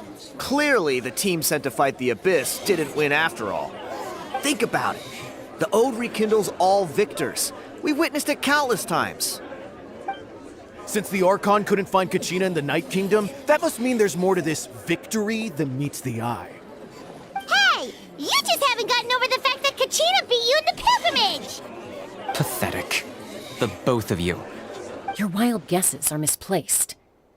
We completed our mission. Maybe you did, but who's to say whether that little girl even contributed at all? Maybe she got scared and ran off. Why would the Wyab recognize someone like her, even if she was on the winning team? How dare you insult a hero of Natlan like that? Kachina sacrificed herself to repel the Abyss. She doesn't deserve to be subjected to your vile rumors when she's not even here to defend herself. Calm down, Mulan. There's no point arguing with the likes of them. I can't just sit here and let them slander her like that. To insult a hero of Natlan, the person actually has to be a hero. You... Think about it, everyone. Who do you think is really at fault here? A girl who never should have even gone to war? Or the great Pyro Archon? Why would the rules of our nation suddenly stop working? That's true. If she wasn't revived, it must mean she failed to achieve victory. Maybe the Wyab interpret victory in different ways? I mean, that girl didn't look all that strong to me.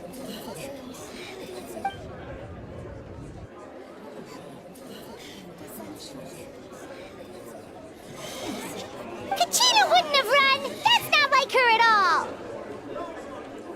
No, she's been waiting for this moment for too long. No matter how daunting the situation, no matter how scared she might feel, she's always the first person to stand up and face it head on. We don't even know what happened, so don't you dare try to use this as an excuse to vent your anger or slander her reputation. Fine. We'll find out what happens soon enough. Then, we'll see who truly deserves glory. That's enough. There is no doubt about today's victory, or Kachina's part in it. She is a hero worthy of our admiration and celebration. However, the failure of today's ceremony is undeniable. Kachina has not been rekindled, and I offer you all my deepest apologies as I continue to investigate this matter. To prevent further casualties, I have decided to suspend the pilgrimage until this matter is resolved. What? No one is all-knowing. No one is infallible, not even myself. But doubt is a means by which we seek the truth, not a weapon we wield against others. I didn't mean it that way, Archon. I just... If there are things you wish to clarify, then ask me directly. Doubt my answer if you wish, but now's your chance. You have concerns? State them. No, of course not. Even though I have said nothing to change your mind, then it would seem the truth never mattered to you at all. That guy doesn't even have the courage to answer the Pyro Archon's question. So much for all that glory talk earlier. I have a question, Archon. My friend Kachina. Do you have any idea where she is? It's extremely important to me. I know you said you were investigating the situation, but I'm sorry, that's not enough. I've already shared everything I know. If you want to learn the truth and rescue your friend sooner, you should join the investigation. So, what do you say? Of course I'll join. In that case, come see me in the speaker's chamber. We should join them. Oh, and if it's not too much trouble, could you drop by as well, Traveler? I'd like to have a chat. Rest assured, everyone, I'll keep the tribal chiefs informed on the progress of the investigation. Once again, I apologize for the outcome of this ceremony. If there are no further questions, let's part for now. Did she just ask us to come along? I believe she did. Let's go. I'd like to know what's going on myself.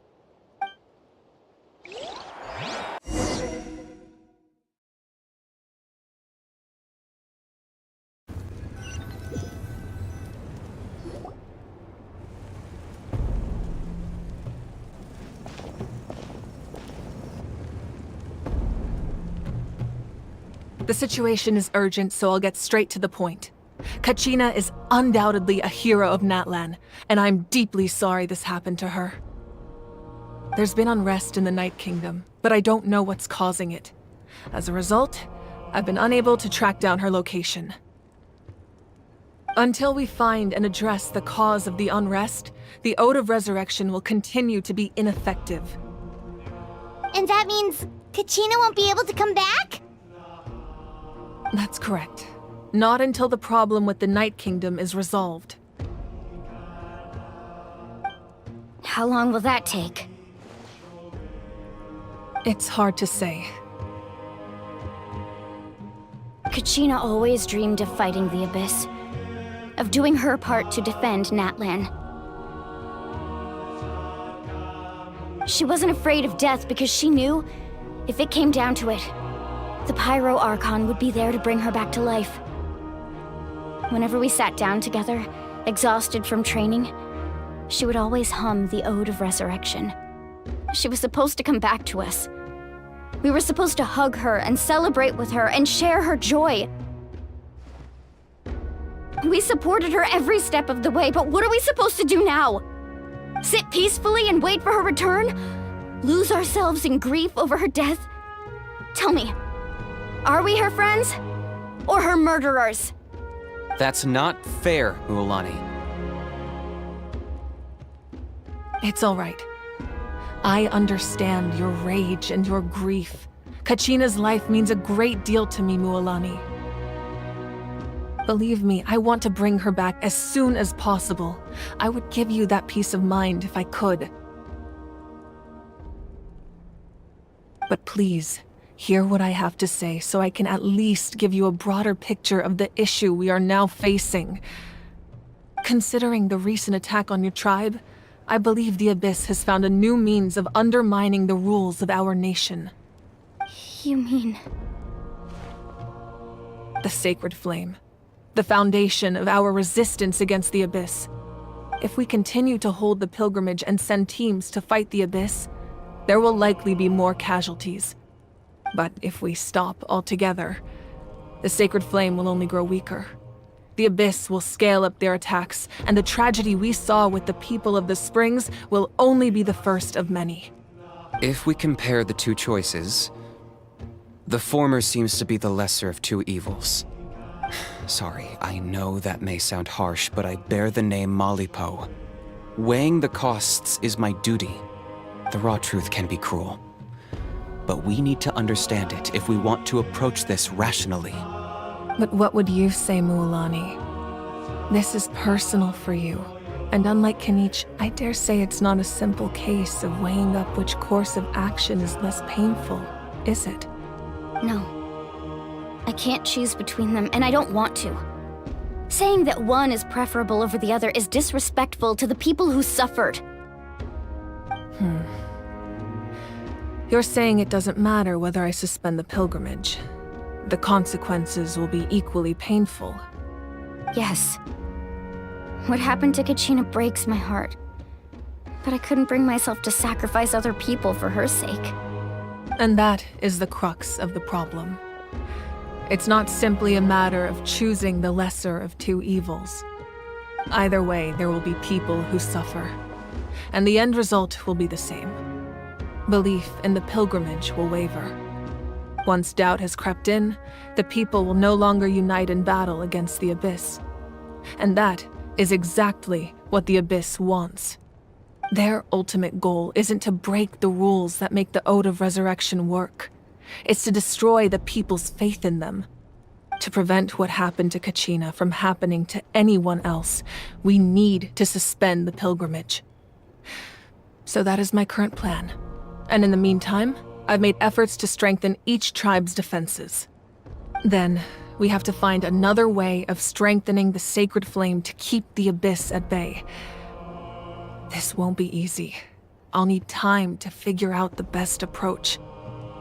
I understand your anger, Mualani, but I hope that provided some clarity at least. Wow.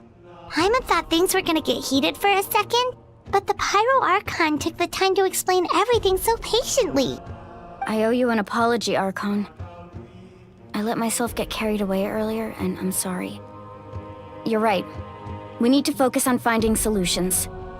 We could always hold the pilgrimage without sending a team to fight in the Night Warden Wars. That way, we would still be able to fuel the sacred flame. I've considered that, but the two events have nearly always been linked. Without the chance to fight the Abyss, pilgrimage rankings lose their prestige, and competitor numbers will drop. With fewer participants, the amount of contending fire produced will decrease, and the vicious cycle will continue indefinitely. So, essentially, the Abyss is taking Kachina hostage. You've learned about the concept of ley lines during your travels, yes? The Night Kingdom is something similar. Staying there for a short period of time shouldn't have an effect on the person. But with the Abyss in the picture, it's a different story. Your sense of self will be devoured until eventually you become one with the sea of souls. Imagine pouring a cup of water into a rushing river.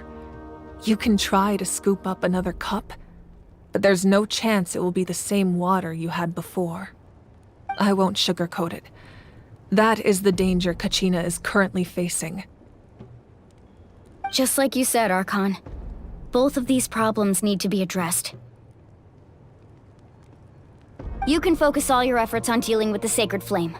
I will go search for Kachina. The Abyss poses the same threat to you as it does to her. It is very possible you will not return. Knowing that, do you still choose to go? Kachina's waiting for us to rescue her. That's all that matters. I failed to protect her during our campaign, but I can make it up to her now. I choose to go as well. Traveler? What do you think? Understood. Then I'll support you in any way I can. The Masters of the Night Wind have a technique that can extract an ancient name from the ley lines. If we can find Kachina's ancient name, I can use the link between them to pinpoint her position within the Night Kingdom. Then comes the hard part. You need to visit the Night Kingdom in person and rescue her. But isn't the Night Kingdom a land of souls? Can we even go there? Under normal circumstances, only the consciousness can enter. But there is a way to go there in person. However, know that the Night Kingdom will attempt to repel you, and the Abyss certainly won't leave you be. That's fine by me. Same here. Fighting the Abyss is nothing new for me. So, Paimon's the only one who's scared? Well, if she's going, Paimon's going too. Citlali of the Masters of the Nightwind once created an artifact that can be used to communicate with the Wyab. We call it the Spirit Speaker Stone. It was originally used as a ceremonial artifact wielded by the tribal chiefs, but that spiritual quality also means it can be used to search for an ancient name. That was the artifact I delivered to the Scions of the Canopy a few days ago. Didn't think I'd be hearing about it again so soon. Thank you so much for your help, everyone. Your thanks are unnecessary. I will offer you whatever aid I can, but your fellowship and courage are what will truly decide the success of this operation. Besides, you're the ones helping me. I can only focus on one thing at a time, after all. Traveler, I certainly didn't expect our first conversation to be so serious. I've heard all about your accomplishments. Ever since you arrived, I've been hoping to meet you and offer you Natlan's highest level of hospitality. Why? Why? Is that not what happened in the other nations you visited? Yeah, things were pretty complicated at the start. And, in the middle. But our reputation's solid nowadays. That's more like it. After all, I've heard you're someone who transcends fate. Perhaps even more than you can imagine. But we can talk about that some other time. Ideally, this would be the perfect night for a drink and some musical ambiance. But there are important things to be done. Oh, I almost forgot. Atea was wounded in the fight against the Abyss. She wanted us to give this to you. It embodies fond memories and my strength of will. That's what she asked us to tell you. She said you'd know what that means. I didn't think this day would come so soon. The flames of her life force. I can feel them flowing within the talisman. If things were different, the two of us could have enjoyed the hot springs together while she gave this to me in person. We're supposed to be hot spring buddies after all. But don't worry. This talisman means a great deal to me. I'll take good care of it, and once this is all over, I'll pay Atea a visit.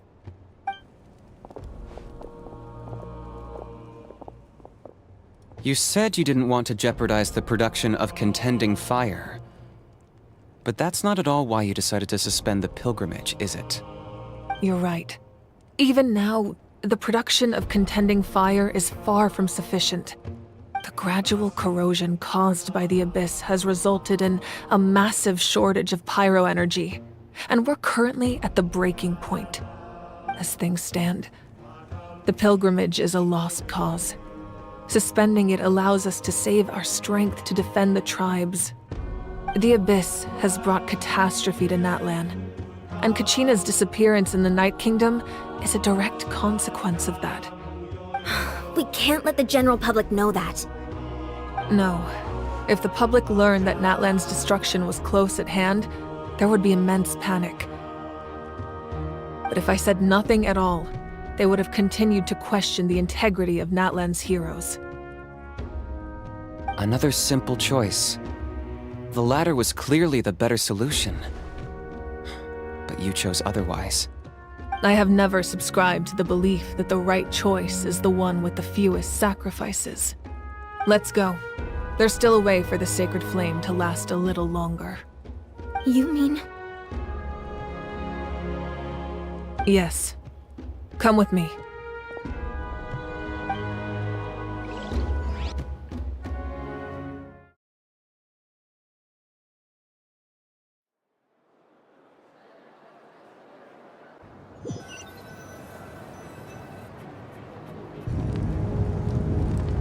The sacred flame must never go out. Not only does it strike fear in the Abyss, but it's also the pillar of Natlan's stability. So until our heroes are ready, I will sacrifice my power to keep it burning. But that can only last so long. I think we should focus on the remaining ancient name bearers. Don't let desperation cloud your judgment. Those chosen by the Wayab have already embarked on their destined path. It is for them to decide how that journey ends, not us. All we can do is support them. Even so, for you to make this sacrifice, it's not right. If not me, then who? No other is capable of sustaining the sacred flame. I possess great strength, but I'm not above my people. This is part of my duty.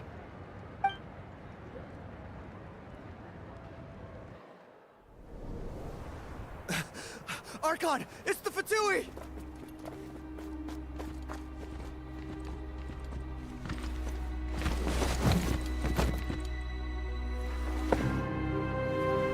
The Archon of Natlan.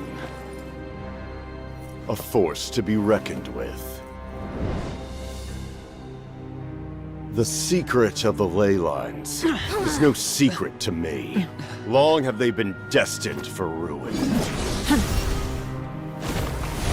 And since the oath made 5 centuries ago remains unfulfilled, what use is the Gnosis in your hands?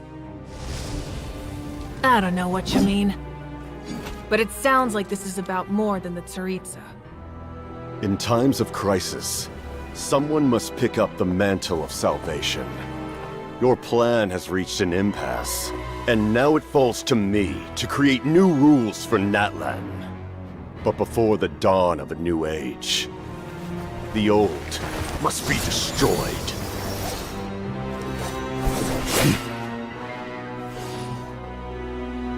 I assume that's the end of your speech? Good. People like us? Let our blades do the talking!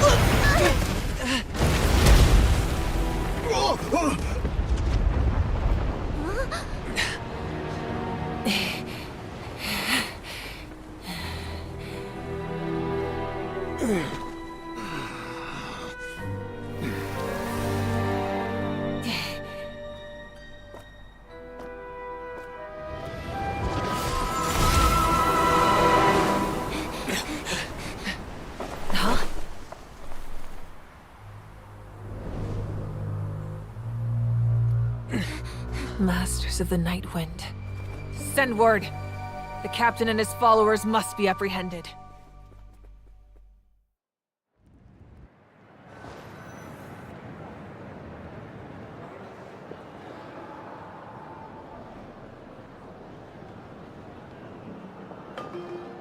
Are you alright, Archon? He was a formidable opponent. Exactly what I would expect from the first of the Fatui Harbingers. I never imagined someone could match you in combat. If the Tsaritsa sent him here, Why would he bring up what happened 5 centuries ago? Yeah. And how much does he know about Natlan? The Harbingers are all driven by their own personal goals. The only purpose that unites them is collecting the Gnosis. But I'm sure the captain has his own reasons for being here as well. Whatever his motive, we should shift our focus to the Fatui. If they attack again, and we're not prepared, we're done for. No, we're running out of time. The wound I inflicted should hold him back and weaken him for the time being. Besides, I'm sure you noticed, the power that came to his rescue just now came from the Masters of the Nightwind. In other words, there are traitors among us. Not necessarily. This could prove to be a very valuable turn of events. When we exchanged final blows, I sensed an unusual presence within him. I'll need to investigate further.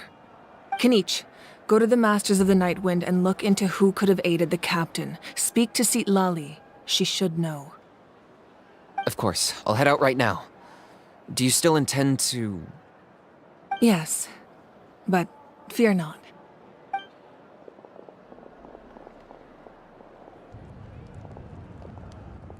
Natlan's strength has never rested solely in its Archon.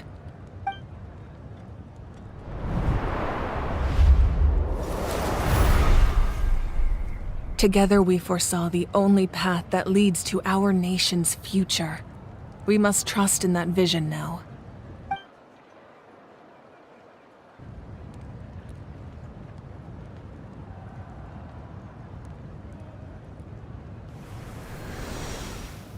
Is everything okay, Archon?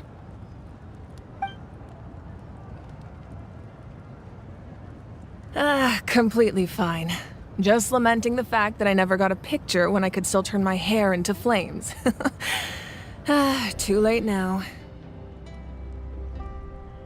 I just hope the others have a safe journey.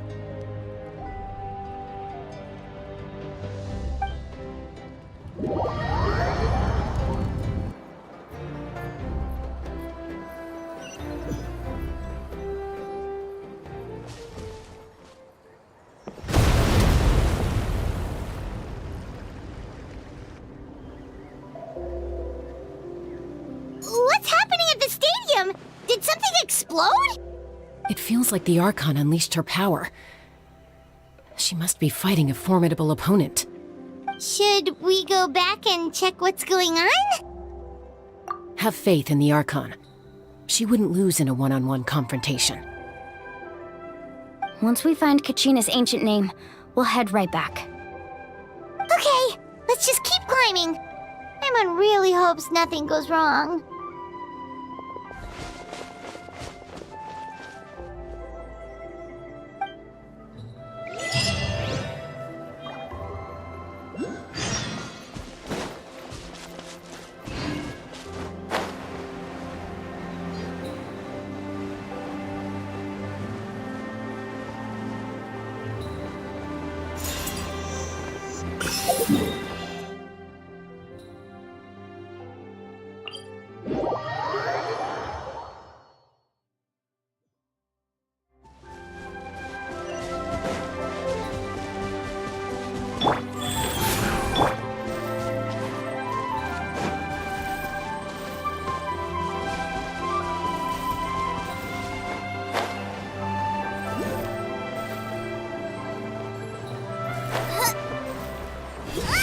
That's Wayne, the tribal chief. Let's head over to him.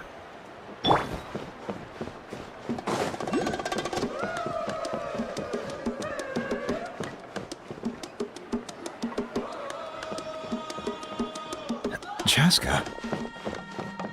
Nice to see you again, Wyna. I'm afraid we don't have time for pleasantries, so I'll get right to it. We're here for the Spirit Speaker Stone. Whoa, hold on a second. At least tell me why you need it first. My friend Kachina is trapped within the Night Kingdom. We need the stone to find her ancient name and rescue her. Rescue her? From the Night Kingdom? That's right.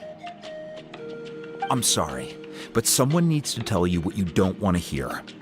Going there, A mature warrior would never make such a foolish decision.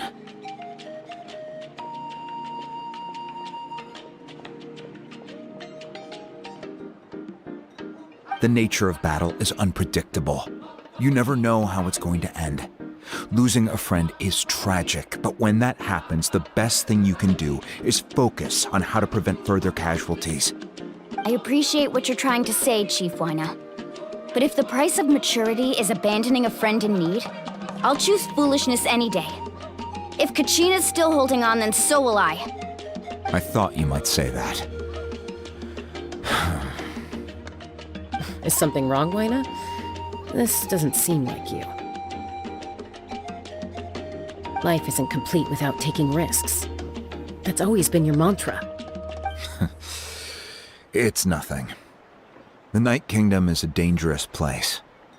Can't blame me for checking if you were up to the task. If you're that determined, far be it from me to stop you. Here's the stone. Keep it safe, okay? It's not like we have a spare. Thank you. Huh. Seems like you two go way back. But aren't you from the Flower Feather Clan, Chaska? Oh, Chaska's a peacekeeper, so she's famous throughout the tribes. She's always the one people call to resolve conflicts, so we slowly got to know each other that way. Her younger sister qiqi's always hanging around our tribe, too. She's helped us out a lot in the past. Oh, you have a younger sister?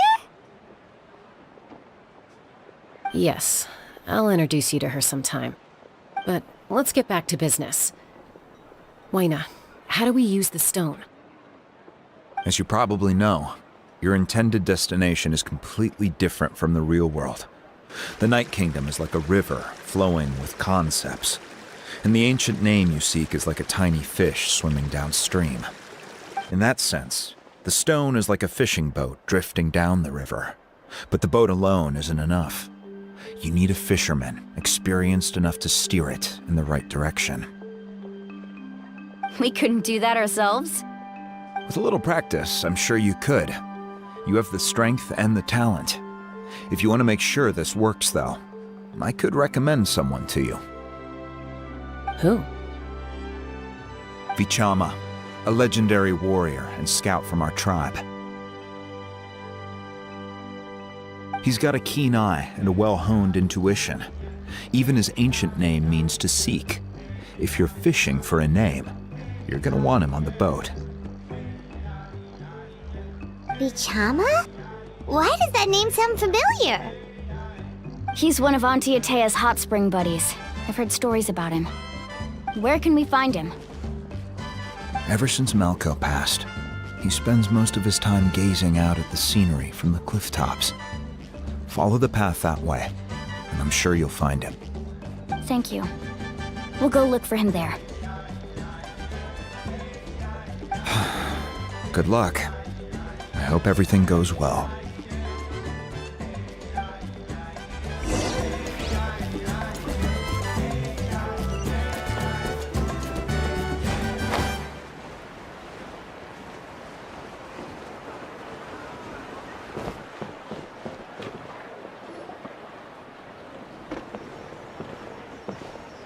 Someone admiring the scenery from the cliff tops.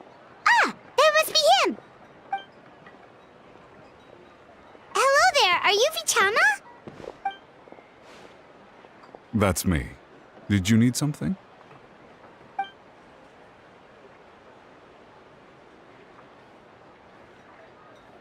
What? You're saying you can bring someone back from the Night Kingdom? How is that even possible? No, if you really think about it, anything's possible in that kind of place. But that would mean... Are you okay? You don't look so good. Everything's fine. I'll help you, but I do have a small request. After I help you find Kachina's ancient name, I want to use the stone to look for my friends as well. Your friend? Oh, why not mention someone named Malko? Is that who you're talking about? Yes, but I'd rather not get into it if it's all the same to you. That's not a problem. We agree to your request. Yeah. Since you're helping us find Kachina's ancient name, it's only right that we return the favor. Then we're agreed. Can I have a look at the stone?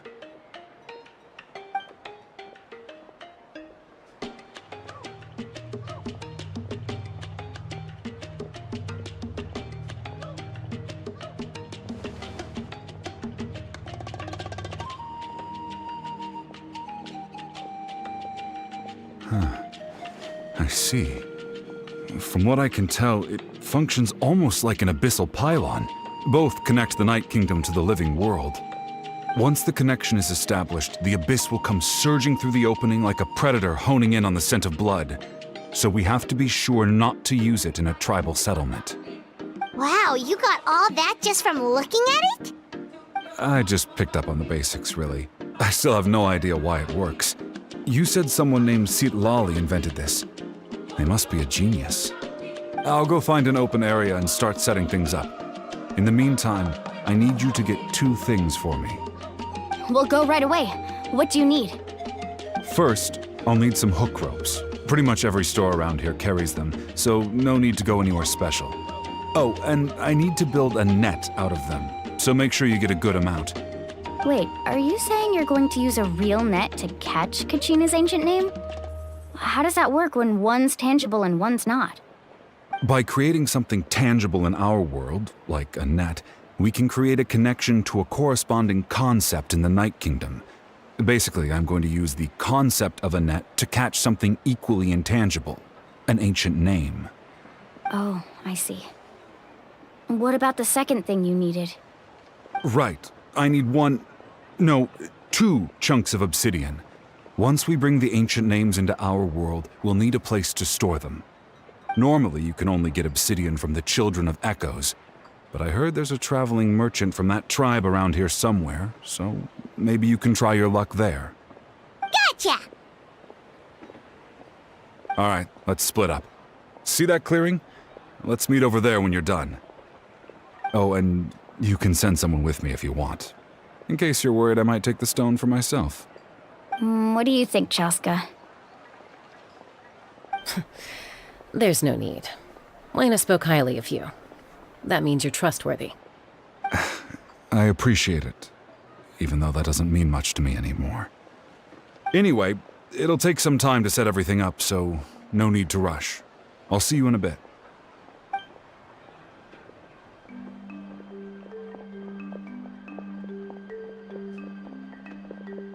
What an odd guy. He seemed so defeated, but also really invested in the stone at the same time. I don't have any more insight than you, Paimon. Let's just focus on the preparations for now. Hang on, Kachina. We're coming for you.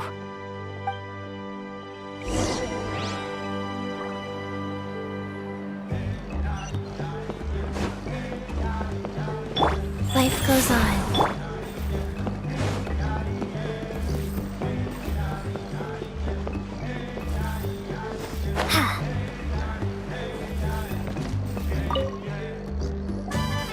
Hello. Do you have any hook ropes for sale? Hook ropes? As in rock climbing equipment? Yes. How much for your whole stock? Oh, the whole thing? Let me see. That would be 30,000 mora in total. Deal? Deal. Wait, really? What, you want me to drive down the price? We just need these as fast as possible. Thanks. Oh, no problem at all. I'll even pass along some information on the house. These ropes are usually used by rock climbing enthusiasts. If you want to learn, Roka's the person you want to ask. All right, that's everything. Here you go. Now we need the obsidian. Let's go talk to the traveling merchant Bichama mentioned.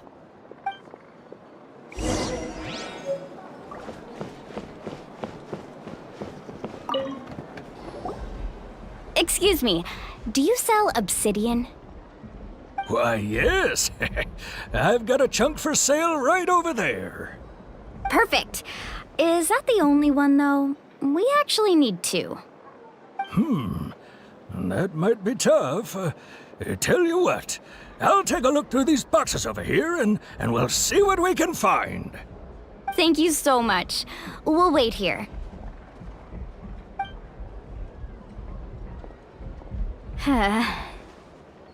Relax. Everything's going according to plan. I know, it's just... I could tell Vichama feels the same way about his friend that I do about Kachina. I hope this chunk of obsidian isn't the only one.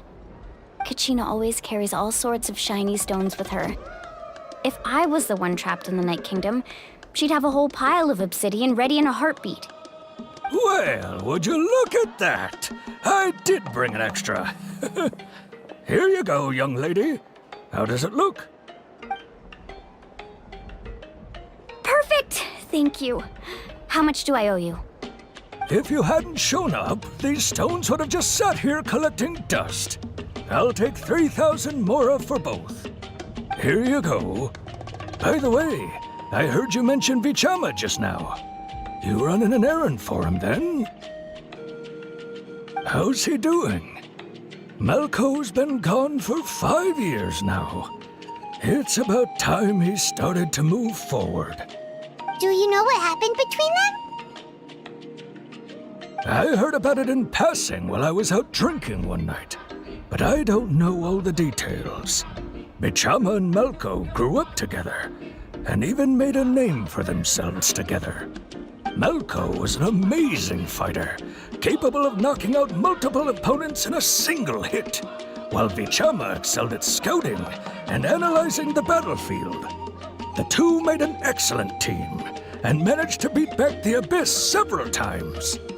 5 years ago, they both emerged triumphant in the pilgrimage, and were placed on the same team to fight the Abyss. But on the eve of battle, the Abyss launched an attack on their tribe, and Vichama suffered an injury to his leg while attempting to rescue someone. Then what happened?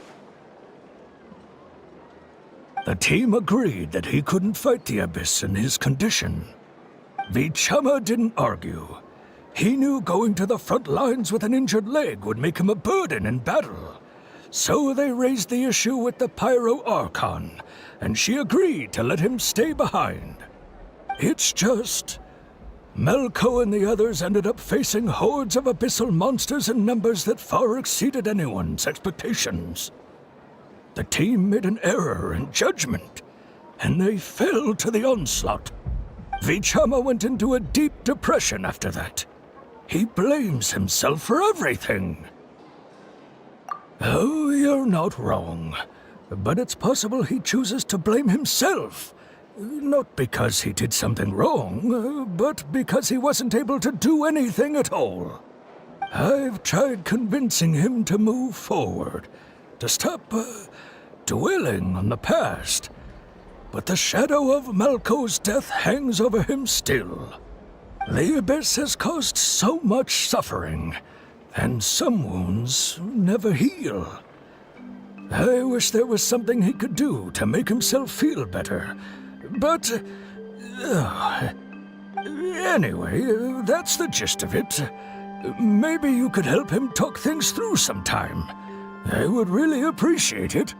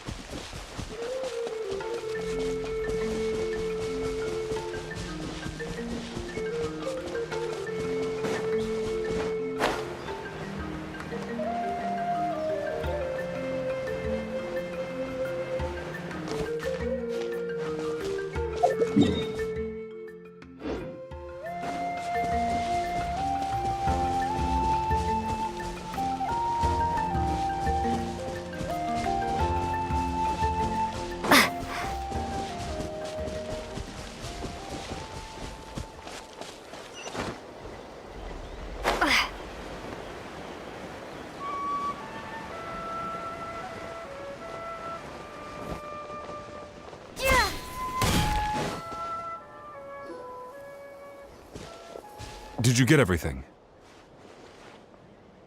Yep, it's all here. When do we start? I've made all the necessary adjustments, so we're good to go. As agreed, I'll help you find Kachina's ancient name, and then you return the favor. Go ahead.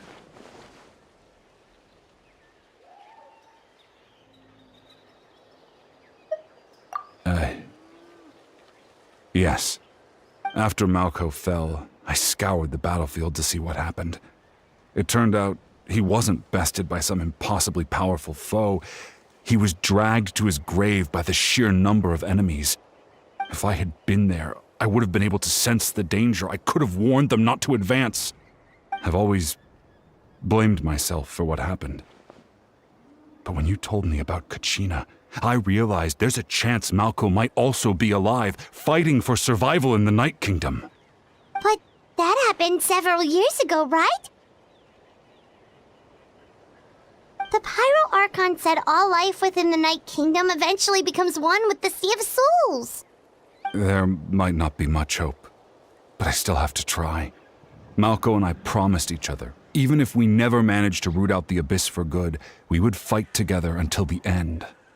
All right, let's get to it. I'll start searching for the conceptualized version of Kachina's ancient name. If you see any fragments scattered around the area, please collect them.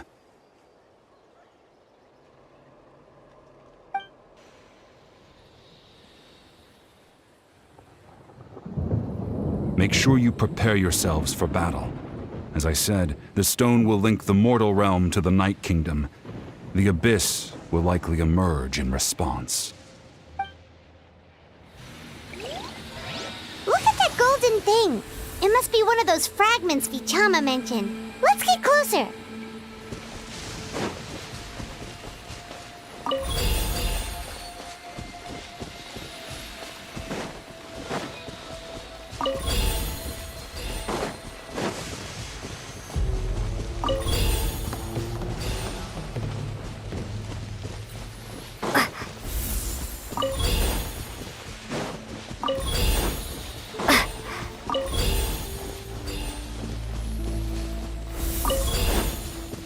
Whoa, monsters incoming! Watch out, everyone!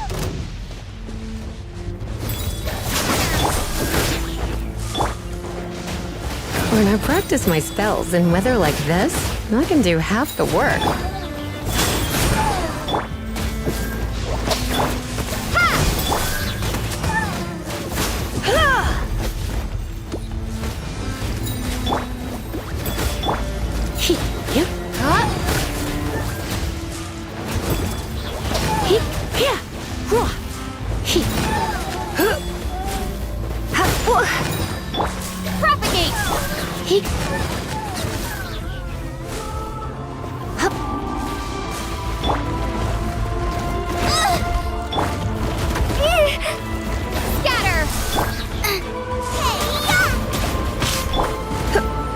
Surrender and I'll be gentle.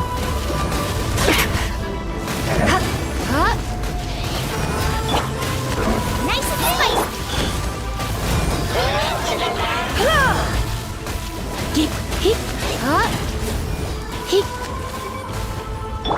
Rise.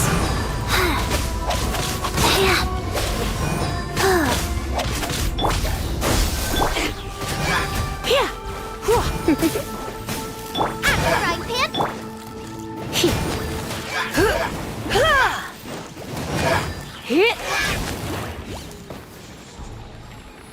How much longer, Vichama?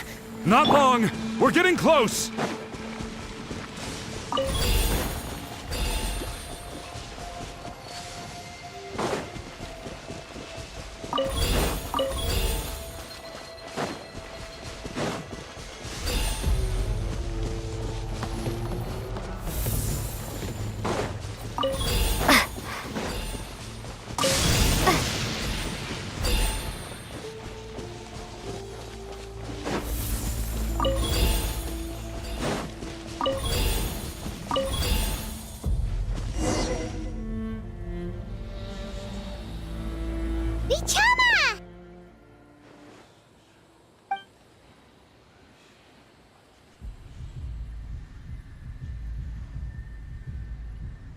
Take it!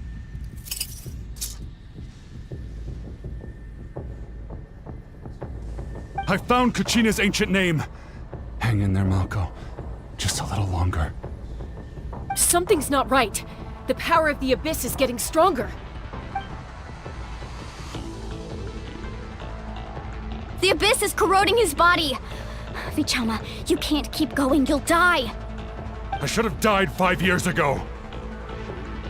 I just need a little more time. Please, I'm almost there.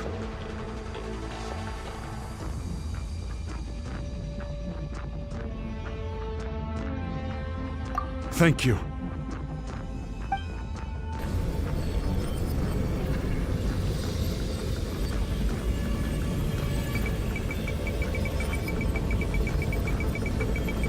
Whoa, watch out! The power of the Abyss is strong.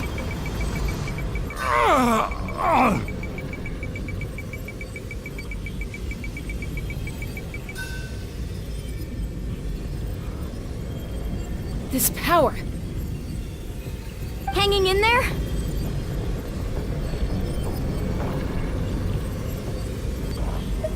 Malko. No! Why can't I find him? Why? We can't wait any longer. Pull him away from the stone, Mualani. I already tried, but the power of the Abyss has him in a chokehold. It's like he's tied to the stone with an invisible rope. In that case, we have no choice. I'm sorry, Seed Lolly. Get back! Chaska, wait!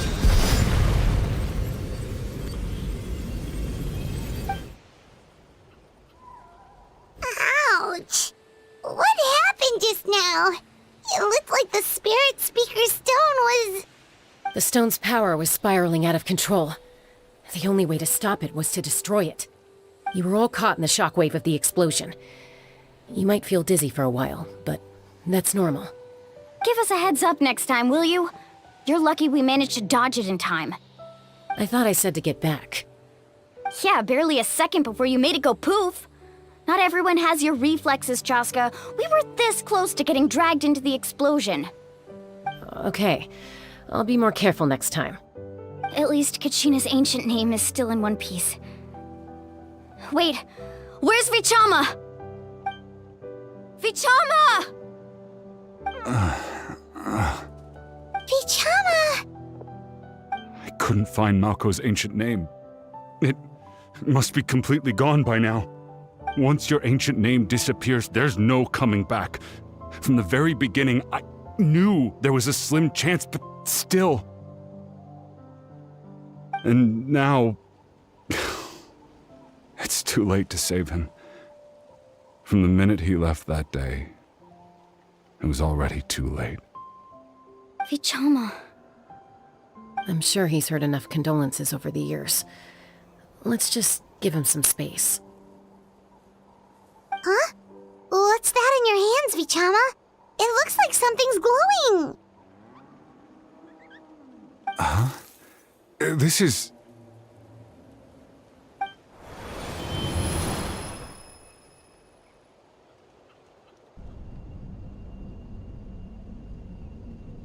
Hey, Malko. Got any strength left? Not enough to swing a sword, but to say a few last words? Sure.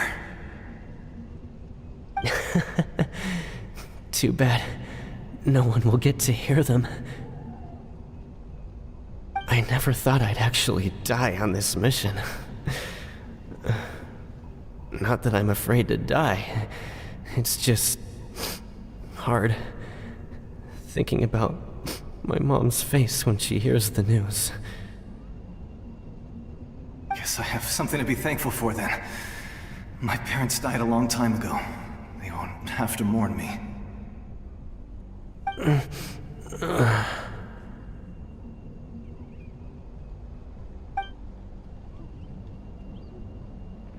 Pisak! Always had to beat me at everything, didn't you? Right to the end, you were never one for goodbyes. Maybe you're right. Maybe no one will get to hear our last words. But just in case... Vichama... I'm so glad you didn't come with us. Don't be sad. Just keep on living. For the both of us.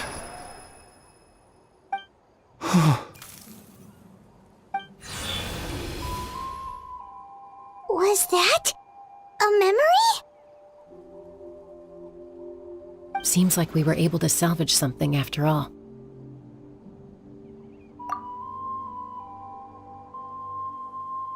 Of course. Seeing him, hearing his voice again, it makes me unbelievably happy. But it also brings with it an even deeper pain. A deeper pain? Why? Malco was always the type to put on a brave face. But in that memory just now, his hands were shaking, and his smile was forced. For all these years, I regretted not being able to fight alongside him to the end. And now I know, at the end of his life, he was thinking the same thing. Vichama. I'm fine. Actually, I heard Chief Wyna wasn't really on board with your plan to go to the Night Kingdom. When you asked for my help, I hesitated too. I knew helping you find your friend's ancient name meant leading you one step closer to danger. But I also understood why you had to try. Everyone has regrets in life, but not everyone gets the chance to make up for them. Once allowed to fester, guilt strips us of our most valuable qualities as warriors. In that sense, we might as well choose the braver path from the very beginning. If I could do it all over again, I would have followed Malco to the front lines no matter what. Even with an injured leg, there were still things I could have done. That way, even if the outcome stayed the same, I still would have fought alongside him to the end. There are critical junctures in life, and if you don't seize the chance to act, there's no going back. That's something I had to learn in hindsight, but you're still at the crossroads of your journey, so I hope you can walk away without regrets. Thank you, Vichama. I feel even more determined now. Kachina will come back to us. I'll make sure of it. I promised I would find her, and I intend to keep that promise. That's good to hear. Strange. My body, it's... Once abyssal corrosion enters the body, a portion will fuse itself to your internal organs. Even though the Traveler possesses powers of purification, the corrosion can never be fully eradicated. Thanks to her, though, you were only briefly exposed. Slowing your breathing and controlling your emotions should help you keep the symptoms in check.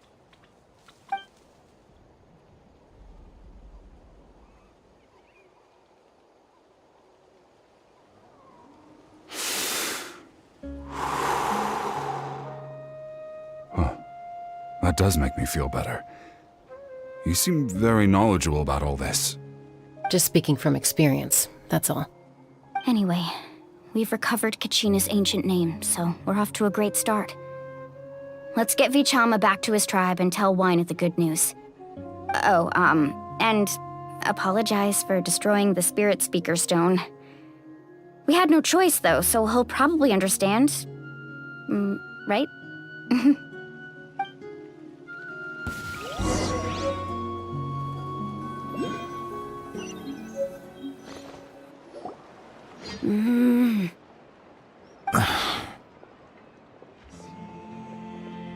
Qiqi, are you really gonna just stand there like that? I don't know what you want from me. I think you know exactly what I'm trying to say, Uncle Wyna. I can hear it in your voice. Honestly, it's just one thing after another with you two. They're back. Qiqi? What are you doing here? Don't play dumb with your own sister. You know exactly why I'm here. My apologies, everyone. I just need to borrow Tosca for a few minutes. You come with me.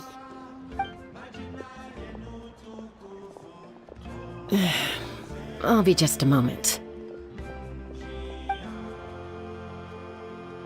Who was that? Qiqi, Chaska's younger sister. Although the two aren't actually related by blood, it's kind of a long story.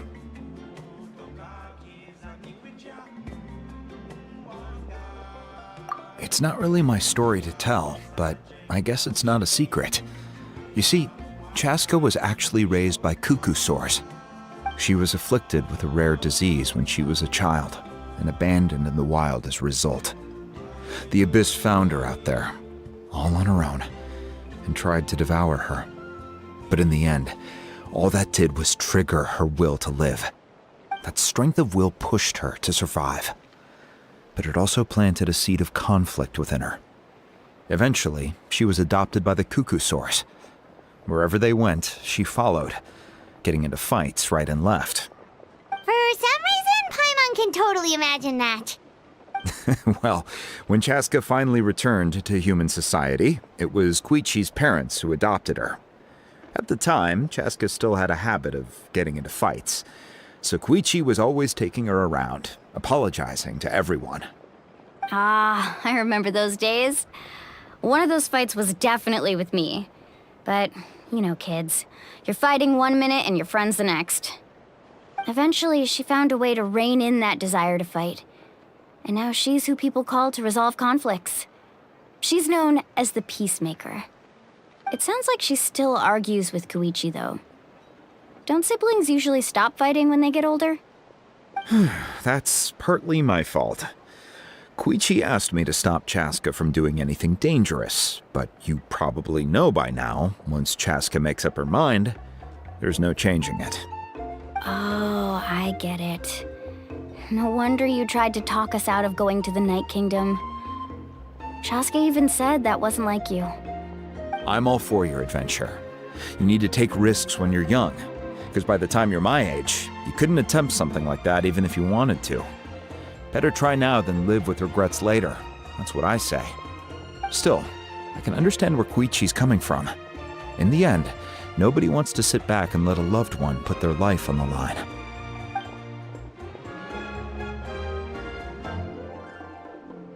All right, it's just the two of us now.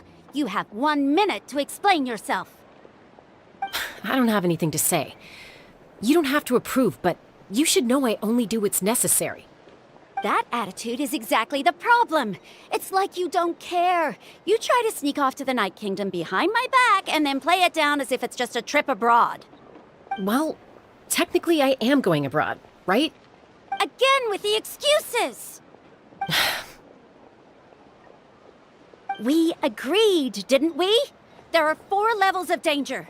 If it's not something urgent, you can only engage in level 2 danger and below. You can only go up to level 3 if a situation is so dire there's absolutely no alternative. But a trip to the Night Kingdom? If that's not a level 4, I don't know what is. And you were just going to sneak into the place without saying anything. What do you mean, sneak into the place? I always planned on walking in there with my head held high. You bought off Uncle Wina, didn't you? He promised me he'd stop you from doing anything dangerous. Oh, it's like he didn't even try. You feel like he went back on his word. What if I told you my mind was made up, and there was nothing he could have done? Not even by force. Oh, I knew it! So he did try to say something, but you didn't listen. This is important. If you were in my shoes, you'd make the same decision. You don't know that? I'm a doctor, and I handle logistics. If you're going to waltz into a dangerous situation where you could lose control at any moment, it's my duty to say something. All right, whatever. Anything else? What do you mean, anything else? Why don't you reflect on what you've done and promise me you'll stay put? Time out. Is this one of our normal arguments or a serious one? Chaska, does it sound like I'm joking? Then, you need to know something. What happened to Kachina was partially my fault. I can't leave her there to die. That's not who I am. But the person you become when you lose control, that's also not who you are.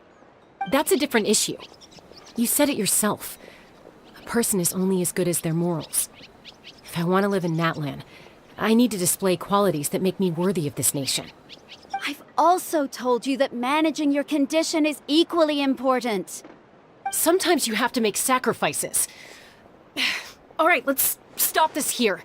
If we keep going, I might actually have to get serious. And I think Wyna prefers his roof attached to his house. Is that a threat? That sounds like a threat to me. Koichi! Younger sisters are supposed to listen to their elders. So, you're really going to go, no matter what I say? I'm supposed to be your sister. Then support me. I'll be back. All you have to do is wait. Chaska. So, that's it. Why'd you have to turn out to be so darn annoying?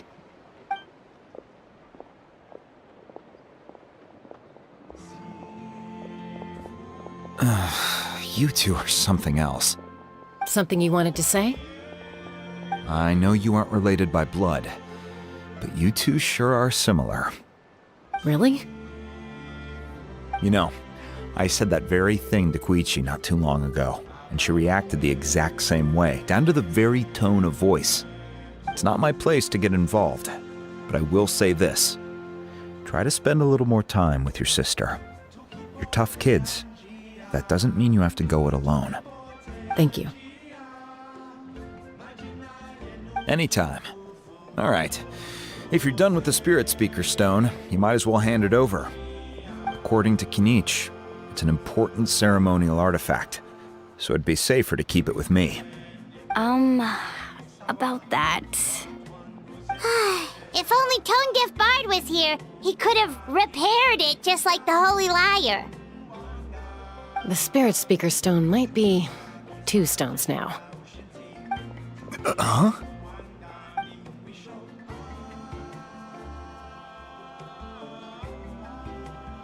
I see.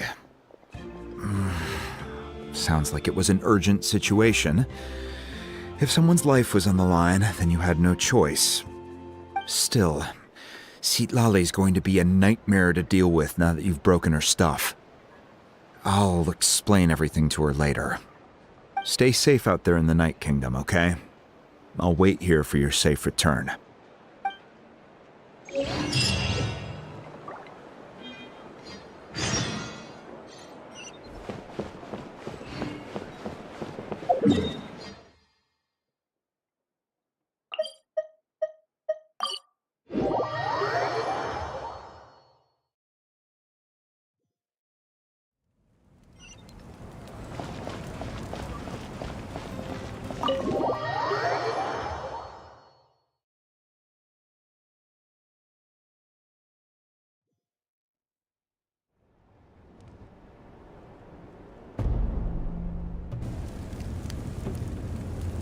We're back! We found Kachina's ancient name, too!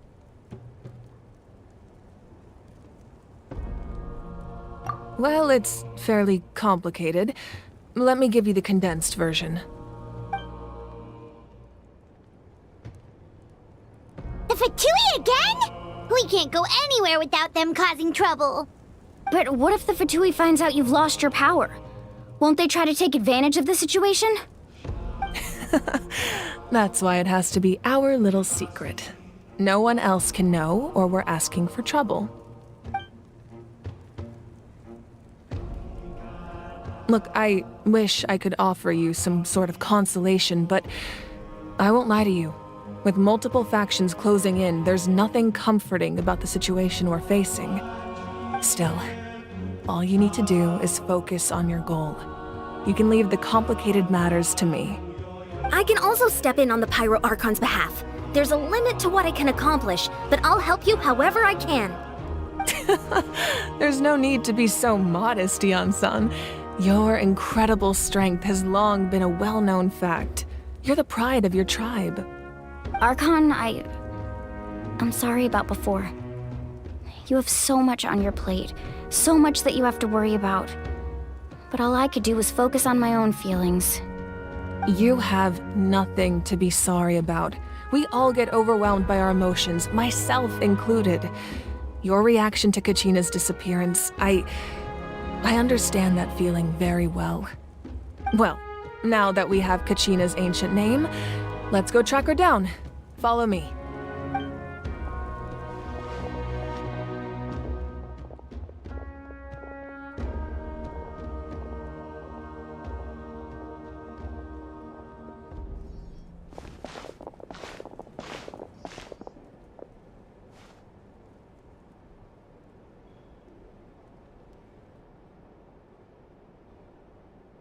What is this place? Hey, isn't that Atea's talisman?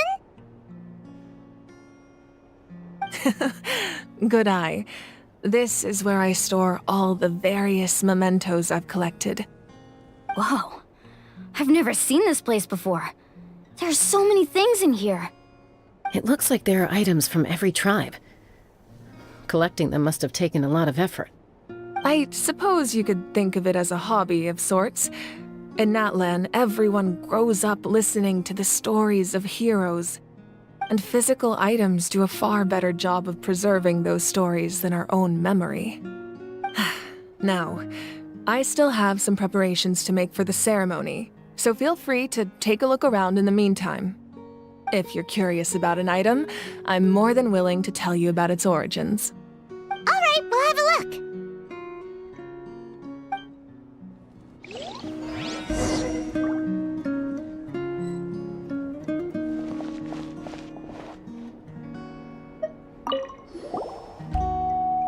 This is Atea's talisman. I'm sure you're familiar with this one already. Atea was rarely ever without it. The talisman brought her a lot of luck in battle.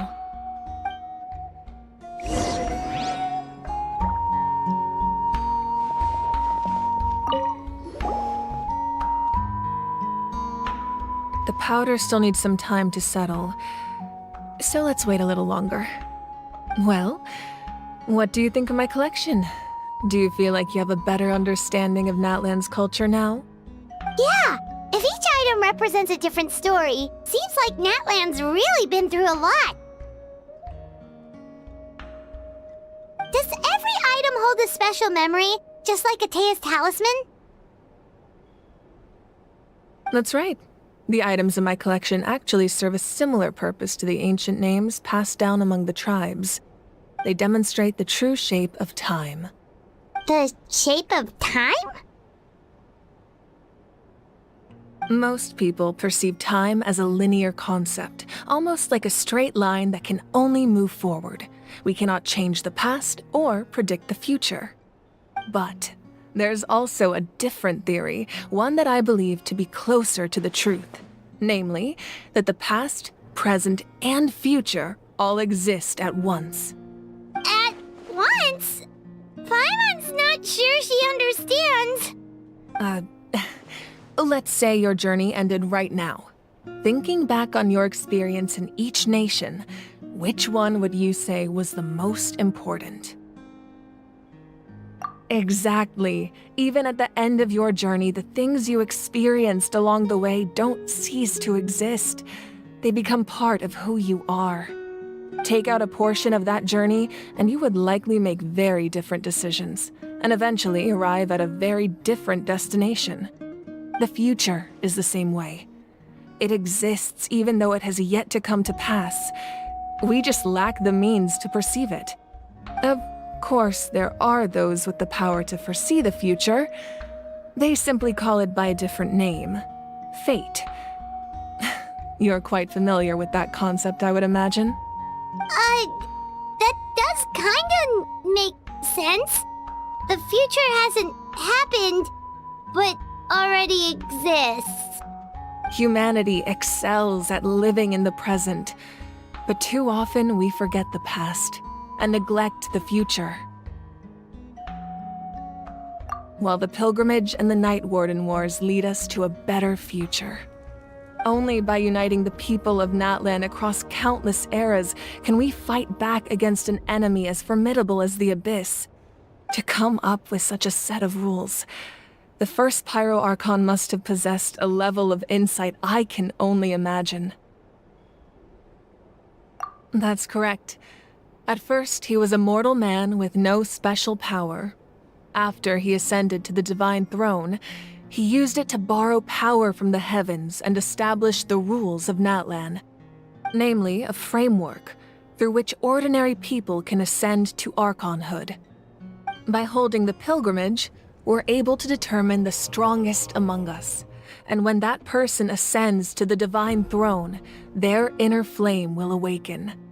In addition, the sacred flame will grant them significant knowledge and memory of this land. After all, that's how I came to know everything I just told you. So, it all comes down to the power of the divine throne and the rules. Wait, is that a family portrait? Yes, that's my mother, father, younger sister, and the little saurians we raised. I turned a piece of my dad's leather armor into a canvas and commissioned a famous artist to paint our likeness. Your sister is so cute! It looks like the two of you are really close. Paimon was having a hard time thinking of an Archon as an ordinary person, but seeing this portrait, it kind of makes sense now. It really doesn't look like there was anything special about you before. Oh, wait, is Paimon allowed to say that? A little late for that question, don't you think? Sorry! Paimon's so sorry! Paimon's mouth works faster than her brain sometimes. It's alright. I'd never get upset over something like that. No matter what others may say, my past is a precious part of my identity. I'm forever proud of the life I used to lead. Becoming the Archon doesn't mean you sever ties with your family. The position just comes with a lot of responsibilities, so it impacts how often you get to see them. My father made the most delicious stew, so my sister would often bring me a large pot of his cooking, and we would sit on a blanket and eat it together. One time, we didn't close the door securely, and the saurians we were raising ran into the room and knocked over the entire pot. My sister immediately burst into tears. The two troublemakers were going for the meat, but when they saw my sister's distress, they froze on the spot. I still remember the way they laid there, sulking like a pair of children, even after making such a mess. It was frustrating, but in the end, all I could do was comfort my sister and move on. Wow. Isn't that what being a family is all about? I think about that story a lot, actually.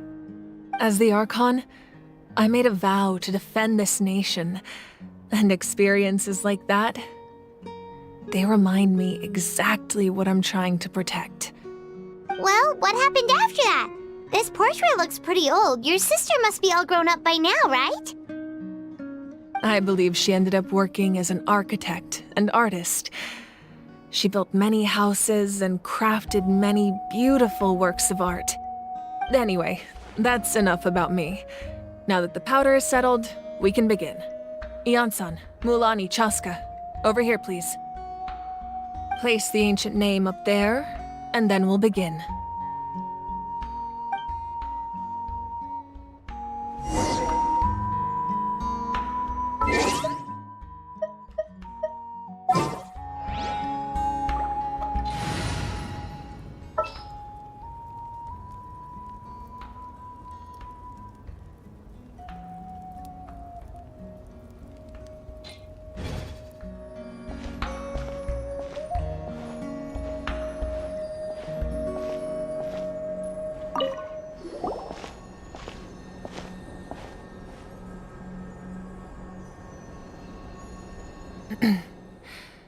Surely as the echoes of life resound through heaven and earth, so too shall our stories remain eternal. Ancient name, take us to your fated bearer. Allow her to answer our call.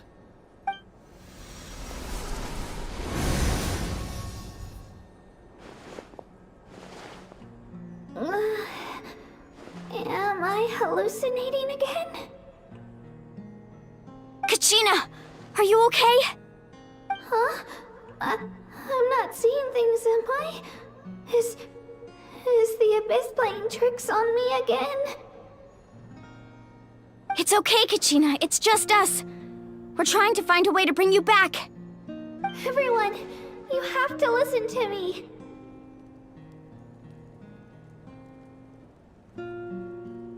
I've been investigating the Night Kingdom this entire time, and I figured out what's wrong. The Wayab is being affected by the Abyss. I was waiting for the Wayab to send me back, but then this really strong monster came in and it almost killed me.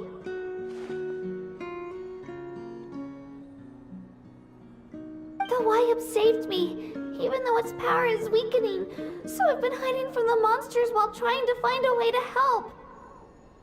The Night Kingdom has become a huge mess, though. I keep hearing these awful sounds and seeing really horrible things. Don't listen to those sounds, Kachina. The Abyss is trying to strip you of your sanity. All you need to do is stay safe and wait for us. We'll be there shortly. It's okay. I feel so much better now that I've had the chance to talk to you guys. You don't need to worry about me. I've never been strong or special at all, really.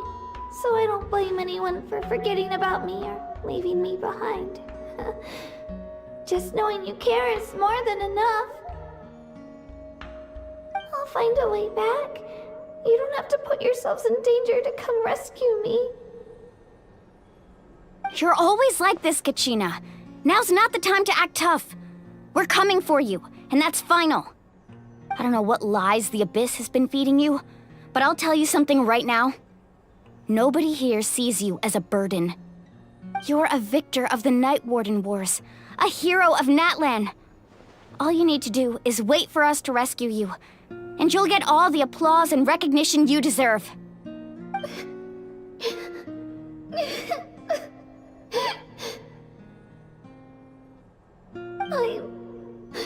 I'm really scared. Everything's so dark and creepy here.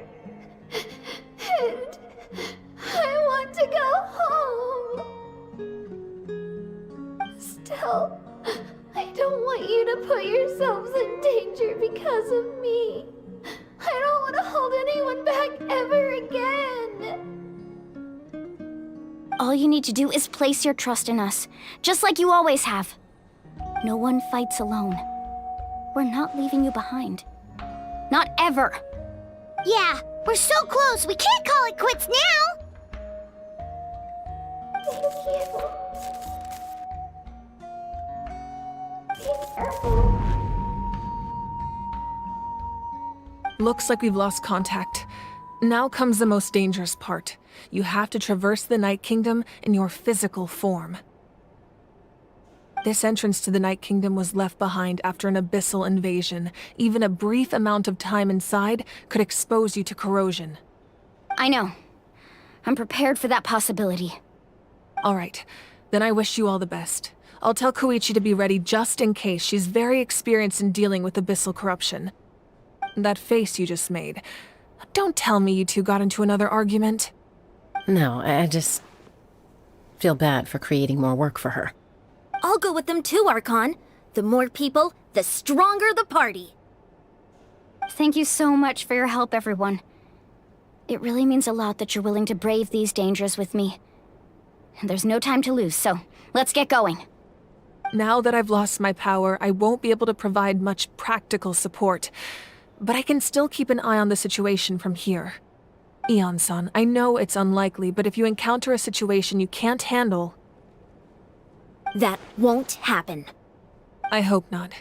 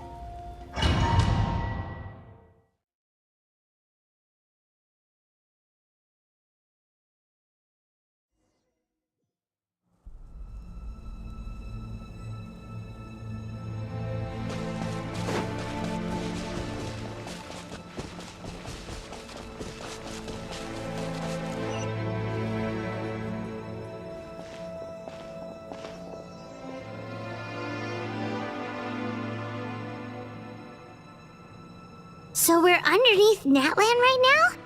It looks nothing like Paimon was imagining. That's because in the distant past, Natlan was home to an incredibly advanced civilization ruled by dragons.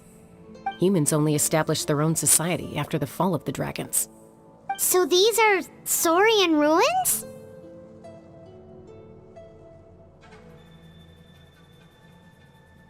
Wait, you mean like the elemental sovereigns? They had their own advanced civilization? Yes, a really long time ago. Very few records have survived until now, so no one really knows what the devices here are for. These ruins have been abandoned for a long time, but with the recent increase in Abyss activity, the installations around here have somehow been activated again. So what you're saying is, we're not in for an easy trip to the Night Kingdom. No, it's going to be obstacle after obstacle from here on out.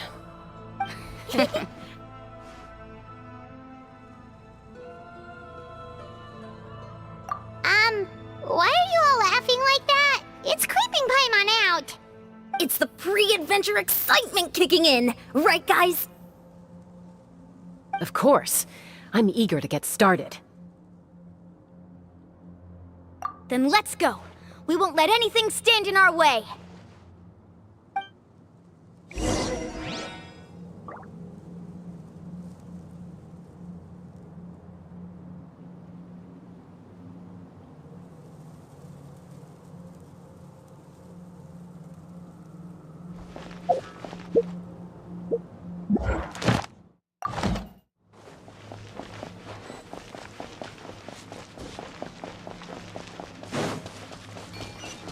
Seems like the road ends here.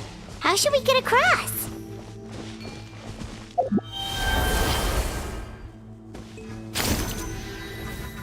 As a professional trainer, I think you could stand to build up your endurance, Paimon. Professional trainer?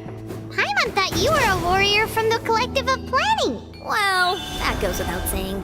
But I actually work as a sports coach. I provide professional guidance for many of Natlan's popular sports. And I don't just mean physical training. I design nutrition plans as well. Ah, so basically no sugar, no soft drinks, no grilled meat. Yeah, we'll be here all day if you list them out one by one. It's much faster to just focus on what's good for you. Such as? Vegetable juice. Want some? You know, Ian-san, Paimon feel... Those guys look familiar. We've fought them before. Let's go. Show no mercy.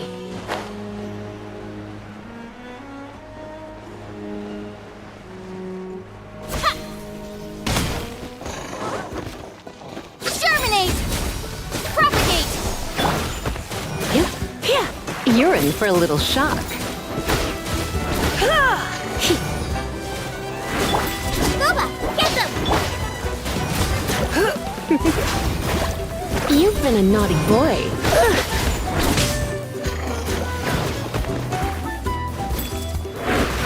Don't be such a brute.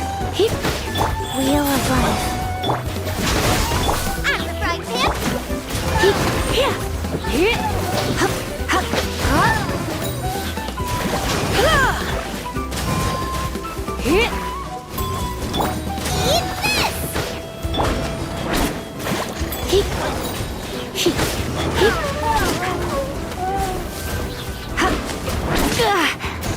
Come a little closer.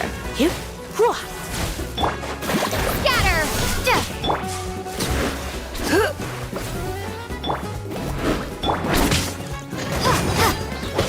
Propagate! You're in for a little shock.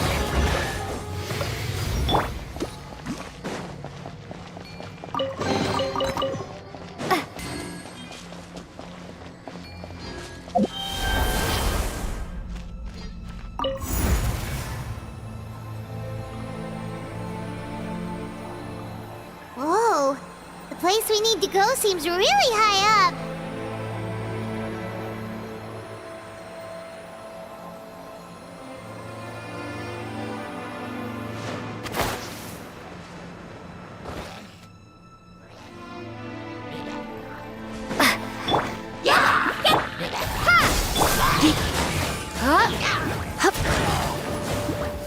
Come a little closer.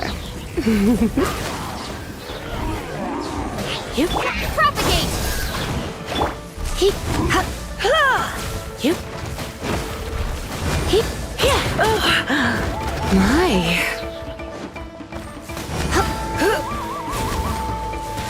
Life goes on.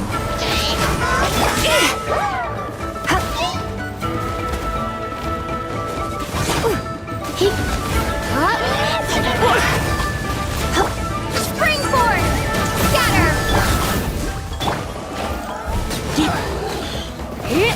He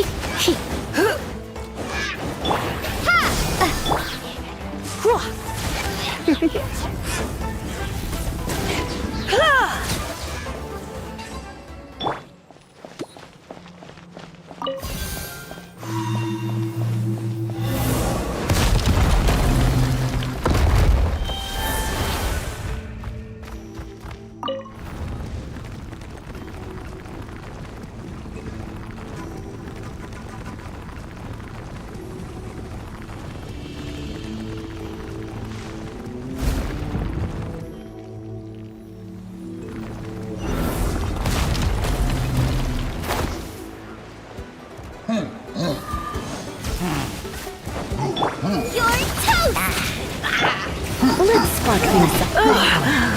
My. go wild. Propagate.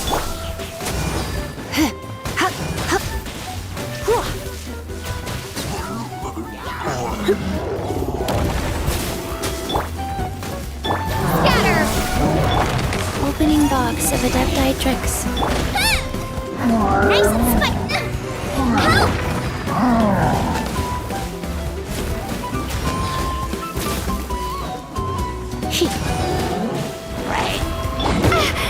Maybe I wasn't meant for this world.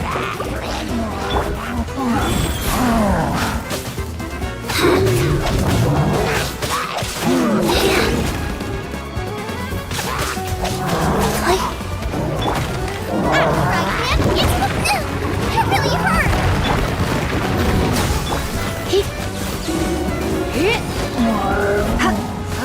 Don't be such a brute.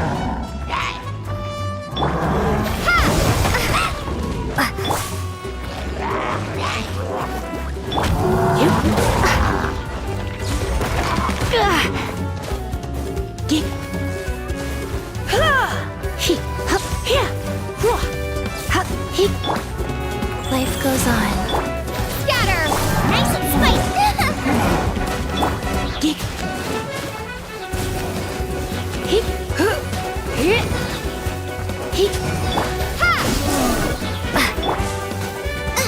frying pan!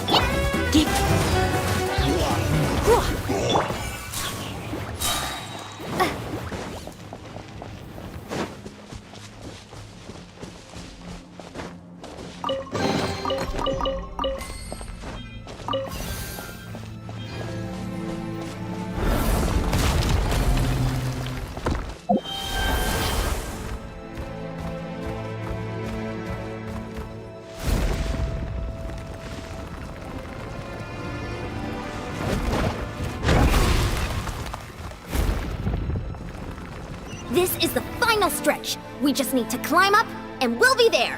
Nothing to it. Easy for you to say.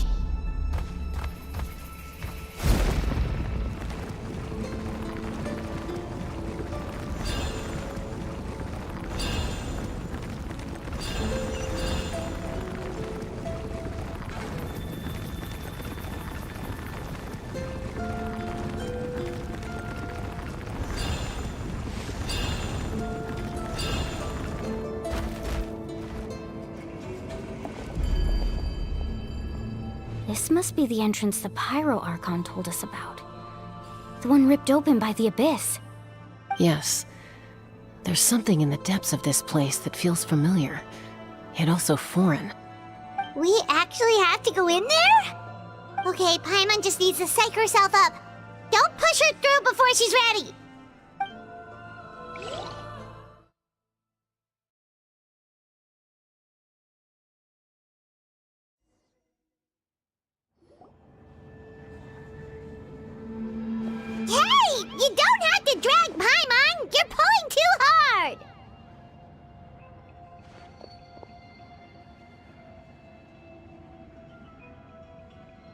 Looks like we made it.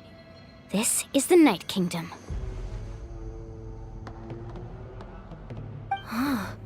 It looks so different from what I imagined in the stories. That overflow of energy is probably what trapped Kachina here in the first place. From this point forward, everything we know about the real world no longer applies. Anything can happen here.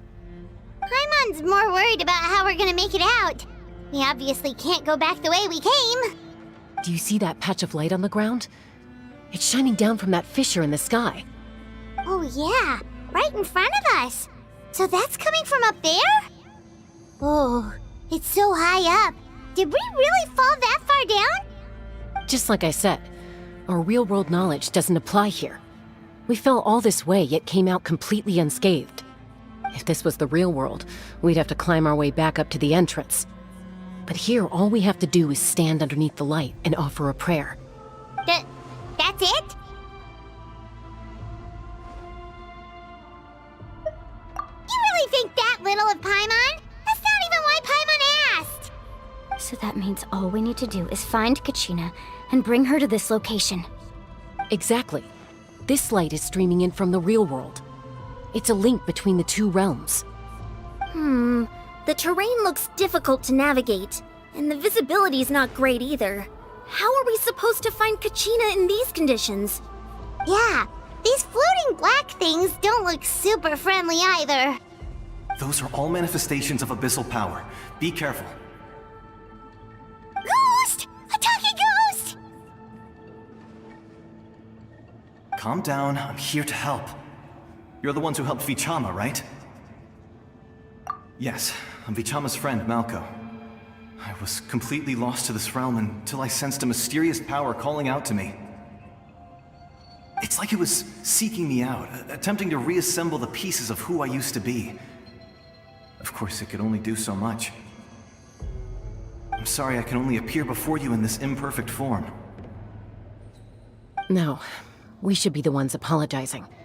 If the Spirit Speaker's stone hadn't become corrupted by the Abyss, we could have done much more. But we had to destroy it. Otherwise, Vichama and his tribe would have been in danger. Of course. Thank you for protecting him. I never imagined that, even after all these years, he'd still take such a risk for me. Under the power of the stone, it felt like our souls were connected. Turns out even our regrets were exactly the same. Whether in triumph or death, you want your best friend by your side. Exactly. That may not be in the cards for us, but it's not too late for you.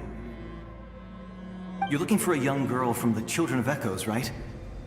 She's being chased by an embodiment of abyssal power. I'd like to help her while I'm still in this form, so follow me. Be careful. This place has been severely corroded by the Abyss. Paimon didn't realize it had gotten this bad. It's like a seething volcano ready to engulf our world at any moment. Ouch! Quick, get back here!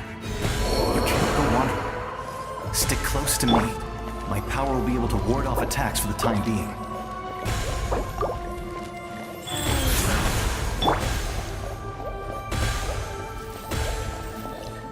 We won't be able to keep this up. Let's try another route. This way.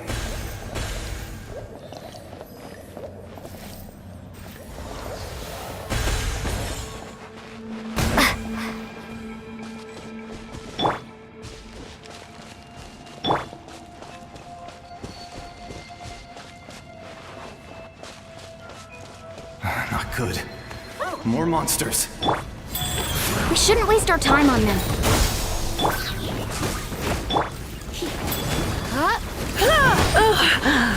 My!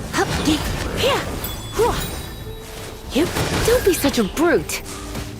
Out of the frying pan!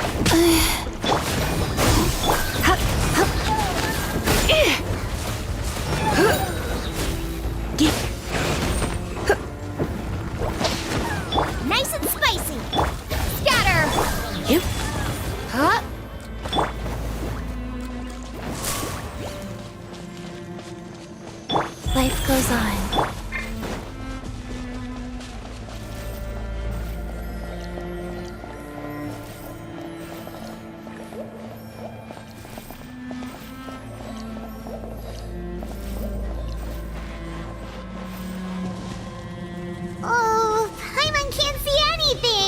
It's easy to get lost here. Just stick close.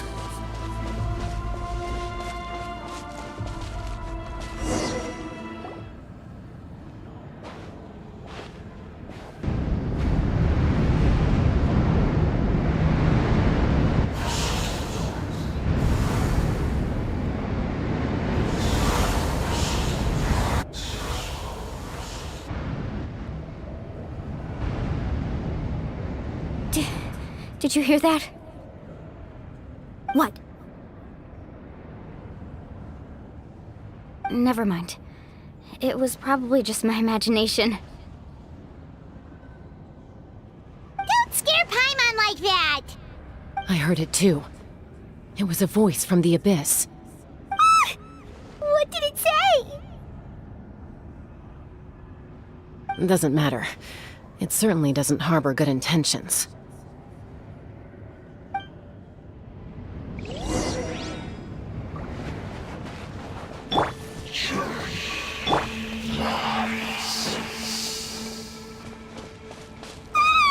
Paimon just heard it too!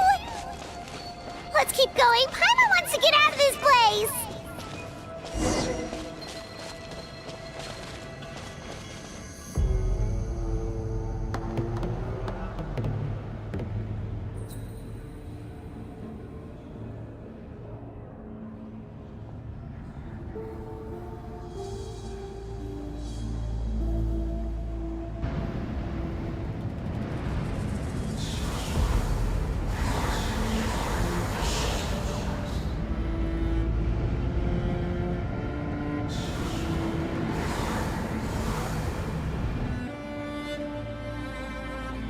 We're here, Kachina!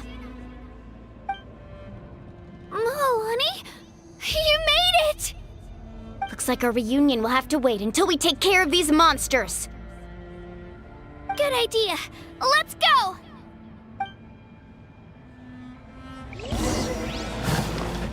Kabam!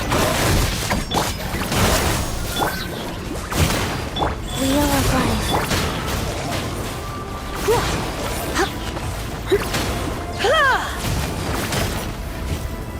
Blitz. Propagate! Lola, get them!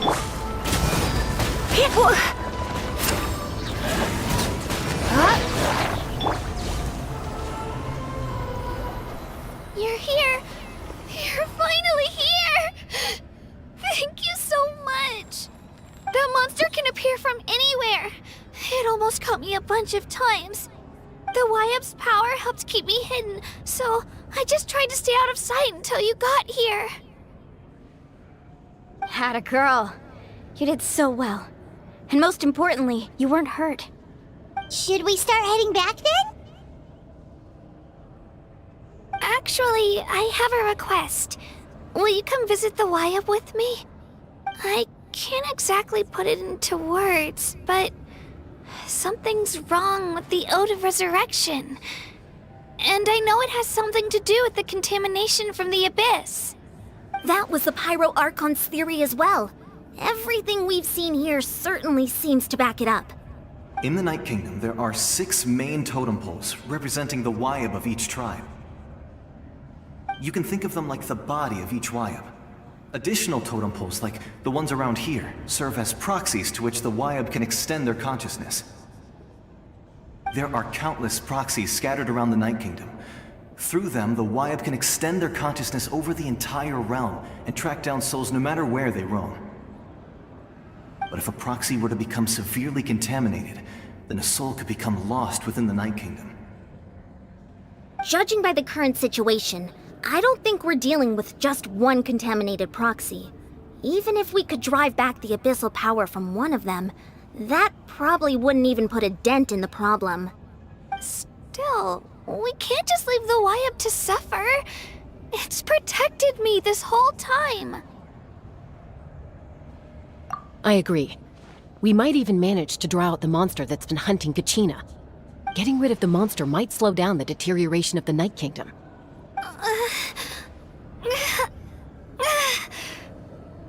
Kachina? What's wrong? Nothing. Just a headache. And that voice again. telling me to abandon the Wayab and leave this place. Maybe we really should leave. Kachina's already been here for too long. No, I'm fine. I don't plan on listening to that nonsense. I can just up ahead. I'll lead the way. Besides, I can still fight, so please, help me out a little longer. Listen to me, Kachina. We'll come with you, but that's because we want to help the Wayab, not because we have something to prove. You don't have anything to prove either. It's okay if you reach your limit. We'll be there for you. All right, the sooner we get this done, the better. We've already come all this way, so we might as well try to get to the bottom of this. Let's go. This way. I'll stay here and try to stall the Abyss monster. All by yourself? That's too dangerous! It's all right. I may not be as strong as that monster, but I'm definitely more familiar with the area. Besides, I don't have much time left. If you're anything like my friend, I'm sure you're not particularly fond of goodbyes. So go. Achieve your goal, and return to the world where you belong. Thank you for everything. You're a true hero. Thank you. No one fights alone.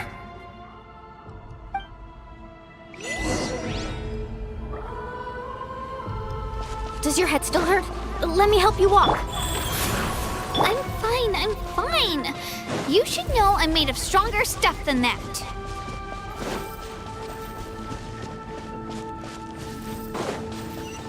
Scatter!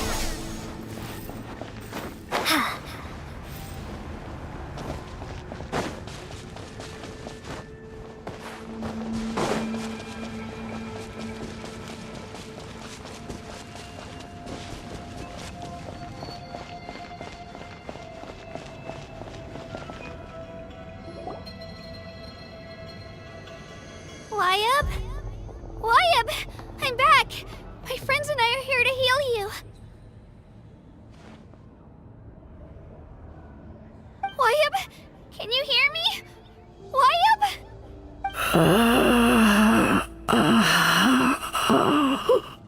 So we were right. The contamination is already too severe. It's preventing the Wayab from answering our calls. Alright, get ready everyone.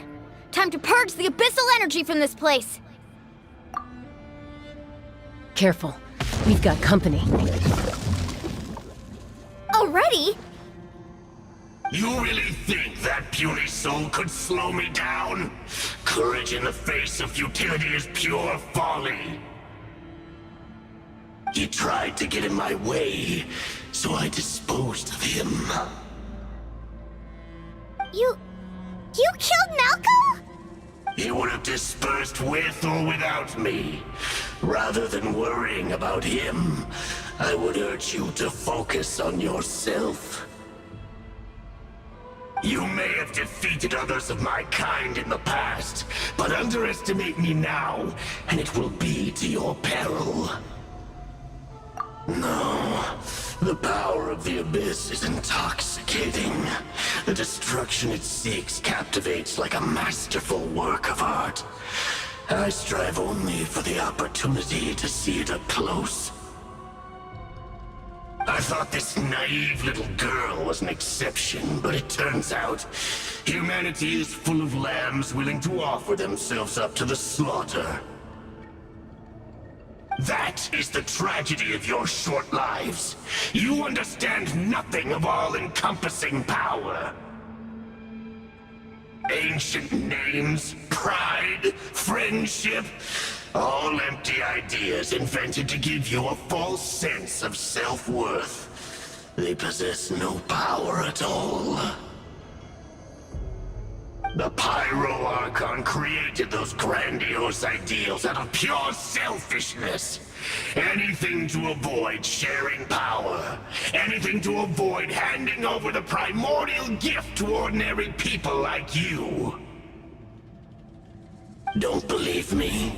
Then ask yourself, why is the Pyro Archon strong beyond measure, while you, Kachina, remain so pathetically weak?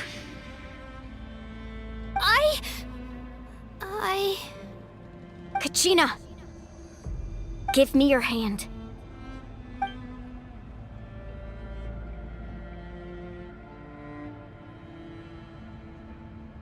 Feel that? I'm right here next to you. Thanks, Moalani.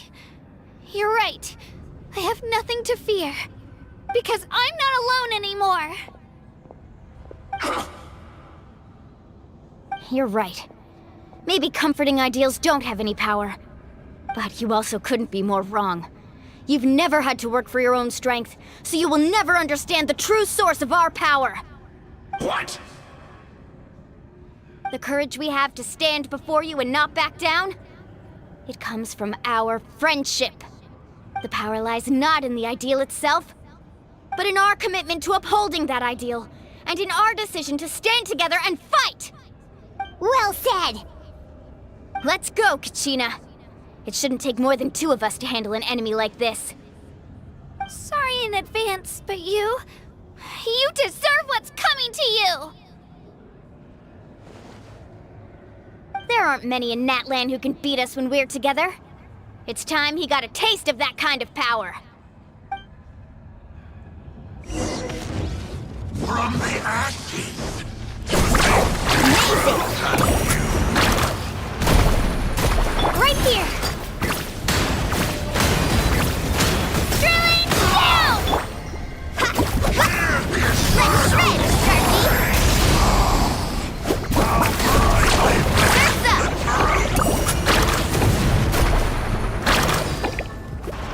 Right here! What lives of the future? Let's ride! Amazing!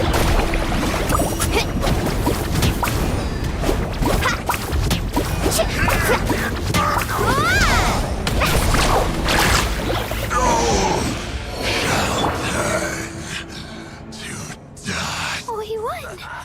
We actually won!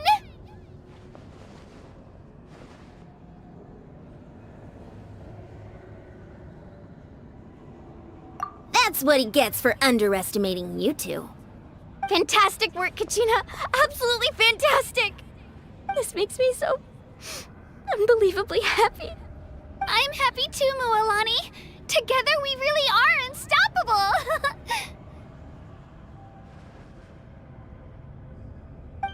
Huh? What's happening?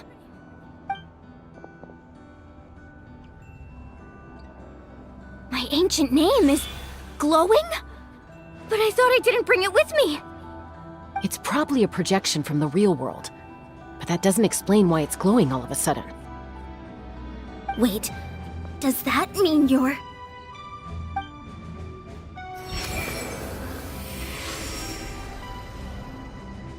That was a bold move. Diving headfirst into the fire to save your friend. Especially in a place so overrun with abyssal corruption. Still, seeing you pull it off was really something. Everything you said was exactly right. As isolated individuals, we stand no chance against the power of the Abyss. It took years' worth of scars, and lots of unnecessary suffering, for me to understand that for myself. The Pyro Archon's plan will unite us as one. Everyone has a part to play. Only then will we have the power to defeat the strongest of foes. Who are you? Tupac, a warrior from the people of the Springs. I fought against the Abyss during the invasion 500 years ago. I've heard that name before. You were the giant who saved all of Natlan. Since you were able to awaken my words from your ancient name, that means you have fully embodied the aspirations of the Wyab. Under the name Umoja, you shall unite the tribes and save Natlan from its impending doom. Me? As long as blood still runs through your veins, even the tiniest spark of steel against stone can ignite a flame. Its blaze will become one with the gaze of all Natlan. Even amid everlasting darkness, our bonds remain eternal.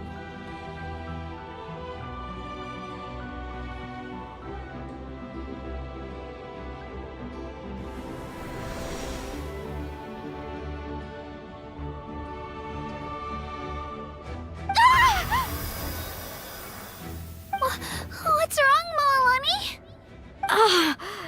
So many memories. My brain was just flooded with everything he once knew. So that's what happened. What do you mean? Did you just figure something out? 500 years ago, they foresaw the very crisis we're facing now. Efforts to save Natlan started all the way back then. We can go over the details once we get back. We shouldn't linger here longer than we have to.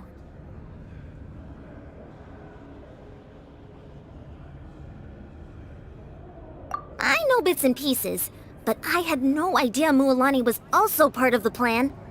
This sounds like something that's going to need a lot of explaining. Let's focus on saving the Wyatt first.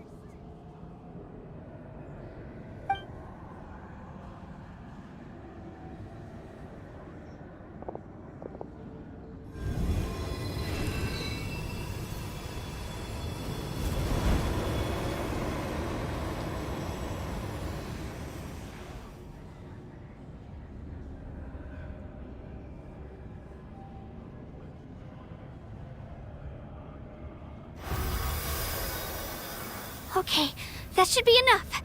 Wyatt? Wyatt? Can you hear me?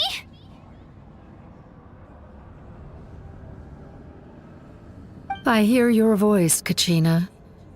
My dear child. Great. Well then, I'm afraid it's time to say goodbye. I just wanted to make sure you were okay before we leave, but we can't afford to stay here any longer. I was going to ask why you bestowed an ancient name upon someone like me, but it's okay. I'll keep searching within myself for the answer. I'll never stop trying to improve my strength. One day, I'll live up to the hero you saw in me. You are already an outstanding child in my eyes, Kachina. No matter what happens. Huh? You are all my most beloved children. It has always been my honor to protect and nurture you. Your ancient name is just that, a name.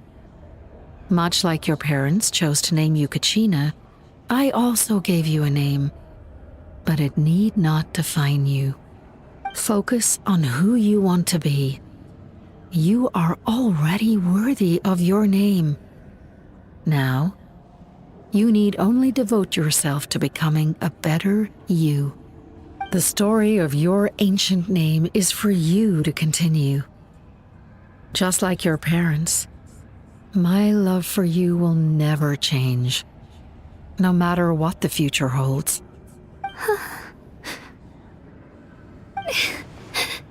Thank you, Wyatt. It gladdens me to see the Pyro Archon's plan move another step towards completion. But it's time for you to leave this place. The situation here is getting worse. Go now, my children. Save Natlan on behalf of all you hold dear. I know we've never met before, Wyatt, but I just wanted to say thank you for encouraging Kachina. It was exactly what she needed to hear. Whoa! What's going on? An earthquake? We're out of time. It's the power of the Abyss. Quick, we need to run!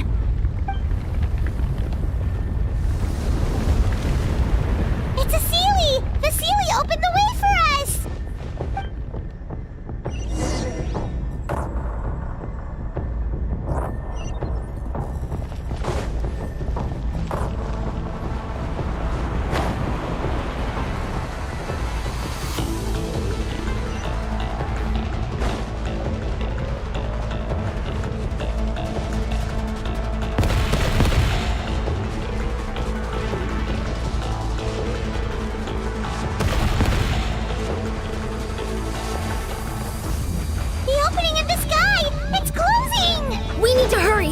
We'll be stuck here!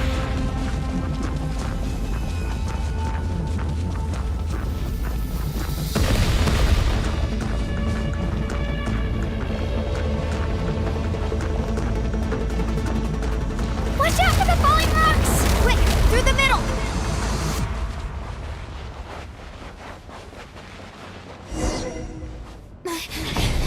Come on, faster!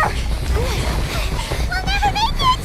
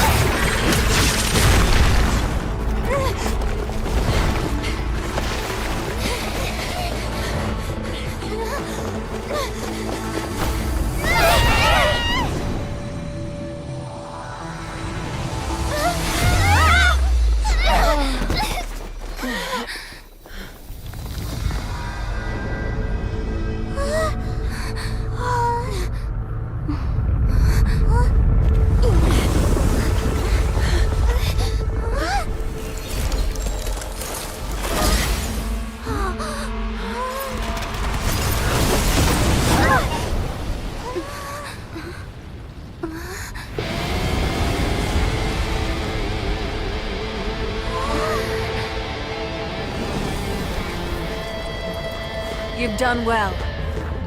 Now come home.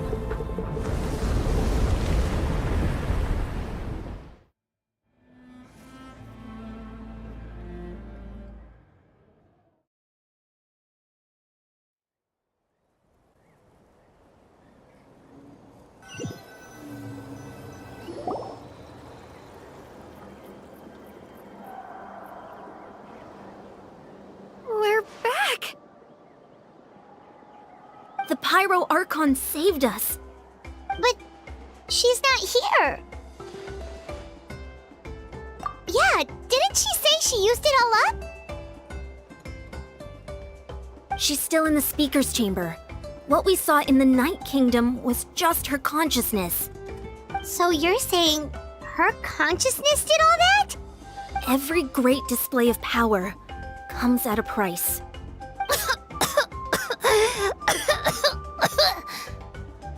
You must feel terrible, Kachina. Just hold on. We'll get you to a doctor soon. Let's get back to the stadium. The Pyro Archon said she'd have a doctor waiting for us. I recommend getting a full checkup, just to make sure no damage gets left behind. Paimon feels okay. What about you, Traveler? Right. You always seem to do pretty well against the Abyss.